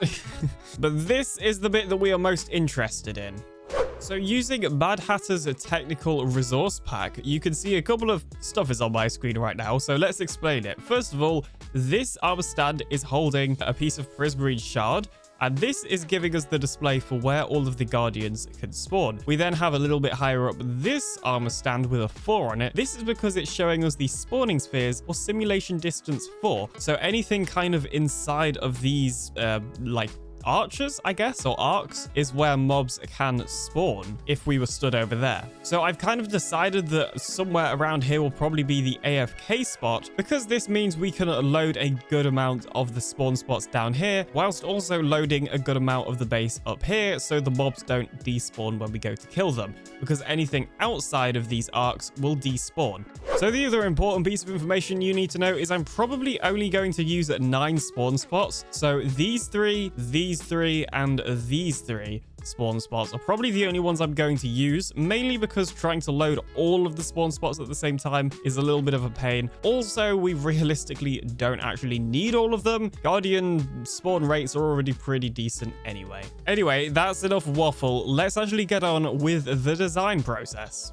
So, after a lot of time of scratching my blue bald head later, I believe I potentially, maybe, possibly have a rough concept. So, of course, we're going to be using the 9 spawning spots in the center here. We need all the guardians to go to the kind of middle so that we can push them up into a bubble column into the kill chamber that will be in the UFO. So, the easiest way to transport them is using these minecart zipper thingamadoodles. I need to give a massive shout out to a lack of hygiene in my Discord. No, my Discord does not have a lack of hygiene, that is just his name, for showing me how to do this via an explanation and some screen recordings. So if I just spawn in a guardian into here, you can see that the guardian whizzes across like that and will go into the center when there's, like, you know, a bubble column and stuff. The exact kind of spacings still need to be worked out. This was just a proof of concept so that I could actually get the minecarts working and stuff like that. But you can see no matter which side the guardian will spawn in, they will actually just go across there. And actually the reason they were bouncing out is because these roof bits need to be covered. So that was, there we go, hang on. There we go, look at that. That was really fast, jeez. Okay, it got stuck there. Sometimes they get stuck, but they do get out eventually, so I'm just hoping it's not a problem. So, as you can see behind me, progress has been progressed. So I have made minecart systems for all of these 4 kind of straightforward spawn spots, and I've just started doing the ones on the corners as well. So we've kind of got this one built up as almost a proof of concept. So the plan is to just bubble column up the guardians to this Y level, where they'll then go in a minecart zipper that will just transport them across to the water column from one of these kind of straight spawn spots, where they'll then, you know, go in the regular zippers and apparently get stuck. Sometimes this one gets stuck, but it sorts itself out eventually. And even more time later, I now have pretty much the entirety of the design done down here at the bottom. So I've moved away from using the bubble elevators because I realized we could just have them spawning on this block. We'll have to do some terraforming to make the terrain look more natural for that height. But everything is working now, so if I just spawn in a guardian in that spawn spot, for example, it gets sent over to this spawn spot. The minecarts can be a little weird sometimes and kind of bounce about like that, but eventually it does work, where they get sent to the main beam and get beamed into the UFO. And after designing the bottom part of the farm, all I needed to do was design the trident killer where the guardians would actually get killed. So with the help of my live stream chat, we managed to come up with something that fit the criteria for exactly what I needed. So I probably won't use an observer clock for the actual farm, but for this demonstration, I'm just going to be using 2 observers to create a redstone clock like this. And you can see here is the pretty standard trapdoor trident killers. When the guardians actually go up this bubble column, they'll get pushed into the corner, into the minecart, and get killed by the trident. So to show you this in action, let's just spawn a couple of guardians right here. And as you can see, they go up where they get pushed into the minecarts, and then their drop and experience all falls out down these holes, where we can then put them into some storage system. Now, as you can see here, sometimes guardians do just get stuck up here on these top trapdoors, so we can just open them and kill them manually once we've finished running the farm. But if we go ahead and spawn in some more guardians, you can see that these will push the ones that are stuck out of the way. So whilst the farm is running, no guardians will actually get stuck up there, which is obviously pretty important. And now it is finally time to build this thing. So the first thing I needed to do to build this thing was terraform the area where we were building the farm to stop slimes from spawning. Basically, I needed to build the land up high enough so that it would be above the Y level that slimes will spawn below. And then I moved on to collecting the materials I needed for this farm, which was relatively simple. The only thing I didn't already have was some powdered snow. And then I made a terrifying discovery. What is this? What is all this red? Has somebody been placing down red in the shopping district? I don't think that's allowed. Why is there red in the shopping district? That's not allowed. It's meant to be lovely and blue, not red. But that's a problem for future Alien. And after a little bit of terraforming this area, I think we are now ready to begin construction on the farm. You may have noticed an absolute ton of armor stands over here. That's because I am using Structura, a program I've showcased on this channel many times to create blueprints of your builds. In order to make this building process a little bit easier, as you can see here, it just has a blueprint, so I know where to place all of the blocks and stuff, and all of the correct orientations. And we've got to put the soul sand here, so we've got to remove those. So yeah, you can see here though, this gravel is all built up nice and flat to give us a nice flat area to build on top of, and it's at y equals 40, so no slimes will be spawning on the slime chunks.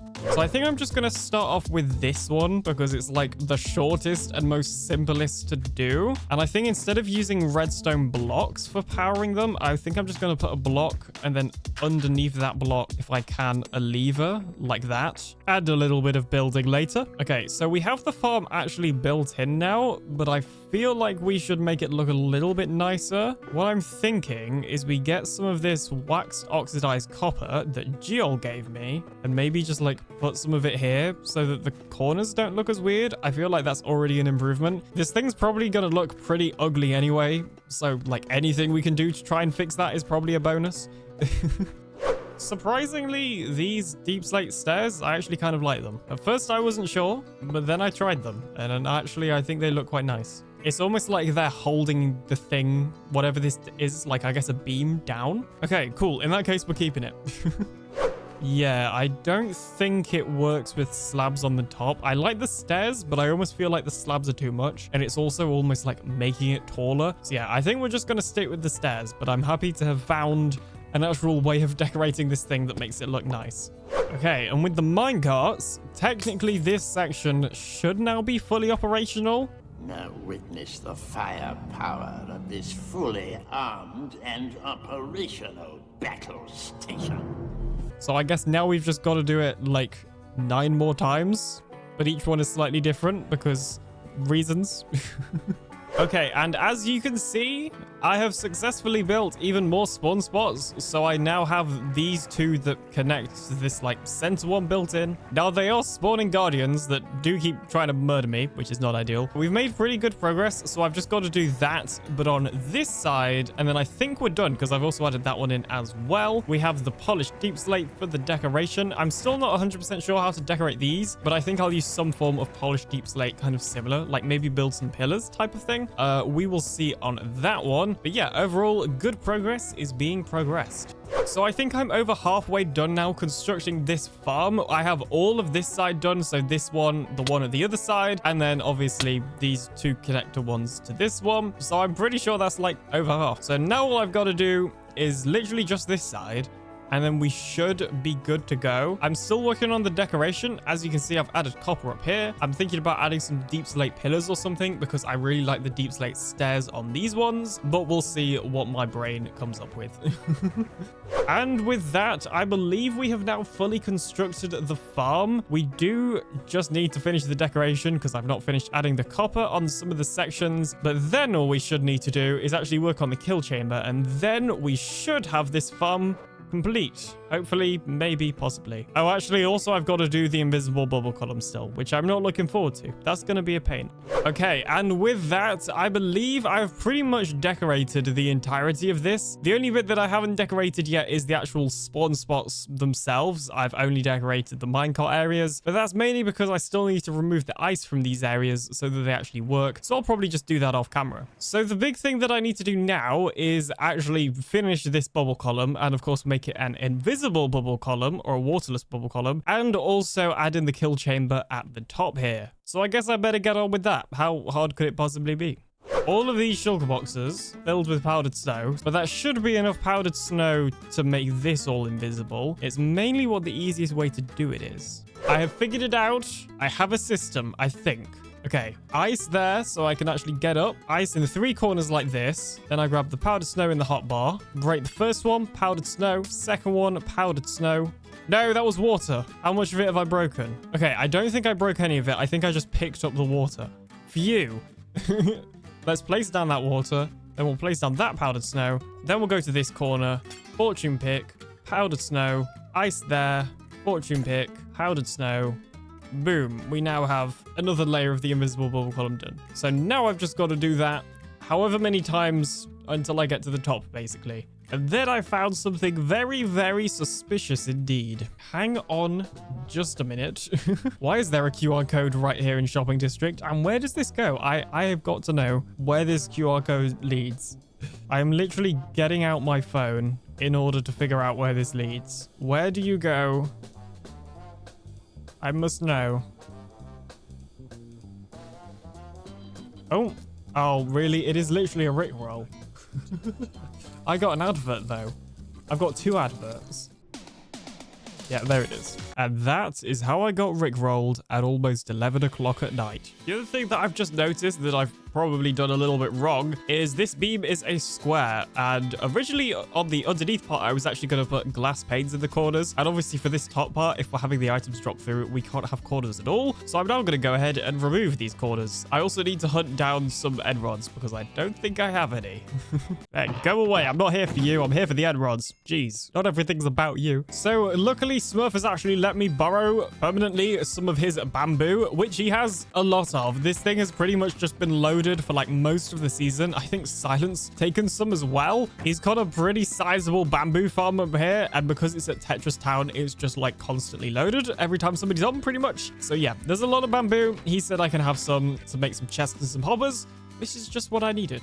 All right, so as you can see, I now have a lot of bamboo blocks in my inventory, plus 2 shulker boxes and a little bit in this one. So I have a lot of bamboo. If this isn't enough for all of the chests and hoppers that I need, I don't know what is. And whilst I was building this thing, Zloy came along to teach me some things about myself. My eye is so moist that surely like my tears would just be like massive. Well, you have been consuming a lot of water for some reason.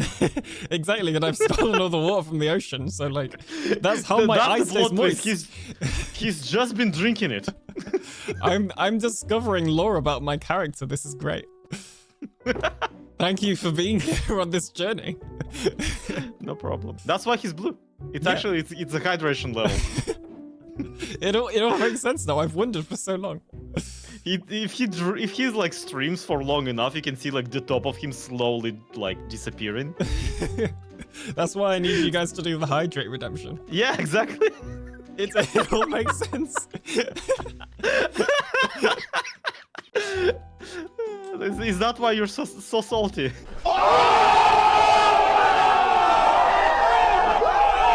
And then Groover came along, and things got educational. This is the thing, right? And we're going to have a little lesson now. See, if you grow a tree and then you use that tree to turn into furniture, and that furniture sticks around for like 20, 30 years, and then that furniture gets turned into something else, and then something else, and it keeps getting broken down and used again, that carbon is sequestered. Anyways, we have made a pretty large amount of progress. In fact, I have completed the storage system for this entire thing. Now, I'm gonna be honest, I've edited the video up to this point, and I thought I'd recorded a couple more progress clips than that, but it turns out I just hyperfixated on this entire thing and built it in basically one night. Not my smartest move when trying to make a YouTube video. Now, I haven't set up item frames on the floor yet, so I can't remember which side is which, but over here we have 2 smokers that are smelting down all of the cooked cod that we get in this farm, and we have another 2 on this side as well. And then basically each side is just dedicated to a type of drop. So this side is the prismarine shards, although it looks like something is potentially already broken. Oh dear. Okay, it's not broken. I don't know why that happened. That's weird. Well, anyway, we've got the prismarine shards going into that side, and that should mean we have the prismarine crystals going into this side. As you can see here, we certainly do. So the way the system works is actually incredibly simple. The guardians, of course, come up here to the kill chamber where they get killed. Their items fall down into here, which ultimately leads the items down here where there is a water stream to lead them to this bubble column. So all of the items are going up one bubble column into the storage around the storage system. And then we have this thing over here, which is basically a drop chute down to our AFK spot for all of the XP. So after all of the items have gone through the storage system, there shouldn't be any items left in the system, and the XP will just drop down here to our AFK spot, which is all the way down here in this particular space. I will admit, it's not the best AFK spot, but it's the best I could do given the circumstances. So to start the farm, we just need to throw in the tridents like this, and it is kind of a pain to get these in the right spot. You've got to get them like really far on the trapdoors. I could also really do with putting some bending and breaking on these tridents because they are about to break, and that would not be ideal at all. But anyway, once the tridents are in, we can come down here, flick the lever to turn on the farm, and then literally just head down to the AFK spot. I still need a better way of getting down there, but for now these holes work. Now I should just be able to hold this looting 3 sword and watch as the Guardians go up into the system and XP rains down on us. From whichever side it is. I can never remember which side the AFK spot actually is. And just to come up here to show you that it is working, it is indeed working. It's really hard to do this because I don't have access to my second account right now. But as you can see, we got a ton of XP and drops all flowing through the system. Now, a little bit of XP is getting trapped up here. There's nothing we can really do about that, but we can just collect it afterwards. It's not a big deal. Now, once the farm gets going, there's actually a pretty decent flow of Guardians almost constantly. There are, of course, a couple of small pauses in between, but for the most part, it's a pretty consistent flow of Guardians. And of course, once everything gets into the system, there's also a pretty decent flow of XP as well. Is it the fastest farm in the world? Well, it's definitely not the fastest farm in the world. If I wanted a really quick XP farm, I would have built something like a gold farm or a regular Guardian farm. This farm is meant to be a fun and different way for me to get XP, trying something new, and of course incorporating the farm into my base. It may not be the quickest way of getting XP in the world, but it's my way of getting XP in the world, and honestly, I just find it really cool. But with that, I guess this farm is all done. Oh, hey Jen, what's Where are you? Oh my god. What's this? Just popped up. Just popped up. This has been here for weeks. No, I'm a busy guy, okay? This is an observatory. Interesting. So you can look at the moon. And would you say the moon is, you know, quite a central point to the world? It's, you know, something that everybody sees a lot. Yeah, unless you're blind. Interesting. What are you doing? Nothing. What do you mean? Hey, no. I'm following you. No. Why are you so interested in the moon all of a sudden? I may have noticed a little bit of, admittedly not a lot, of red over there, and I'm You're just not thinking doing it. You're not. No. No, I'm not. Look at Master's shop right here. Yeah. Mm-hmm. That's a really nice 3D rendition of our moon. Yes. Yeah, this is the TV moon. This is how it is, okay? So somebody breaks it, somebody fixes it, somebody breaks it, somebody fixes it. That's how it's supposed to be. But I want to improve it. Everybody loved the blue in the shopping district so much. You know, I'm not saying I'm gonna do anything. I'm just, you know. Yeah. I think this is a nice moon cheese color, right? No. We don't need any of that. Hey, look, it's even got the texture, moon cheese. Well, blue cheese is a real thing. So is red cheese. Red Leicester. That's true, I didn't think about that. Okay, well... You're talking to the cheese connoisseur. My logic may be flawed, but that's not the point. I will shoot you. Leave me alone! Totally fine. Yeah, I'm not gonna do anything. Bye. Bye!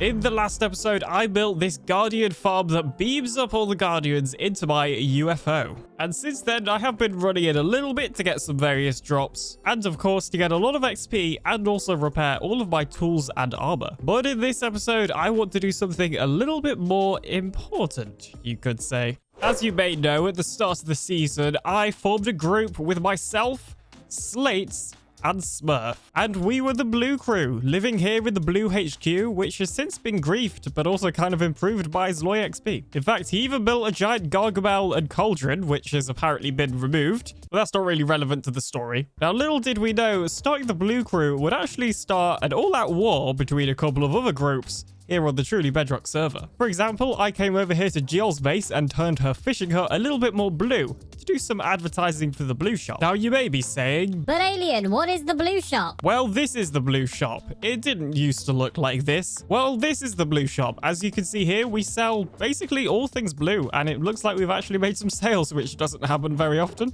But the creation of the blue shop did spark some controversy, with the green shop being built right next door, and then an orange shop right up here. here. Now, of course, the orange shop sold orange stuff, such as acacia wood and orange glass. And the green shop sold green stuff, such as moss blocks and green carpet, or moss carpet, apparently. There was also a cyan shop that opened, but cyan is basically blue, so we didn't really touch this at all. There was also a cyan shop opened by Geol, but, you know, cyan is basically blue, so we kind of just ignored this. Now, one thing led to another, and as you can see, the shopping district is now looking a whole lot more blue with all of this warped terrain here on the shopping district. And you may notice that the rocket and the dinosaur and other various different shops are looking a little bit more blue than they perhaps normally would be. And that is all thanks to myself, Smurf, Adequate, and Slates, the blue crew. But there was a little bit of resistance against the blue crew, primarily from the red group. I don't really think they have a name.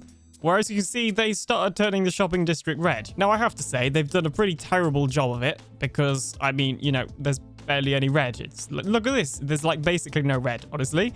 Other than this shop, this is quite red, to be fair, but there's even blue here, so you know what? I take it all back. I think this is meant to be the red shop, but it has barely any stock, so we're definitely doing much better than the red shop. Jeez. But anyway, all of this confrontation got me thinking. We've got the blue shop, we've got the red shop, there's the orange shop, the green shop, the cyan shop, and all of these various pranks across the season and across the server. There is something that I need to do about it to end this once and for all. Now, it was only the other day that I was flying over here in the shopping district and came across Jen's observatory that she's built. And what would it be observing, you may ask? Well, that would be the moon. As you can see here on Truly Bedrock, the moon is, well, it's not your standard moon. It's a little bit broken, but it's our moon and we love it. And it's totally meant to look like that. Don't question it at all. That's just what it's meant to look like. It definitely is meant to look like that. Don't worry about it. But this got me thinking. The moon is, you know, a pretty central point to the whole server. Feels like quite an important thing. So what if somebody was to, let's say, turn the moon blue? Surely that would, you know, one up all of these different pranks that we've had going on throughout the season. So that is exactly what we're going to do in today's episode. We need to make a bluificator. Also, Jen, you should really light up your builds. Just putting that out there. You know, I feel like she called me out a few times for not lighting up my builds, and this build is currently flooded with zombies. So anyway, it's a good job I have this blue bed. Jeez.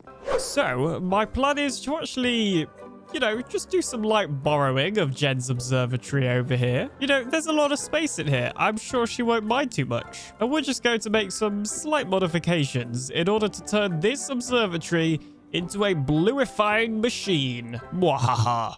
So my plan is to make a box of blue. Now, you may be wondering what a box of blue is. Well, it's a box of blue things. Trust the process. This is some alien science right here. Some blue alien science, to be exact. So I began gathering up all sorts of various blue items I could find to power this bluificator. And with a couple more additions, I believe we now have the blue box complete. This is a box of some various different blue items put together to harness the power of the blue. And if that doesn't make sense, just trust me, you'll see later. It's alien science, okay? Don't worry about it. So there we go. Just go ahead and seal that thing up. And then we need to add something the other side to actually control this bluification machine. Because, you know, there may be some levers and stuff here, but this is more for controlling the actual telescope thing itself. We need something to control the bluificator. And there we go. We now have the control panel for the bluificator. We have a screen up here so that we can actually control what we're looking at. We got a couple of levers over here and a couple of stuff that we can spin around that do various different things. So now all we need to do is connect this to the telescope and then the blue stuff to the telescope. Now, using my alien science, I believe this blue stuff should act as a power source for the bluificator to then turn the moon blue, which I can't see right now. It's probably in this direction. Well, where is the moon? Oh, does the moon not appear when it's raining or something? Okay, note to self, do not run the bluificator when it's raining. And also note to self, make sure that no zombies come and interfere with the process. Jeez. And that should do it. I now have some power cables going from the box of blue over here all the way into the observatory telescope. And then if we look on the control panel, you can see we also have a little power cable going into the telescope. So hopefully, by combining the box of blue to power the bluificator into the telescope, we should shoot a bluification beam up to the moon and bluificate the moon. It is a relatively simple process, as you can see, and it looks like the moon is in prime position. All right, so first things first, I believe we need to flick this lever, and also turn this on. And then if we look through here, we should be able to see that the moon is in position and the telescope is all adjusted properly. Excellent. There we go. Now we need to go over here to the actual control panel and set this up properly. So we have a couple of different things down here that we can rotate. This dial right here basically controls the power. So right now it's set to like basically nothing. So we're just going to turn it like all the way around to half power. And then this diamond right here controls how blue it is. So we're just going to set this like all the way to blue, which would be about there. Perfect. We're going to turn on this, power it up. We're going to set this to that. I totally know what I'm doing right now. We're going to flick this lever, and then all I need to do is flick this lever, and a beam should shoot through that telescope, bluificating the moon. Let's do this.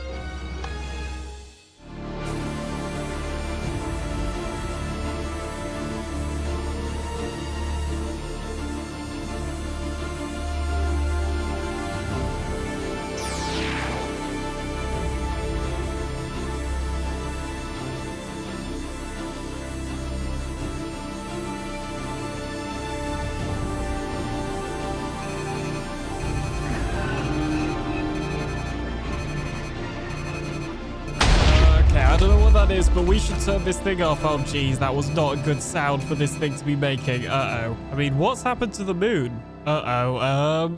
I don't think it's worked properly. It looks like it's only done a little bit of the moon. Uh-oh. Oh, dear. Oh, dear. Yep, there it is. There is the moon. Well, I turned the moon partly blue. I guess I'm part of the way there to my mission of turning the moon blue, but that was definitely not the plan.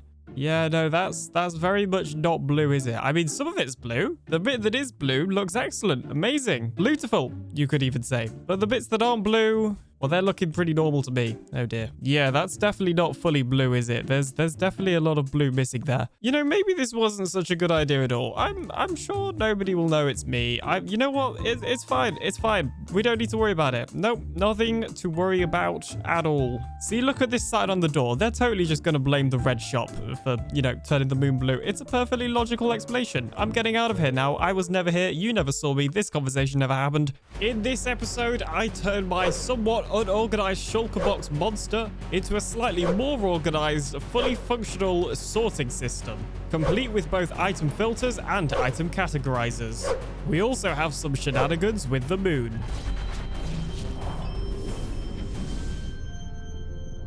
In the previous episode, we built this huge UFO. And then in the previous episode, we built this Guardian farm that beams up all the Guardians into the UFO. And of course, in the previous episode, we attempted to turn the moon blue. And as you can see, we kind of failed because it's only partly blue. But I mean, we also kind of succeeded because, I mean, it's at least a little bit blue, right? So of course, the only logical thing that we'd be doing in this episode is finally filling the insides of our UFO. So other than the Guardian farm, our main UFO is pretty empty, and the plan is to have this actually fairly full. We of course have a pretty decent amount of space in here, and I think this place is just perfect for a storage system. So it's time to build a storage system. Yes, that is the episode. You probably figured that out from the title, but I still told you anyway. You're welcome. Now, over the course of the season, I have got little pockets of shulker box monsters in various different places. One example of that being over here in my super smelter UFO. I have just tons of shulker boxes over here. However, the worst example by far is over here in my starter UFO that I built over here at Tetris Town, which is our little starter island. As you can see, I have got absolutely chests full of pretty much unorganized items, as well as a couple of organized shulker boxes over here as well. But I think before we do any sort of storage system building, we should collect all of our items from all the different shulker monsters across the world and just put them in one place so we at least know what we're dealing with. Okay, I believe with that, I now have all of the chests in this place put into shulker boxes. And now not every shulker box is full. I've tried to organize them based on what type of item they are, which means some boxes are pretty empty. As you can see in this chest, I also have some shulker boxes organized with various different items. And I actually organized these way earlier in the season because I've been planning this big move for a couple of months now. Now all I need is a way of putting shulker boxes inside of shulker boxes. You may also notice that I'm leaving a few shulker boxes here. For example, these ones are actually filled with all of the original shop materials from when we turned everybody's shops blue. I'm kind of surprised nobody's asked for those back yet. And then we have these shulker boxes here, which are just filled with random enchanted books. And this empty one there, and these two, which I am bringing with me. So yeah, it's really the only ones that are staying are these, and maybe these. I don't know if I'll bring these. This place looks so empty now without the chests. I might have to put them back in just for decoration. And then I got summoned for a meeting. Hi everyone, welcome to our meeting room. If you haven't been here before. Hey. Okay, so before we get into the weeds and condemn me or whatever, can I just ask what happened to the moon? Oh, well, that's what I was going to ask. What do you mean condemn you? Yeah, what did you think we were here for? What are we blaming you for? Yeah, What did you do? Never Was it mind, you? it's Was it fine. you? Don't look at the spawn island. Oh dear. Oh. You mean the pretty bit that's appeared? Orange. Is that what you're lollipops? apologizing for? We like that. This, Or did you take for down the the sake crafting of argument, tables? I'm going to say yes. Because like you're apologizing for making something look better. Who are you? I mean, it's more of a hostile takeover at the end of the day. I feel like we're losing focus here. Why is the moon light blue? Well, I will happily take credit for that. I know how much you guys are obsessed with the moon, and I know how much you guys loved the blue shopping district. So I thought I'd, do you guys a favor and turn it blue. Unfortunately, I didn't do the whole thing. I know you'll be very disappointed, but yeah, I'll turn the whole thing blue soon. Don't worry. Just for you guys. It's my gift for you. Oh, Alien. I don't usually like to speak on behalf of everybody, but on behalf of us. Ow. Yeah, that takes care of it. to be Chad, fair. get him. What? I thought you would like it. Cyan. Execute that man. Cyan is basically blue. Cyan is not What did you do to my blue. observatory? I can't shoot him. I may have borrowed it. Borrowed it? Have you seen inside it? It's a mess. Yes, I borrowed it, and I gave you free gifts. It can now turn the moon blue, or anything else you pointed at, if you could somehow move it. What does it say on the door? Red shop. Property. It says property of the red shop. It says no trespassing.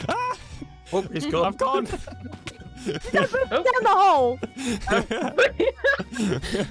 Alien Slam dunk. meeting. 3 points. Oh, there he is. Oh, he returned. came back. Oh. So, Alien, you know, Well- have you watched Truly Bedrock before? You know how dangerous it is fiddling about with the moon? Let's go to the moon. Yeah, but I know how much you guys are obsessed with the moon and love talking about it, so I wanted to. Yeah. Yeah. You keep talking. I wanted I'm gonna to craft fix a it. cover real quick. What can we do to him for the crime of messing with the flippin' moon? What crime? I fixed it. I He improved has to it. fix it. Yeah, It's like a you're gonna have national to clean park, that all up. right? You Yeah, painted it. Yeah, fixing it. The same color you painted the shopping district, which you weren't allowed to do to begin with. Everyone loved That's that, Cyan. right? I had such. Adequate No. did that questionnaire, and he had No. such positive No. feedback. No. No. No. What? This is vandalism at this point. This has to stop. I don't want I to mean, blue if I- dome over my orange shop. I didn't ask for any free advertising of my Cyan shop. So, So you admit that it's basically blue? No, it's Cyan. Moss. What are you doing? Right. Moss. No. Fire take is on. And the room's made of wood. Everyone has netherite, it's fine, do your thing. Yeah, but the building's made of wood. No, it's a whole table. I do not have netherite. Zombie pig in here, get it. I brought pizza. Is that you Yay, guys call it pizza! for delivery? Yay! Somebody said fire. He walks in with the pizza. Everything is fine.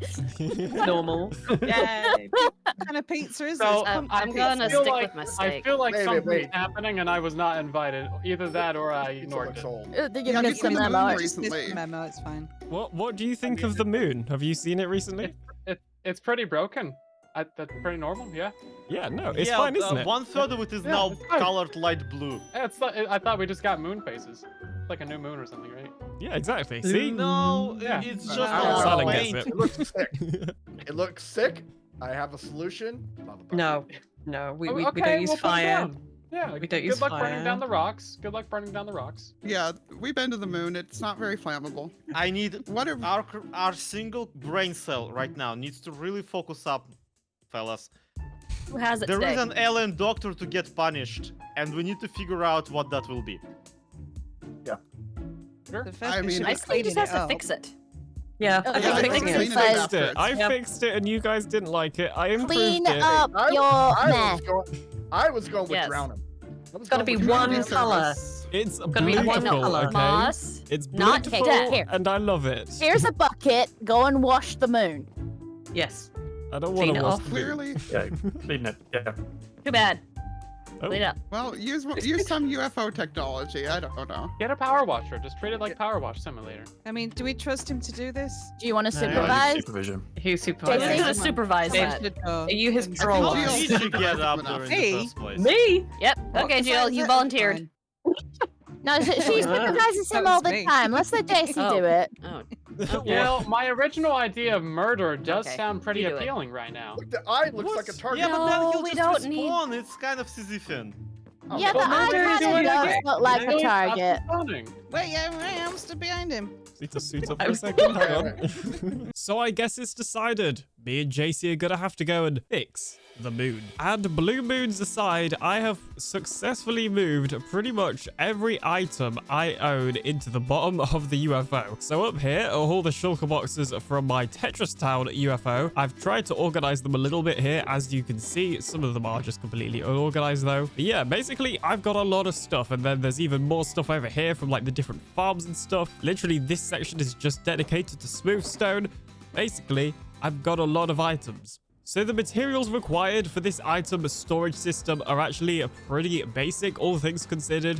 They're kind of just the standard redstone bits and pieces, as well as obviously chests and hoppers that you'd expect. One major difference is that it does use hopper minecarts and rails, but I already have tons of them left over from when I built the Guardian farm. So firstly, I went down into Smurf's bamboo farm and took some bamboo from him because he had said previously that I was able to do that in order to have enough bamboo to craft all the chests and hoppers I would need for this project. I then headed over to Eladrium and Adequate's redstone shop where I bought all of the redstone supplies I would be needing. I already had a decent amount at home, but I just wanted to make sure I had enough for now and any future projects. So in terms of the design for this item storage system, I'm going to be building Silent Whisperer's item categorizer. I'm actually going to be building a slightly older design purely because it's a bit smaller and a little bit cheaper. I did consider building his new one, but to be honest, it didn't seem worth it. It's also worth mentioning that as much as I love designing my own stuff, I am not very good at the sort of redstone circuitry stuff that you kind of need to know in order to make a storage system. I'm more of like a mechanics guy that's interested in like mob farms and using mechanics to like automate farms and that sort of thing. I'm not really a storage tech type of guy, hence why I'm using Silence Tutorial. However, one problem is a Silence Tutorial requires a 9-block space. We do not have a 9-block space, I don't think. 1, 2, 3, 4, 5, 6. Or we could go from here, which is 7. That's not 9 blocks. Do we have any space down here? We have 2 whole blocks down here. So this layer would be 9, but we'd have a very small amount of space over there. And of course, it's a circle. So we'd be like we'd really only be able to fill those bits there, which actually would probably work quite well. Okay, so what I'm thinking is just along here, we have the item categorizers, and we can still be standing on this level and just reach down into the floor to get them by leaving like a hole. We'll probably have to drop this row by down one or something like that. But that way we should have enough height because this should be a 9-block gap. 1, 2, 3, 4, 5, 6, 7, 8, 9. Yeah.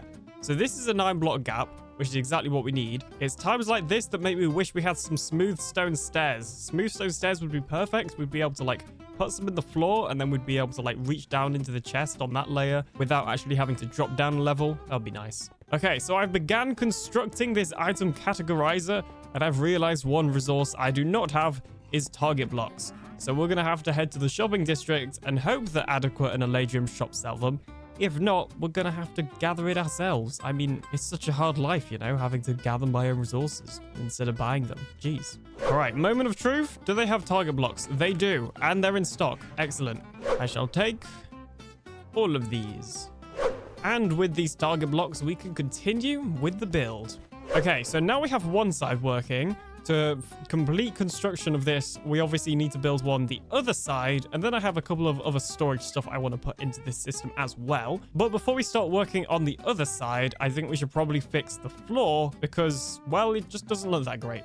Okay, and with that, I think I have the floor design fully decorated. So it's literally just some copper and polished deep slate wrapping around this storage system. It's nothing particularly fancy, but it gets the job done. Honestly, I feel like with redstone builds like this, you've kind of just got to embrace the mess. It's just a part of the vibe. Now, I've spent a little bit of time deciding what I actually want to do next, because of course I could just go ahead and build the other item categorizer that we're going to have at the other side over there, but seeing as I've just finished building that one, I really want a break, which I think leads me to my other plan for this storage system. I think I'm going to go ahead and put in some regular item filters over here and on that side. These are just going to be your pretty standard item filters for bulk storage of the items we have a lot of, like stone and wood and that sort of thing. In fact, we don't even have that much wood. I don't know, sand, gravel. And when I say the standard item filter, I of course mean something like this. So there will of course be a block there, but the water will just be going on top of this ice block, and the items will be aligned half on the hopper and half on the ice. And then it's just your pretty standard item filter that you see on Bedrock Edition. This is just for our bulk storage for the items we have a lot of.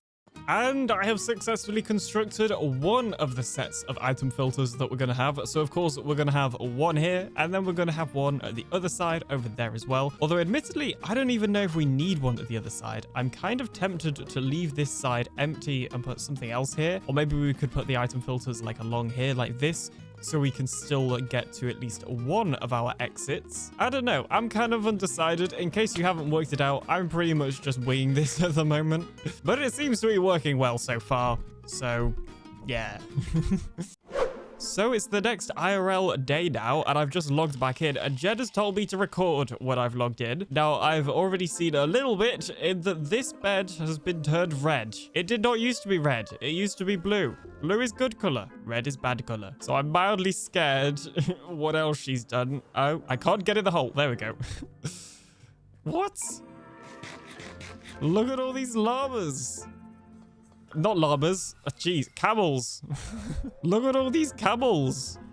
Why has she put all these camels in here? I mean, at least she's left my shulker boxes blue. She changed them red before. She's just filled my base with camels, and this one's called One. Hello, One. You are now my camel. You see, Jen may think that she's actually pranking me, leaving all these camels in here, but little did she know, this is exactly what I wanted all along. That's right, my secret plan was definitely to have a UFO filled with camels. It's what I've always dreamed of. 100%. There's another one over here. Is this named 2 by any chance? 42. But I suspect this is a pretty clearly retaliation for taking over her observatory and using it to turn the moon blue in the last episode. So I think we've done enough procrastinating. Earlier in the episode, in that meeting, I said I was going to fix the moon, and that's exactly what I'm going to do next. Right then, Alien. I hope you've got an idea how you're going to fix this. Yeah, don't worry. Leave it to me, JC. I have got everything figured out. That moon, which you can't see right now. Yeah. You're about to be able to see it, I think. That moon is going to be all fixed before everybody else knows it. I need you to know I'm not happy that I have to come with you. I don't like going to the moon. Every time we go to the moon, I've either fell from it or it started to break apart. I didn't want to, I was just putting forward ideas. I didn't want to actually go. It's fine. I'm an alien. This is my speciality. Okay. I've done this at least once before. At least once. Yeah. What? Surely, When you actually went and bluified it a little bit. I'm an alien. Surely I've been to the moon before. It's just one of those things, right? You're not necessarily our moon, just a moon, certainly. Yeah. Yeah, exactly. Okay. Just meet me back at my base in a couple of days, and I'll have everything ready. It's fine. Don't worry about it. Leave it to me. Okay, I'll have to go and dig out my spacesuit, I guess. Okay. Bye. Bye.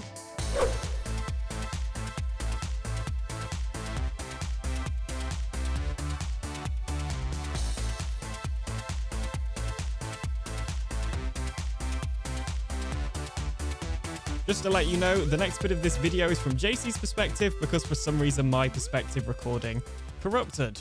Yay. Are we ready, Alien?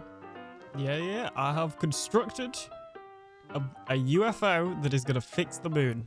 So what is it? What was it doing? Because I was watching you build it, and I'm not really sure what I was looking at. Well, if you follow me this way, whilst we're talking about buildings, can't help but notice you got your own little UFO.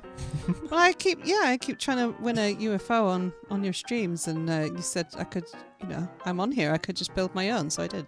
Yep, very nice. But I totally won it.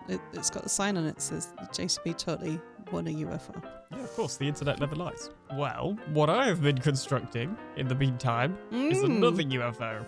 Now, you may notice this UFO has a big laser on it. Now, the plan is we're going to fly this UFO to the moon. That's the sun. But to the moon. That's why I've got my spacesuit on. Yes. And then we're going to shoot it with this laser, and it is going to fix the moon. I can't help noticing that the laser is very blue.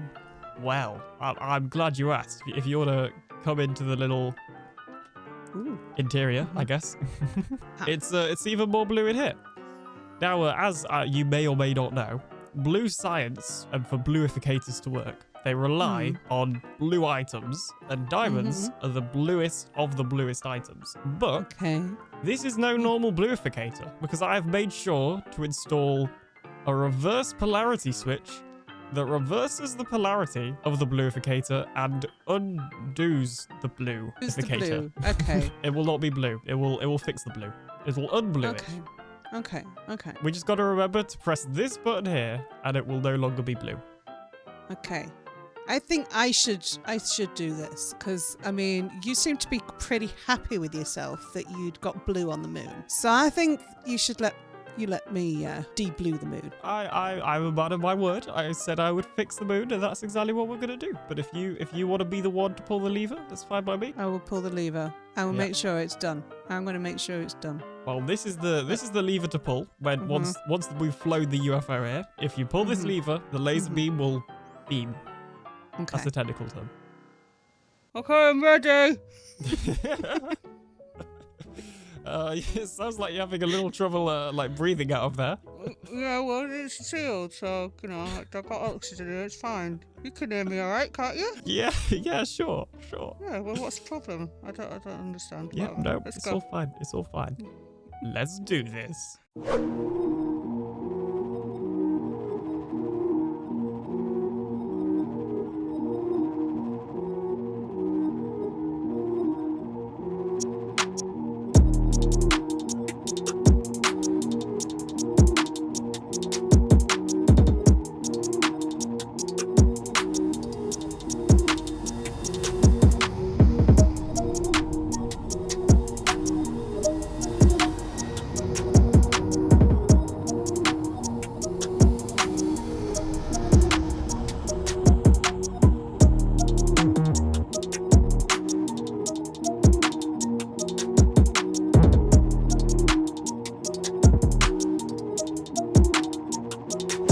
Okay, so I just gotta press this, press that, and yeah, you should be good to press the lever now. It's ready? Yep, I believe it is all ready. Okay. And it's this lever. Yep, definitely that lever. Okay, right, I'm pressing it. I'm gonna trust you.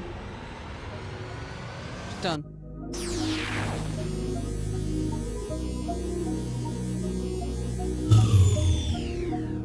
Alien, what did you do? You told me it was gonna fix it. Well, we should probably turn it off first of all. You tricked me. Well, I mean, I did tell you we needed to turn this on to reverse it. This one here. But you built it and you said you were gonna fix it and make it not blue. I pulled the lever. It's perfect now. I fixed it like everybody wanted. Now the entire thing is blue. Yes, they're all gonna think that I did it and that I was in league with you. And well, you did do it. You're even wearing a blue spacesuit. It's cyan actually, and it's probably older than you. All right, well, no need to be hostile. This is hostile. Take me back, Alien. I need to go and hide. Alien, you're gonna get me in so much trouble. Look at it. It's perfect. I have to admit, it's pretty, but it's not supposed to be blue. I fixed it. You know, I thought the problem was that it wasn't blue enough. No, you numpty. You're supposed to take off the blue that you put on. But it looks so much better now. No, Alien. I'm gonna have to go into hiding. Well, I don't know. I don't know why you'd have to go into hiding. It's literally, it is perfect. Okay. You know, if I they know dislike it, then that is their problem, not yours. And you're in this with me. I know that you're an alien. I wish I wasn't. I pressed the lever. I know you're an alien. I know you're an alien and you don't understand. But that's no excuse.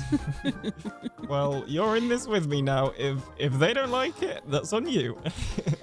I was supposed to make sure you did it properly. Oh my goodness. Well, anyway, now that we've got those moon shenanigans out of the way, let's continue working on our storage system. Now, I'm actually thinking the input chest should be somewhere over here, mainly because this is the main exit/entrance that we kind of use, because it's right next to the nether portal over there. Although, admittedly, I am probably going to end up changing the nether portal to somewhere in here at some point. Oh, and just in time to see that beautiful blue moon rise. However, because this tends to be the main entrance and exit, I'm actually thinking that we put the item filters along the side here and here instead of just straight across like we did on that side. So I'm going to go ahead and construct those now. You probably get the idea.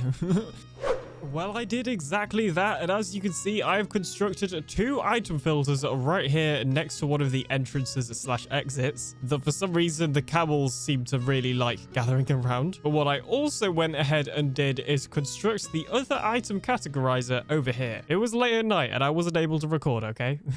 Now for the input chest. Okay, I think we're just gonna put the item input chest like right here, even if it is in the middle of the walkway. It'll be fine.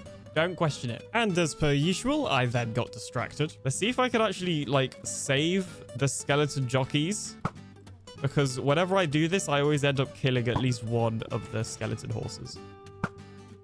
No, that's exactly what I mean. That's what I was trying to avoid. Okay. Well, I've got 2 at least. No! That is also what I was trying to avoid. Maybe they could just join the camels as well. See, as we already have camels in there. There we go. We now have camels and skeleton horses in here. You are not what we wanted. You should not be in here. Well, good to know that if I ever want to make a squid farm, I can.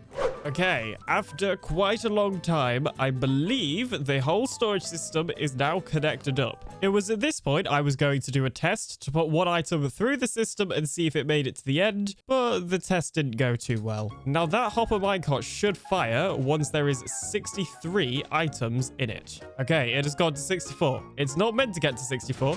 That might be an issue.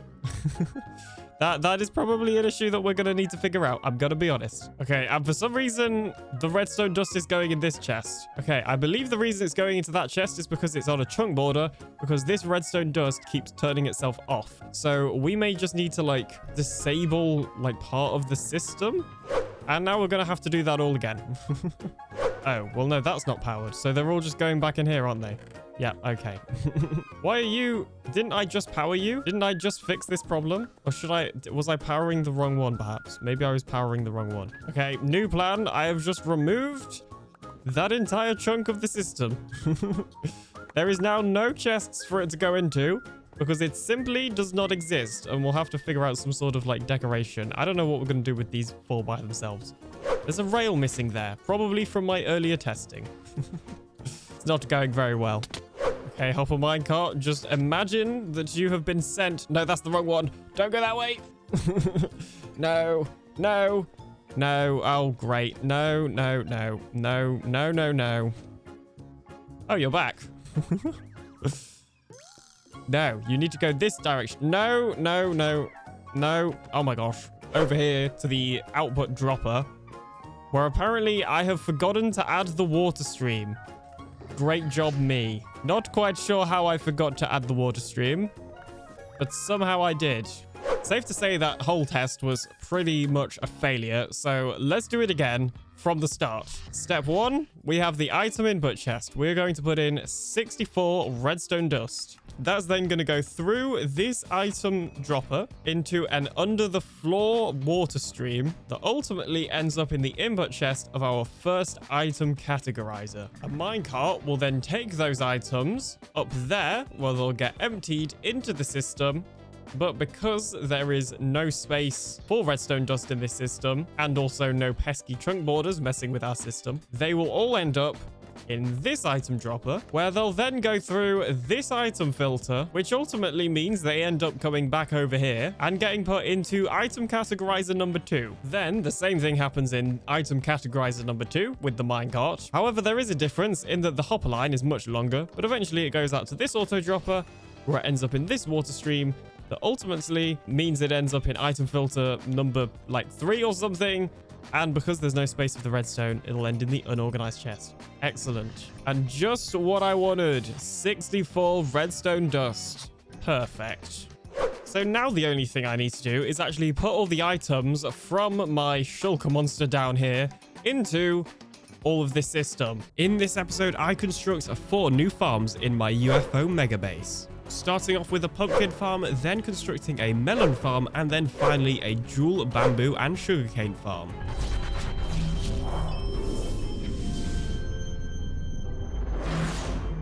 We are running out of time. If you haven't seen by now, it was recently announced that this season of Truly Bedrock is coming to a close. Depending on when this episode releases, it may even just be a couple of weeks away from ending. And if we take a look outside my mega base, we still have a lot to do. Just remember that I'm planning on covering the entire surrounding area of our UFO mothership with UFOs. So we need to get building.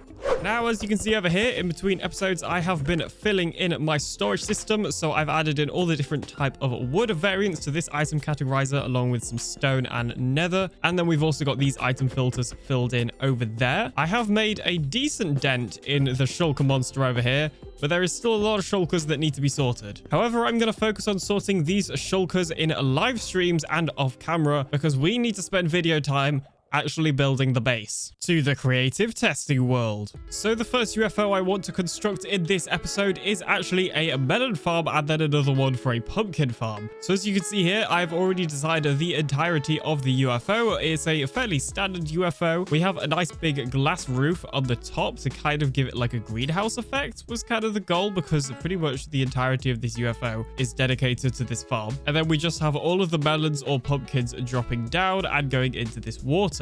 And then on the actual Truly Bedrock server, I'll actually build it 2 layers up like I have here, so hopefully we'll get a little bit more efficiency instead of just having 1 layer. I will be entirely honest with you, I don't care too much about efficiency, because we are building this farm for the sake of building farms, and because I enjoy building farms, and also because I want to fill up my base area a little bit more. We don't really have a use for melons, and we don't really have a use for pumpkins either.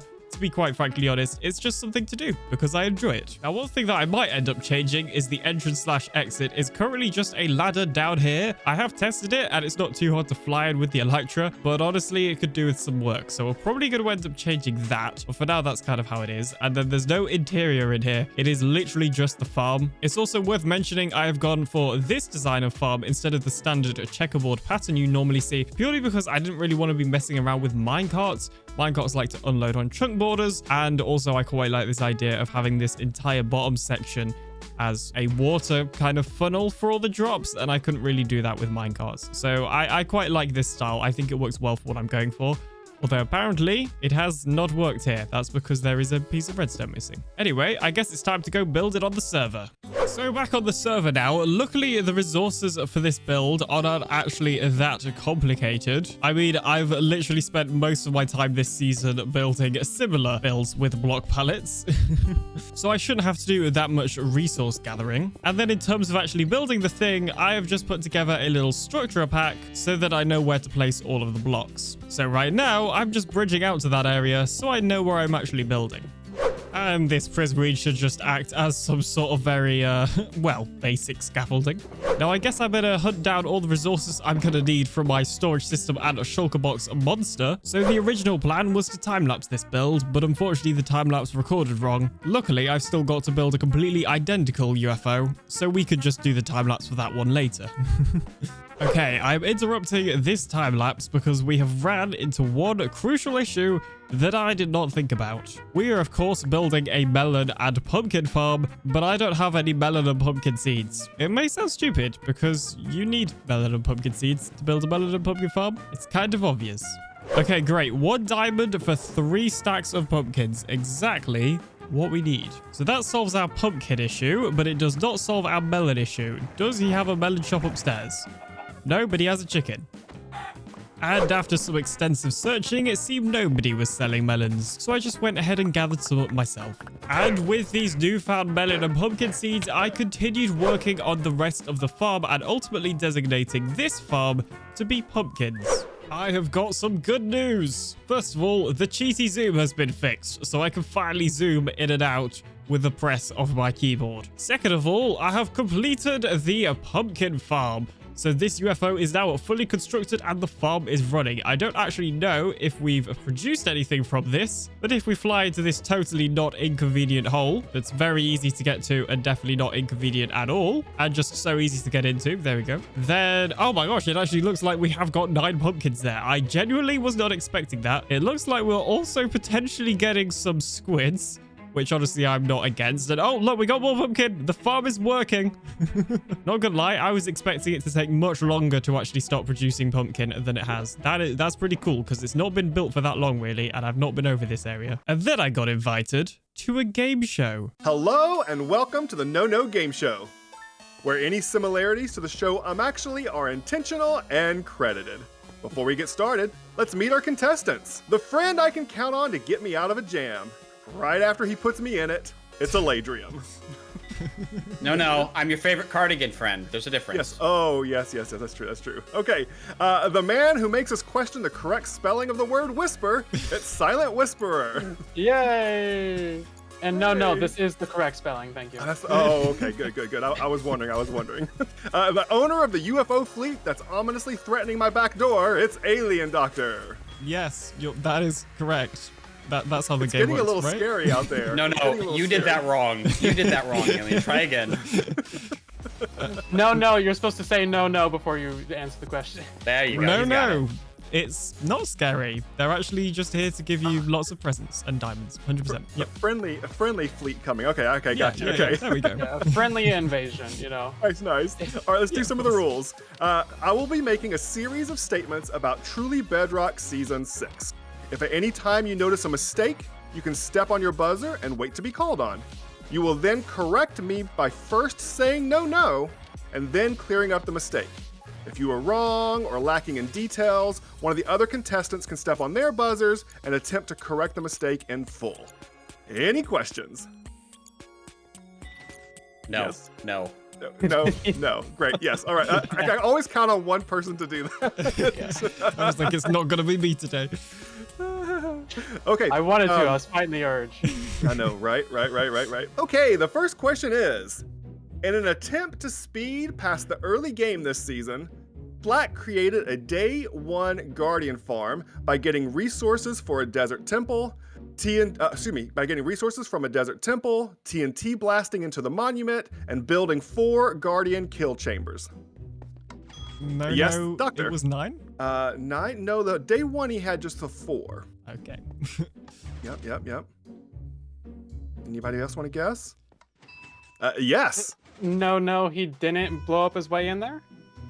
He did blow his way up in there. Hey, we have a friend. Yeah, there's actually 2 of them. There's 2 in here? And I've got the texture pack that turns them to slates as well. So slates has joined us. Woo! Okay, but I'll try to look in their eyes. Anybody else want to take a stab at this? Say the question again. Absolutely.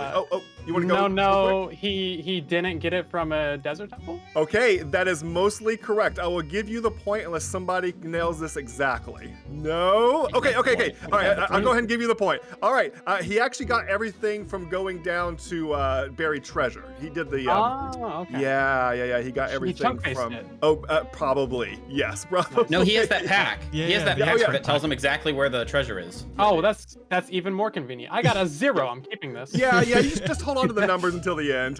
That's the easiest way to do it.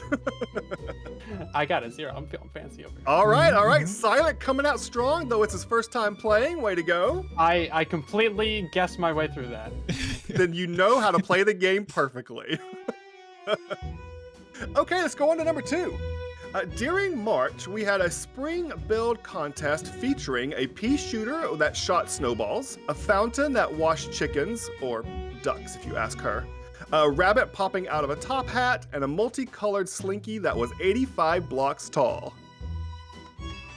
Yes, Silent. No, it wasn't 85 blocks tall. It was. I actually went out there and counted it. Okay. Yeah. Okay, No, it wasn't the third one, but I don't remember what you said because I have short-term memory loss. Yes, Silent? No, there wasn't a rabbit in a hat. You're both getting close. Does somebody, if somebody can say exactly what it is, I'll give it. Can you say the question again? You can guess again. Okay, yeah, I'll say it again. But just the rabbit in the hat part, I feel like. Unless you want to say it all, I don't know. I just need that specific how bit. about, I'll just say what's out there, okay? That was featuring a pea shooter that shot snowballs, a fountain that washed chickens, a rabbit popping out of a top hat, and a multicolored slinky that was 85 blocks tall. Yes, Silent? I don't know. Was the rabbit not coming out of the top hat or something? Like, I feel like it's. You didn't say no. The hat was on top of the rabbit. Okay, you're further away. You know what? Here's what I'm gonna do. I haven't done it. I haven't done this yet in the game. I can either wait for you to get it exactly, or I can give a point to Ladrim and Silent. You both were equally.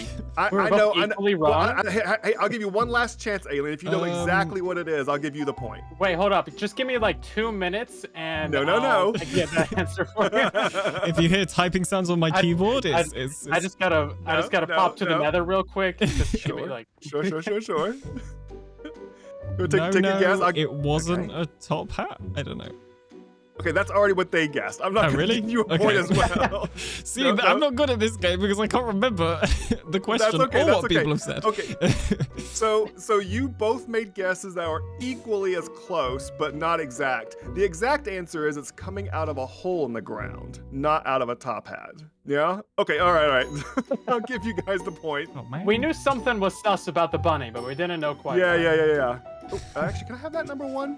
Hey, does the moon look off center to anyone else? What? Guys, it's a new moon. Don't worry about it. Whoever made that texture, really. Wow. Yeah. I heard we'll never know who did it because that person is really humble. Yeah. Yeah, and they totally didn't mistakenly not center it. No. It's perfect. It's exactly as intended, right? Oh. No, it's not centered. I guess that was accidental. All right, number three. We'll try to ignore all the phantoms going up above our head.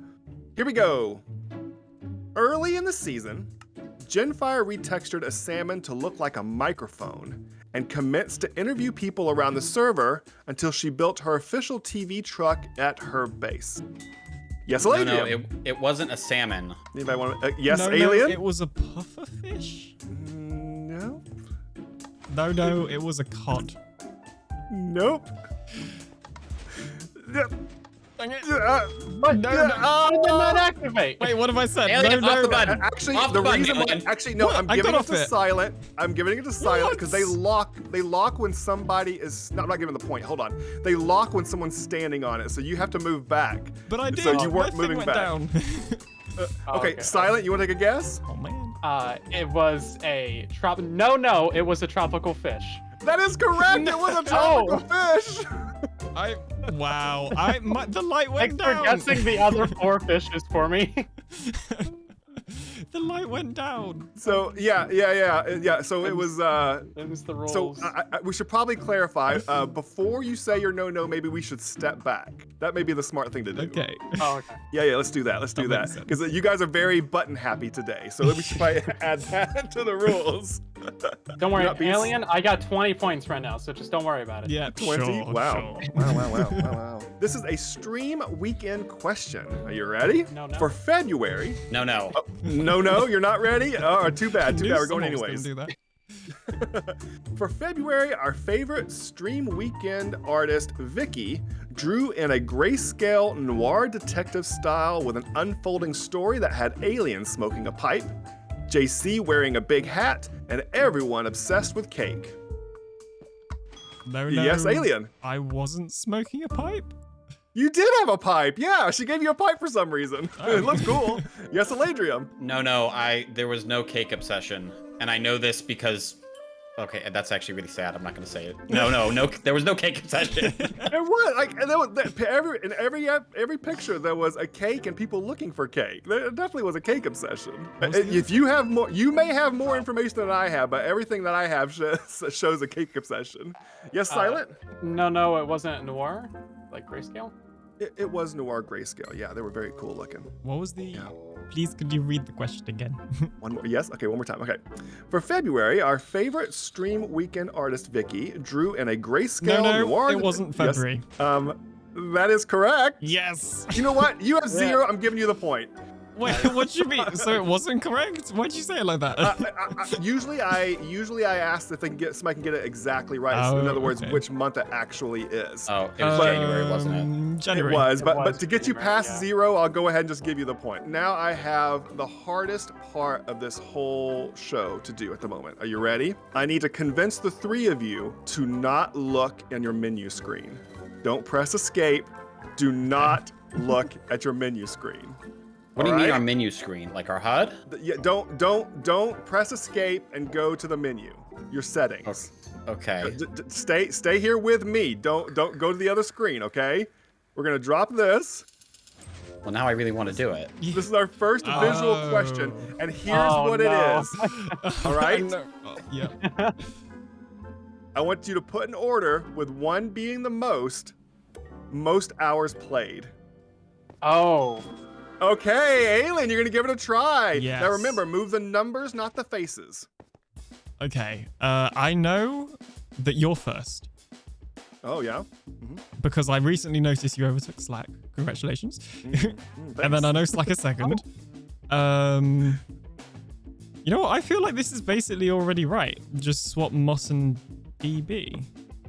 Or, actually, I'm not sure between Moss and Jen. I'm gonna guess. Oh, I bet it's like really close. Oh, I've got these wrong anyway. Okay, I feel like this. I've only changed 2 things though. Surely you wouldn't put it like that. All right. Is that your guess? Yes. Yeah, just double check and make sure I don't say this wrong, because I did say it wrong a couple episodes ago. You have 2 correct. Really? 2 correct. Somebody else want to give it a try? All right, Silent. Head on up there. No, I want to give it a try. I don't know. Okay. So, did you really bypass Slack on hours? Oh, I did. And actually, I am most proud about it because except for about 10 hours of it, none of it is AFK time. Wow, that's crazy. It's all actual gameplay. Whoa. You can't. Are you allowed to give this information? Well, you already verified Everybody it knows earlier. it's number 1. Everybody knows it's number 1. Listen, he wants to brag about it, and he's allowed to do that. I tried really hard to avoid asking too many questions about myself, so I'm doing it. I think there's actually 2 questions this game about me. You have 1 correct. What? What? Yep, Wait. you have 1 correct. Wait. So did the 3? Okay, so 1 out of these 5 is correct. Yeah. Okay, all right. Wait, Elaine, give it a go. Give it a go. adequate because he's what? Wait, who? Yeah. What? Hold on. Final answer. That's your guess? Okay, hold on. So you have 3 correct, which will make you the winner for this one. So I actually, mind blown, I checked right before there's been changes. There's been some movement going on. the second place person now is Moss. What? That's great. Oh, sorry, no, Moss. He overtook Slack as well. And then DB was pretty high actually, but then Jen has been moved up. I don't know. There you go. That is the correct order. Look at the pause screen. It's merely Moss, Slack, Jen, DB. Those are the top 5 as well. Yeah, exactly right, yeah. Moss built a haunted house in the Halloween district with 4 levels of custom spooky banners, multiple armor stand jump scares, torture vignettes, and scary noises. Yes, Aladrian? No, his haunted house was only 2 stories tall. That is not correct. Yes, Silent? No, some of it was underground. No, that's not what we're going for either. Could you go through it again, please? Yes. Moss built a haunted house in the Halloween district with 4 levels of custom spooky banners, multiple armor stand jump scares, torture vignettes, and scary noises. Yes, Silent? No. Was there no scary noises? Oh, they were definitely, yeah, they used the, yeah. Yes, Aladrian? No, you and I built the armor stand jump scares. So we built the ones outside. He had inside jump scares. Quite a few of them. Actually, he did some really clever ones. Yes, Alien? Well, no, I guess, okay, I don't think this is right, but no, there wasn't 4 stories, but that's what Aladrium said, so never mind. What's that? Because I helped build it, and there were only 3 when I helped build it.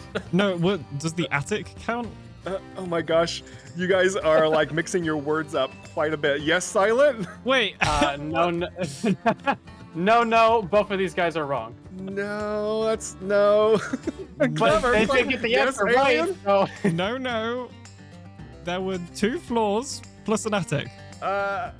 Okay, I'm going to give you the point because that's the most correct. Aladrium, you said 2 different things. Whenever you said no earlier, you said 2 floors. And then just a second ago, you said the correct answer, which was 3 floors. Darn it, I didn't step on the button. Yeah, no, you said 2. So, yeah, that was the...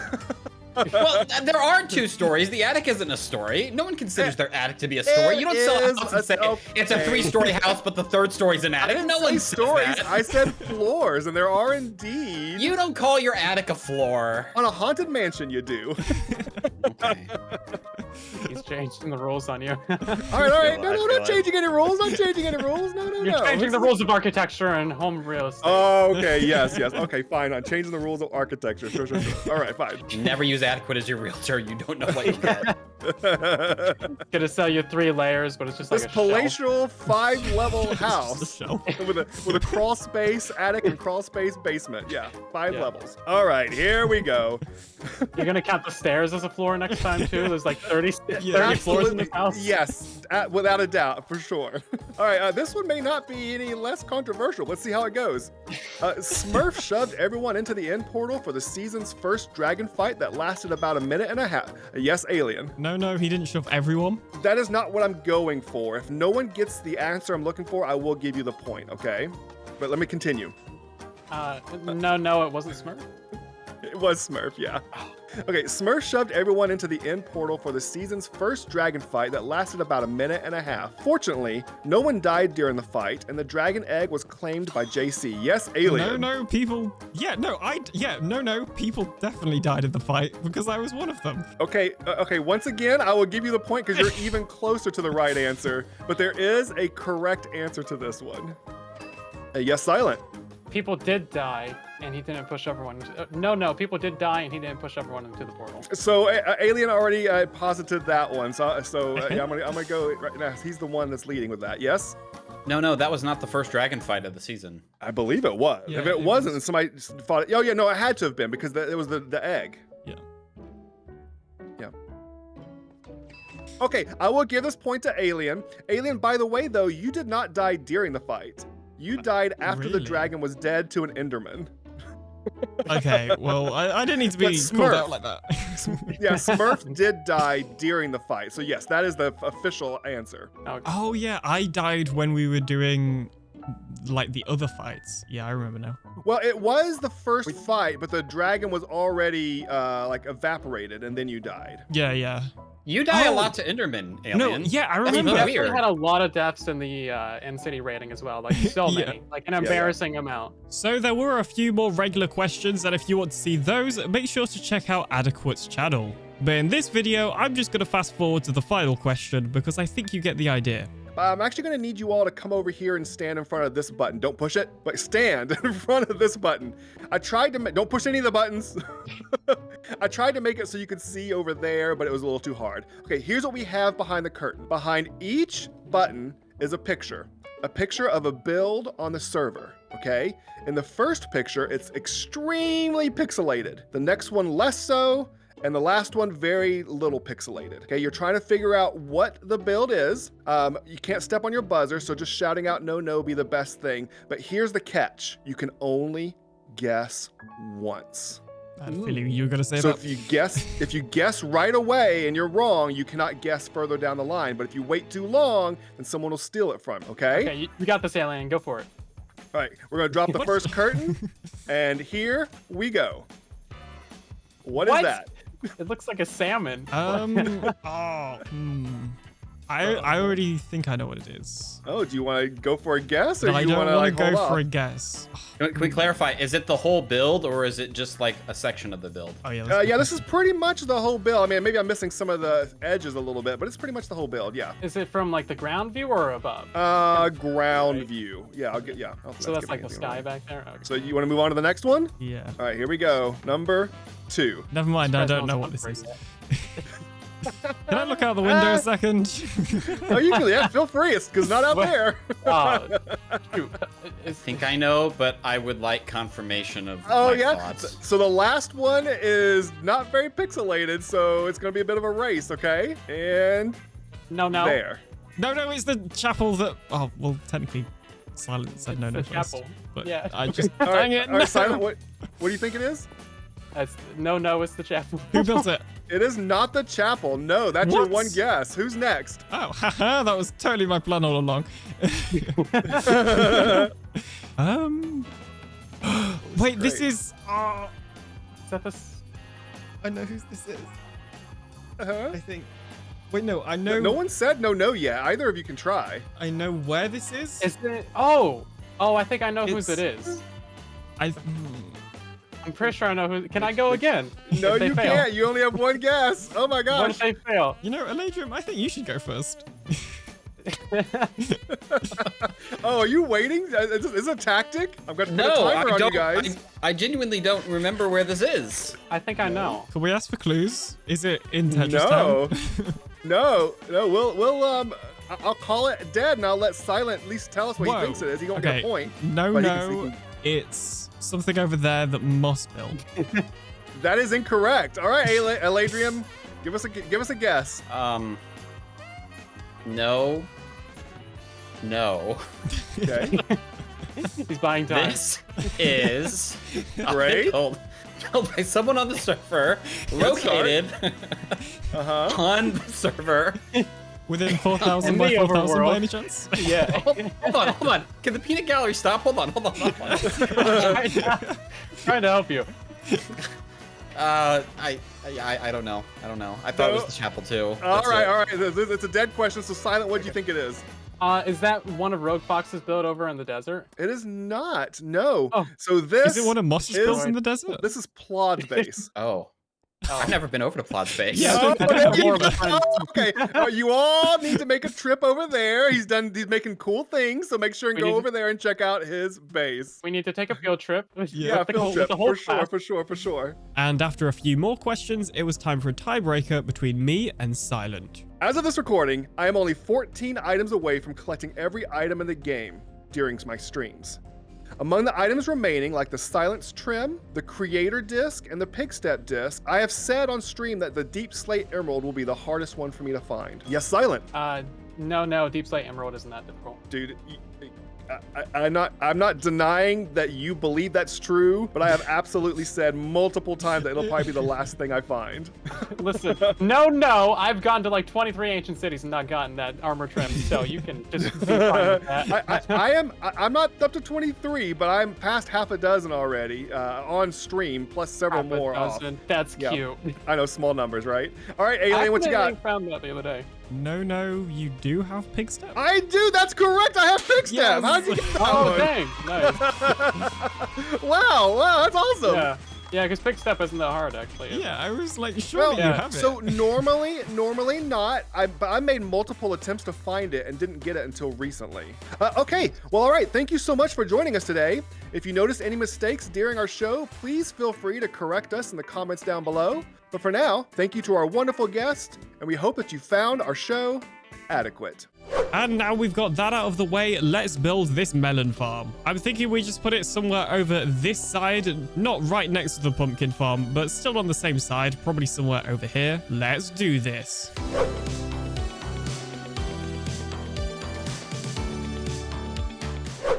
And with that, I have fully constructed this melon farm UFO, other than the fact that apparently I'm missing a couple of blocks over there that I'll have to patch in. And of course, I obviously need to remove my smooth stone scaffolding over here. And it would probably also be a good idea to add in those ladders for the hole over here. Although admittedly, it would seem I don't even need them to come in here, so we'll see. Now, it looks like in the time I've been constructing this farm, we've already made just over 2 stacks of melons, which is pretty cool as well. As I mentioned earlier, I don't actually need the melons, but it's nice to see that the farm I've just spent hours constructing is actually working.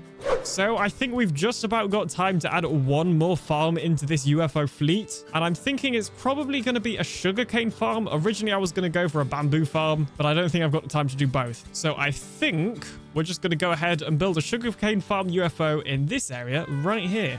So in terms of the design for this farm, I'm thinking we do this burnout style method that Smurf has used. I believe Slack has a tutorial on his channel for this, but it's just a pretty simple sugarcane farm.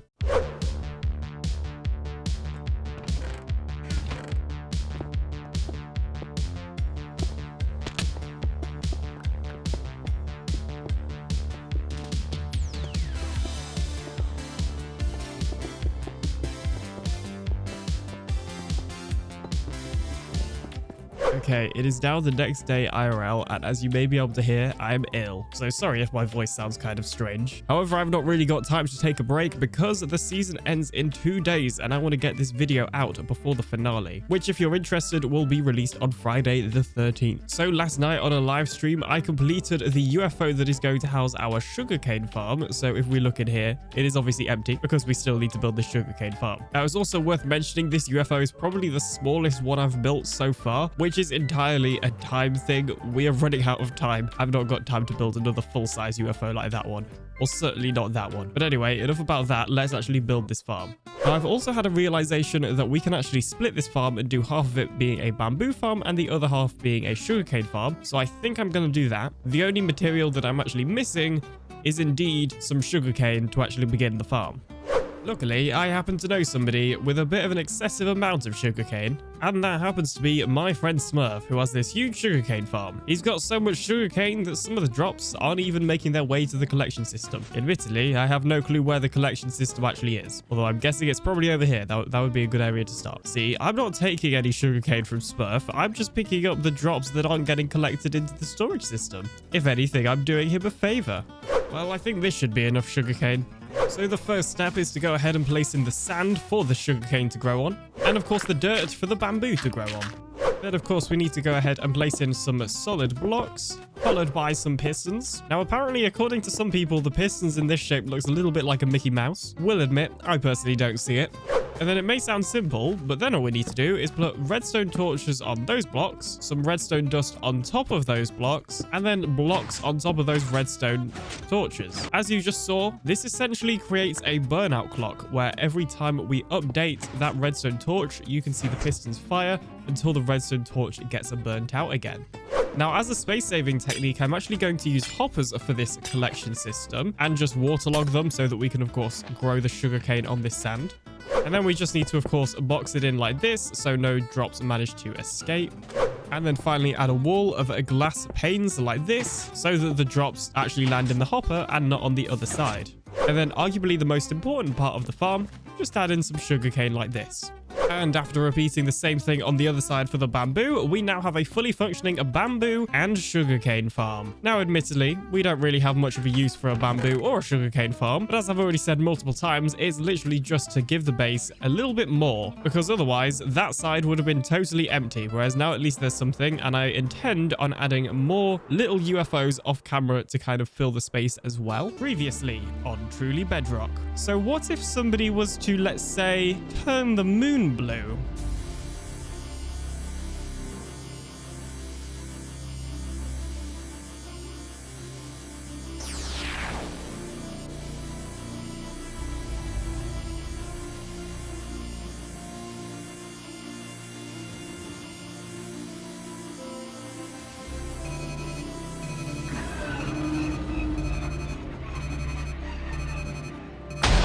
I don't know what that is, but we should turn this thing off. Oh, geez, that was not a good sound for this thing to be making. Uh-oh. I mean, what's happened to the moon? Uh-oh. I don't think it works properly. It looks like it's only done a little bit of the moon. Uh-oh. What can we do to him for the crime of messing with the flippin' moon? What crime? I fixed it. I improved it. Yeah, It's like a national park, all right. I mean, do we trust him to do this? Do you want to supervise? We just got to remember to press this button here, and it will no longer be blue.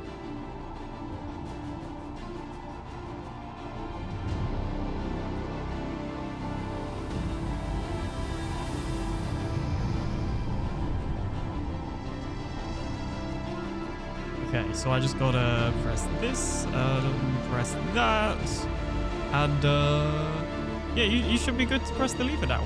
It's ready? Yep, I believe it is all ready. Okay. And it's this lever. Yep, definitely that lever. Okay, right, I'm pressing it. I'm gonna trust you. Done.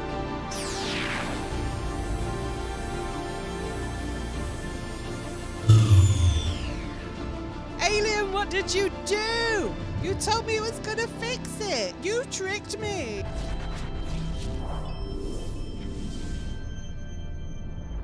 Hi everyone, welcome back. So last time we met, we sent the Alien Doctor off with JCB to the moon because it was kind of a bit blue and we wanted it to be kind of not blue. And they have made it all the same color, which is kind of what we wanted, but it's not the right color. Yeah. Yeah, you The get moon's back blue. to What did you do? Whoa. I fixed the moon. You guys wanted me to fix the moon, so I did. But even better, you guys wanted JC to help me fix the moon, so I let JC fix the moon. That isn't fixing the moon. You did not fix it. No, You broke it even more. I pulled the lever, but I made sure I asked him, and he said that it was going to turn it white again, or not blue, and he let me pull the lever, and he tricked me. He flipped a secret switch when I wasn't looking. I specifically told you that when that switch was on, it turns it blue, and when the switch is off, or the other way around, it reverses the bluification. Well, you what are we must gonna have do to fix switched this? it when I wasn't looking. Not my fault you didn't see it at the last second. Anyway. I told you all lava. I pointed out lava. You all denied it, and I'm beginning to want to go in the lava direction.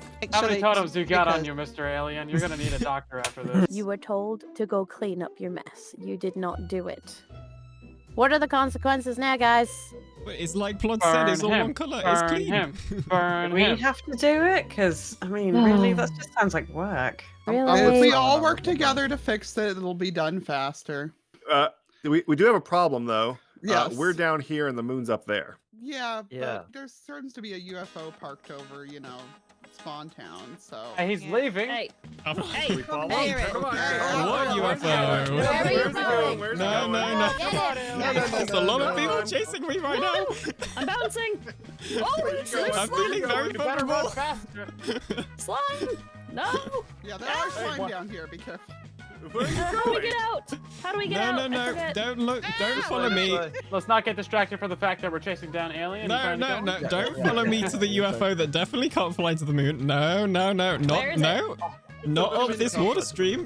No. Try to go up this water stream. Where is this? Where is it? No. I'm lost. Oh, this one. You and me had the same I can't idea. see. I'm inside someone. How do we get in? It's. How do I get in? Do I have to break my way in? What happened there? That really did work pretty well, didn't it? Why are you guys just breaking through the ceiling? Because there it's is an me, and entrance. this person's breaking through the bottom. walls Let me in. over here. Let me in. How do we get in Me? otherwise? How do we get up there? You got my cousin son that was in here. Yeah, we're not taking him to the moon because we're not going to the moon. So you guys are really forcing me to take you to the moon? Yes. Yes. Captain, we're not going anywhere. You're taking us to the moon. Alrighty, then fire it up. Let's go. As you know, diamonds are the strongest form of blue. So this is a diamond-powered UFO, as you can see right here. So I just got to flick these. Push this button. Oh, that. Maybe don't flick those, actually. And, Do you know what you're doing? Yeah, I was going to say, maybe. I just keep pressing these levers and eventually something will happen. Where's the attendant to show us where the emergency exits are? There are no emergency Where's the exits. peanuts? Can I get some? I want my peanuts. I just want to say, it may not be fact, but most aliens that I've seen pictures of have 2 eyes. Does this make you feel more confident? I don't want that as my driver. No, that's not my driver. No. Okay then. Emergency exits can be found here, here, here, and here. If you need to exit them, just stand on it and click it. Please do not graffiti the seats. That is bad. You will be made to clean up or be fined for graffitiing my seats. Remember, it's space. Don't use the emergency exits. I just remembered. Unless there's somebody you really don't like. Alien? Yeah, but he's driving. Yeah. Good luck getting home. Yes, you go.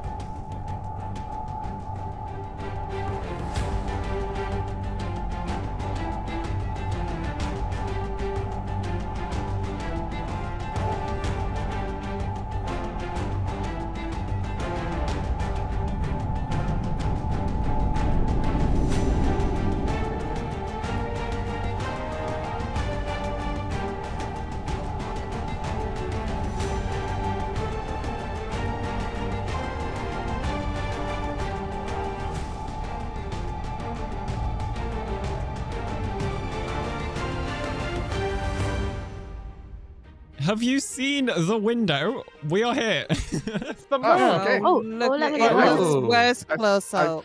Pretty sure the blue added oxygen to the moon, yeah. Whoa. Fixing what? It looks great. It looks amazing. Yeah, No, it looks terrible. Pretty cool. I mean, Yeah, I Who's love mining it. the moon already? Lee, is that how we fix it? Is that gonna work? Are we gonna mine out I the was entire hoping moon? that maybe we could just take the. Yeah, it's blue the whole way down. Where's everybody going? I got some blue Oh, moonstone. nice. Oh, so tempted. Whoop, fire it up. Watch it, watch it, watch it, watch it. Whoa. Yeah. Oh my gosh, perfect. I It's still love this blue. go It's down. still blue. Lovely. Oh no. It was a very effective laser, okay? It was very effective, okay? This isn't some cheap laser. Moss, what are you doing? Moss, what you doing, buddy? Don't worry about it. Don't worry about it. No, that's not good. I know what he's doing. Look, Not sure this is a good idea. All goes wrong. Oh no. TNT. No. Somebody stop Oh, him. okay, hang on. Fire in the hole. Whoa, he's got the skulls. Oh my goodness, I am what are you standing in guys the back. doing? Oh no! Oh, that wasn't me. That wasn't me. Moss, get out of there! My moss. I see What? you. Oh my god. Everybody who has an idea, go line up, and if whoever you trust the idea of, go hang out with them. Let's figure this out. Let's find something that works, peeps. Adequate, I got trust something? you with You got my something? idea. Yeah, come over here. Hey, all right. They're trying to remove the blue, but I don't think we should do that. No. Well, I mean, look at what they're doing over there. They're turning it red. I know. It's ridiculous. You know what? Hey, there's a chance they might be able to remove the blue, but I think I have a plan on maybe we can make it blue again in the future if we need it or something. What do you think? Yes, I like this idea. Always, I don't know why they're trying to get rid of this. It's perfect. What are you thinking? I have some stuff. I have a box. Think of it as like a time capsule, like so we can put some blue deep in the ground and set a timer to go off sometime in the future. What do you think of that? Yes, that sounds like an excellent idea. Yeah. Oh, perfect. And I've got some like blue diamonds and stuff in here as well. Okay. I got like some authentic buy blue from the blue shop diamonds. I got other diamonds. Yeah, whatever you want to throw in there, the better. It just makes it even more powerful, I would say. Yeah. Okay, where do we want to bury this thing? Oh, maybe not. Somebody can't see us. Let's see. We should probably go. Let's go over here on the opposite side of the spaceship. Okay. I can see a TNT bridge over there. There's okay. All right, maybe not that direction. Hang on, I have a solution. Yes. Where? They no longer have their bridge. They can't come back. There it goes. Nice.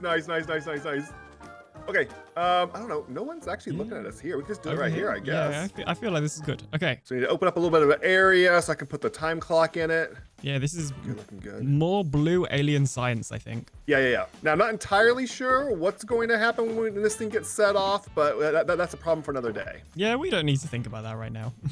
Let's see here. If we have like a clock going around in a circle, I'm now questioning my redstone. We want it to blink, right? Yes. Yeah. Do you have I need a more solid block. Lapis. Yes, please. Perfect. Lovely. Lovely. Okay. I'm making some sort of blue core of blue perfect. items, although I may need to make it lower. Jeez, I mean, it's kind of weird that all this moon rock is affected by gravity in this low gravity area. Odd. Maybe that's so weird. Maybe it's because the blue laser like made it really light or something, or heavy, I guess, if it was falling that quickly. I don't know. I don't know how science works. I'm just an alien. I have a timer ready to go. Okay. Then maybe if the box is like, oh, I see. I should bring, yes. So wherever you place it, we'll bring the line over to it. Little bit of this, little bit of that. Nice. Perfect. That's our blue core right there. Okay. And we need it. We're gonna have to cover it. So make it too tall. And then I guess we just cover it back in, right? Oh yeah. Perfect. Yep. Oh, hold on. I forgot to start the timer. Oh, that would be an issue. There we go. All right. Timer Perfect. set. Timer set. We're good. Okay, and nobody is going to suspect a thing. Unless we do a really bad job covering this in. Hey, what's that weird divot over there? Nothing. Yeah. Don't look in that direction. It's just like, the rocket boosters from the UFO broke it, made a hole. That's it. Yep. We gotta clean up. We gotta clean up our stuff. They're adding a lot of red over there.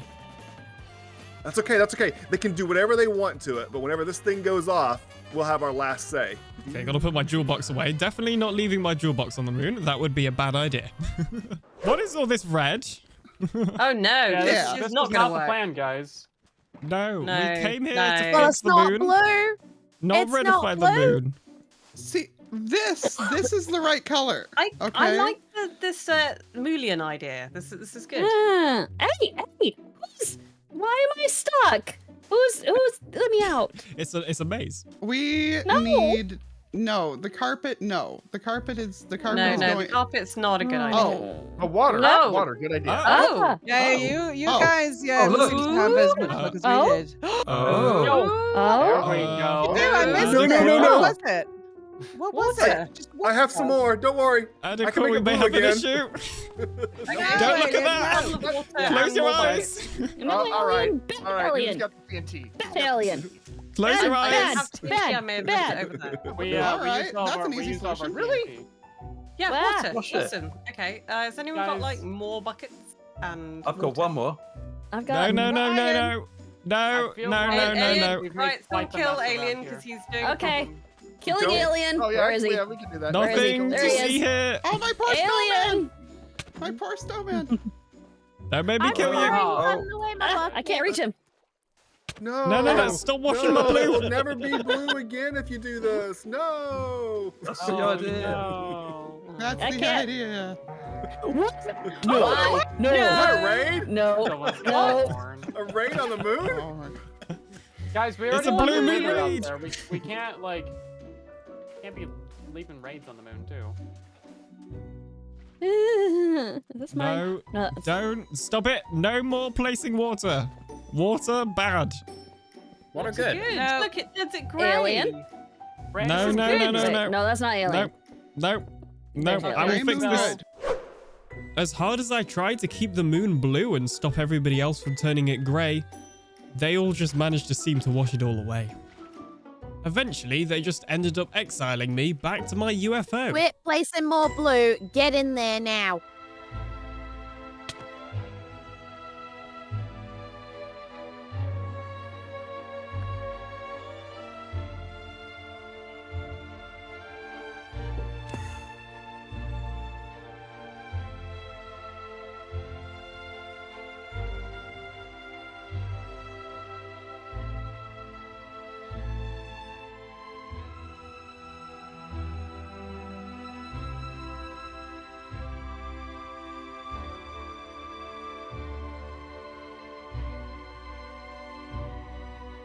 Guys, you say that's it's all very better. I can't help but notice it's not blue anymore.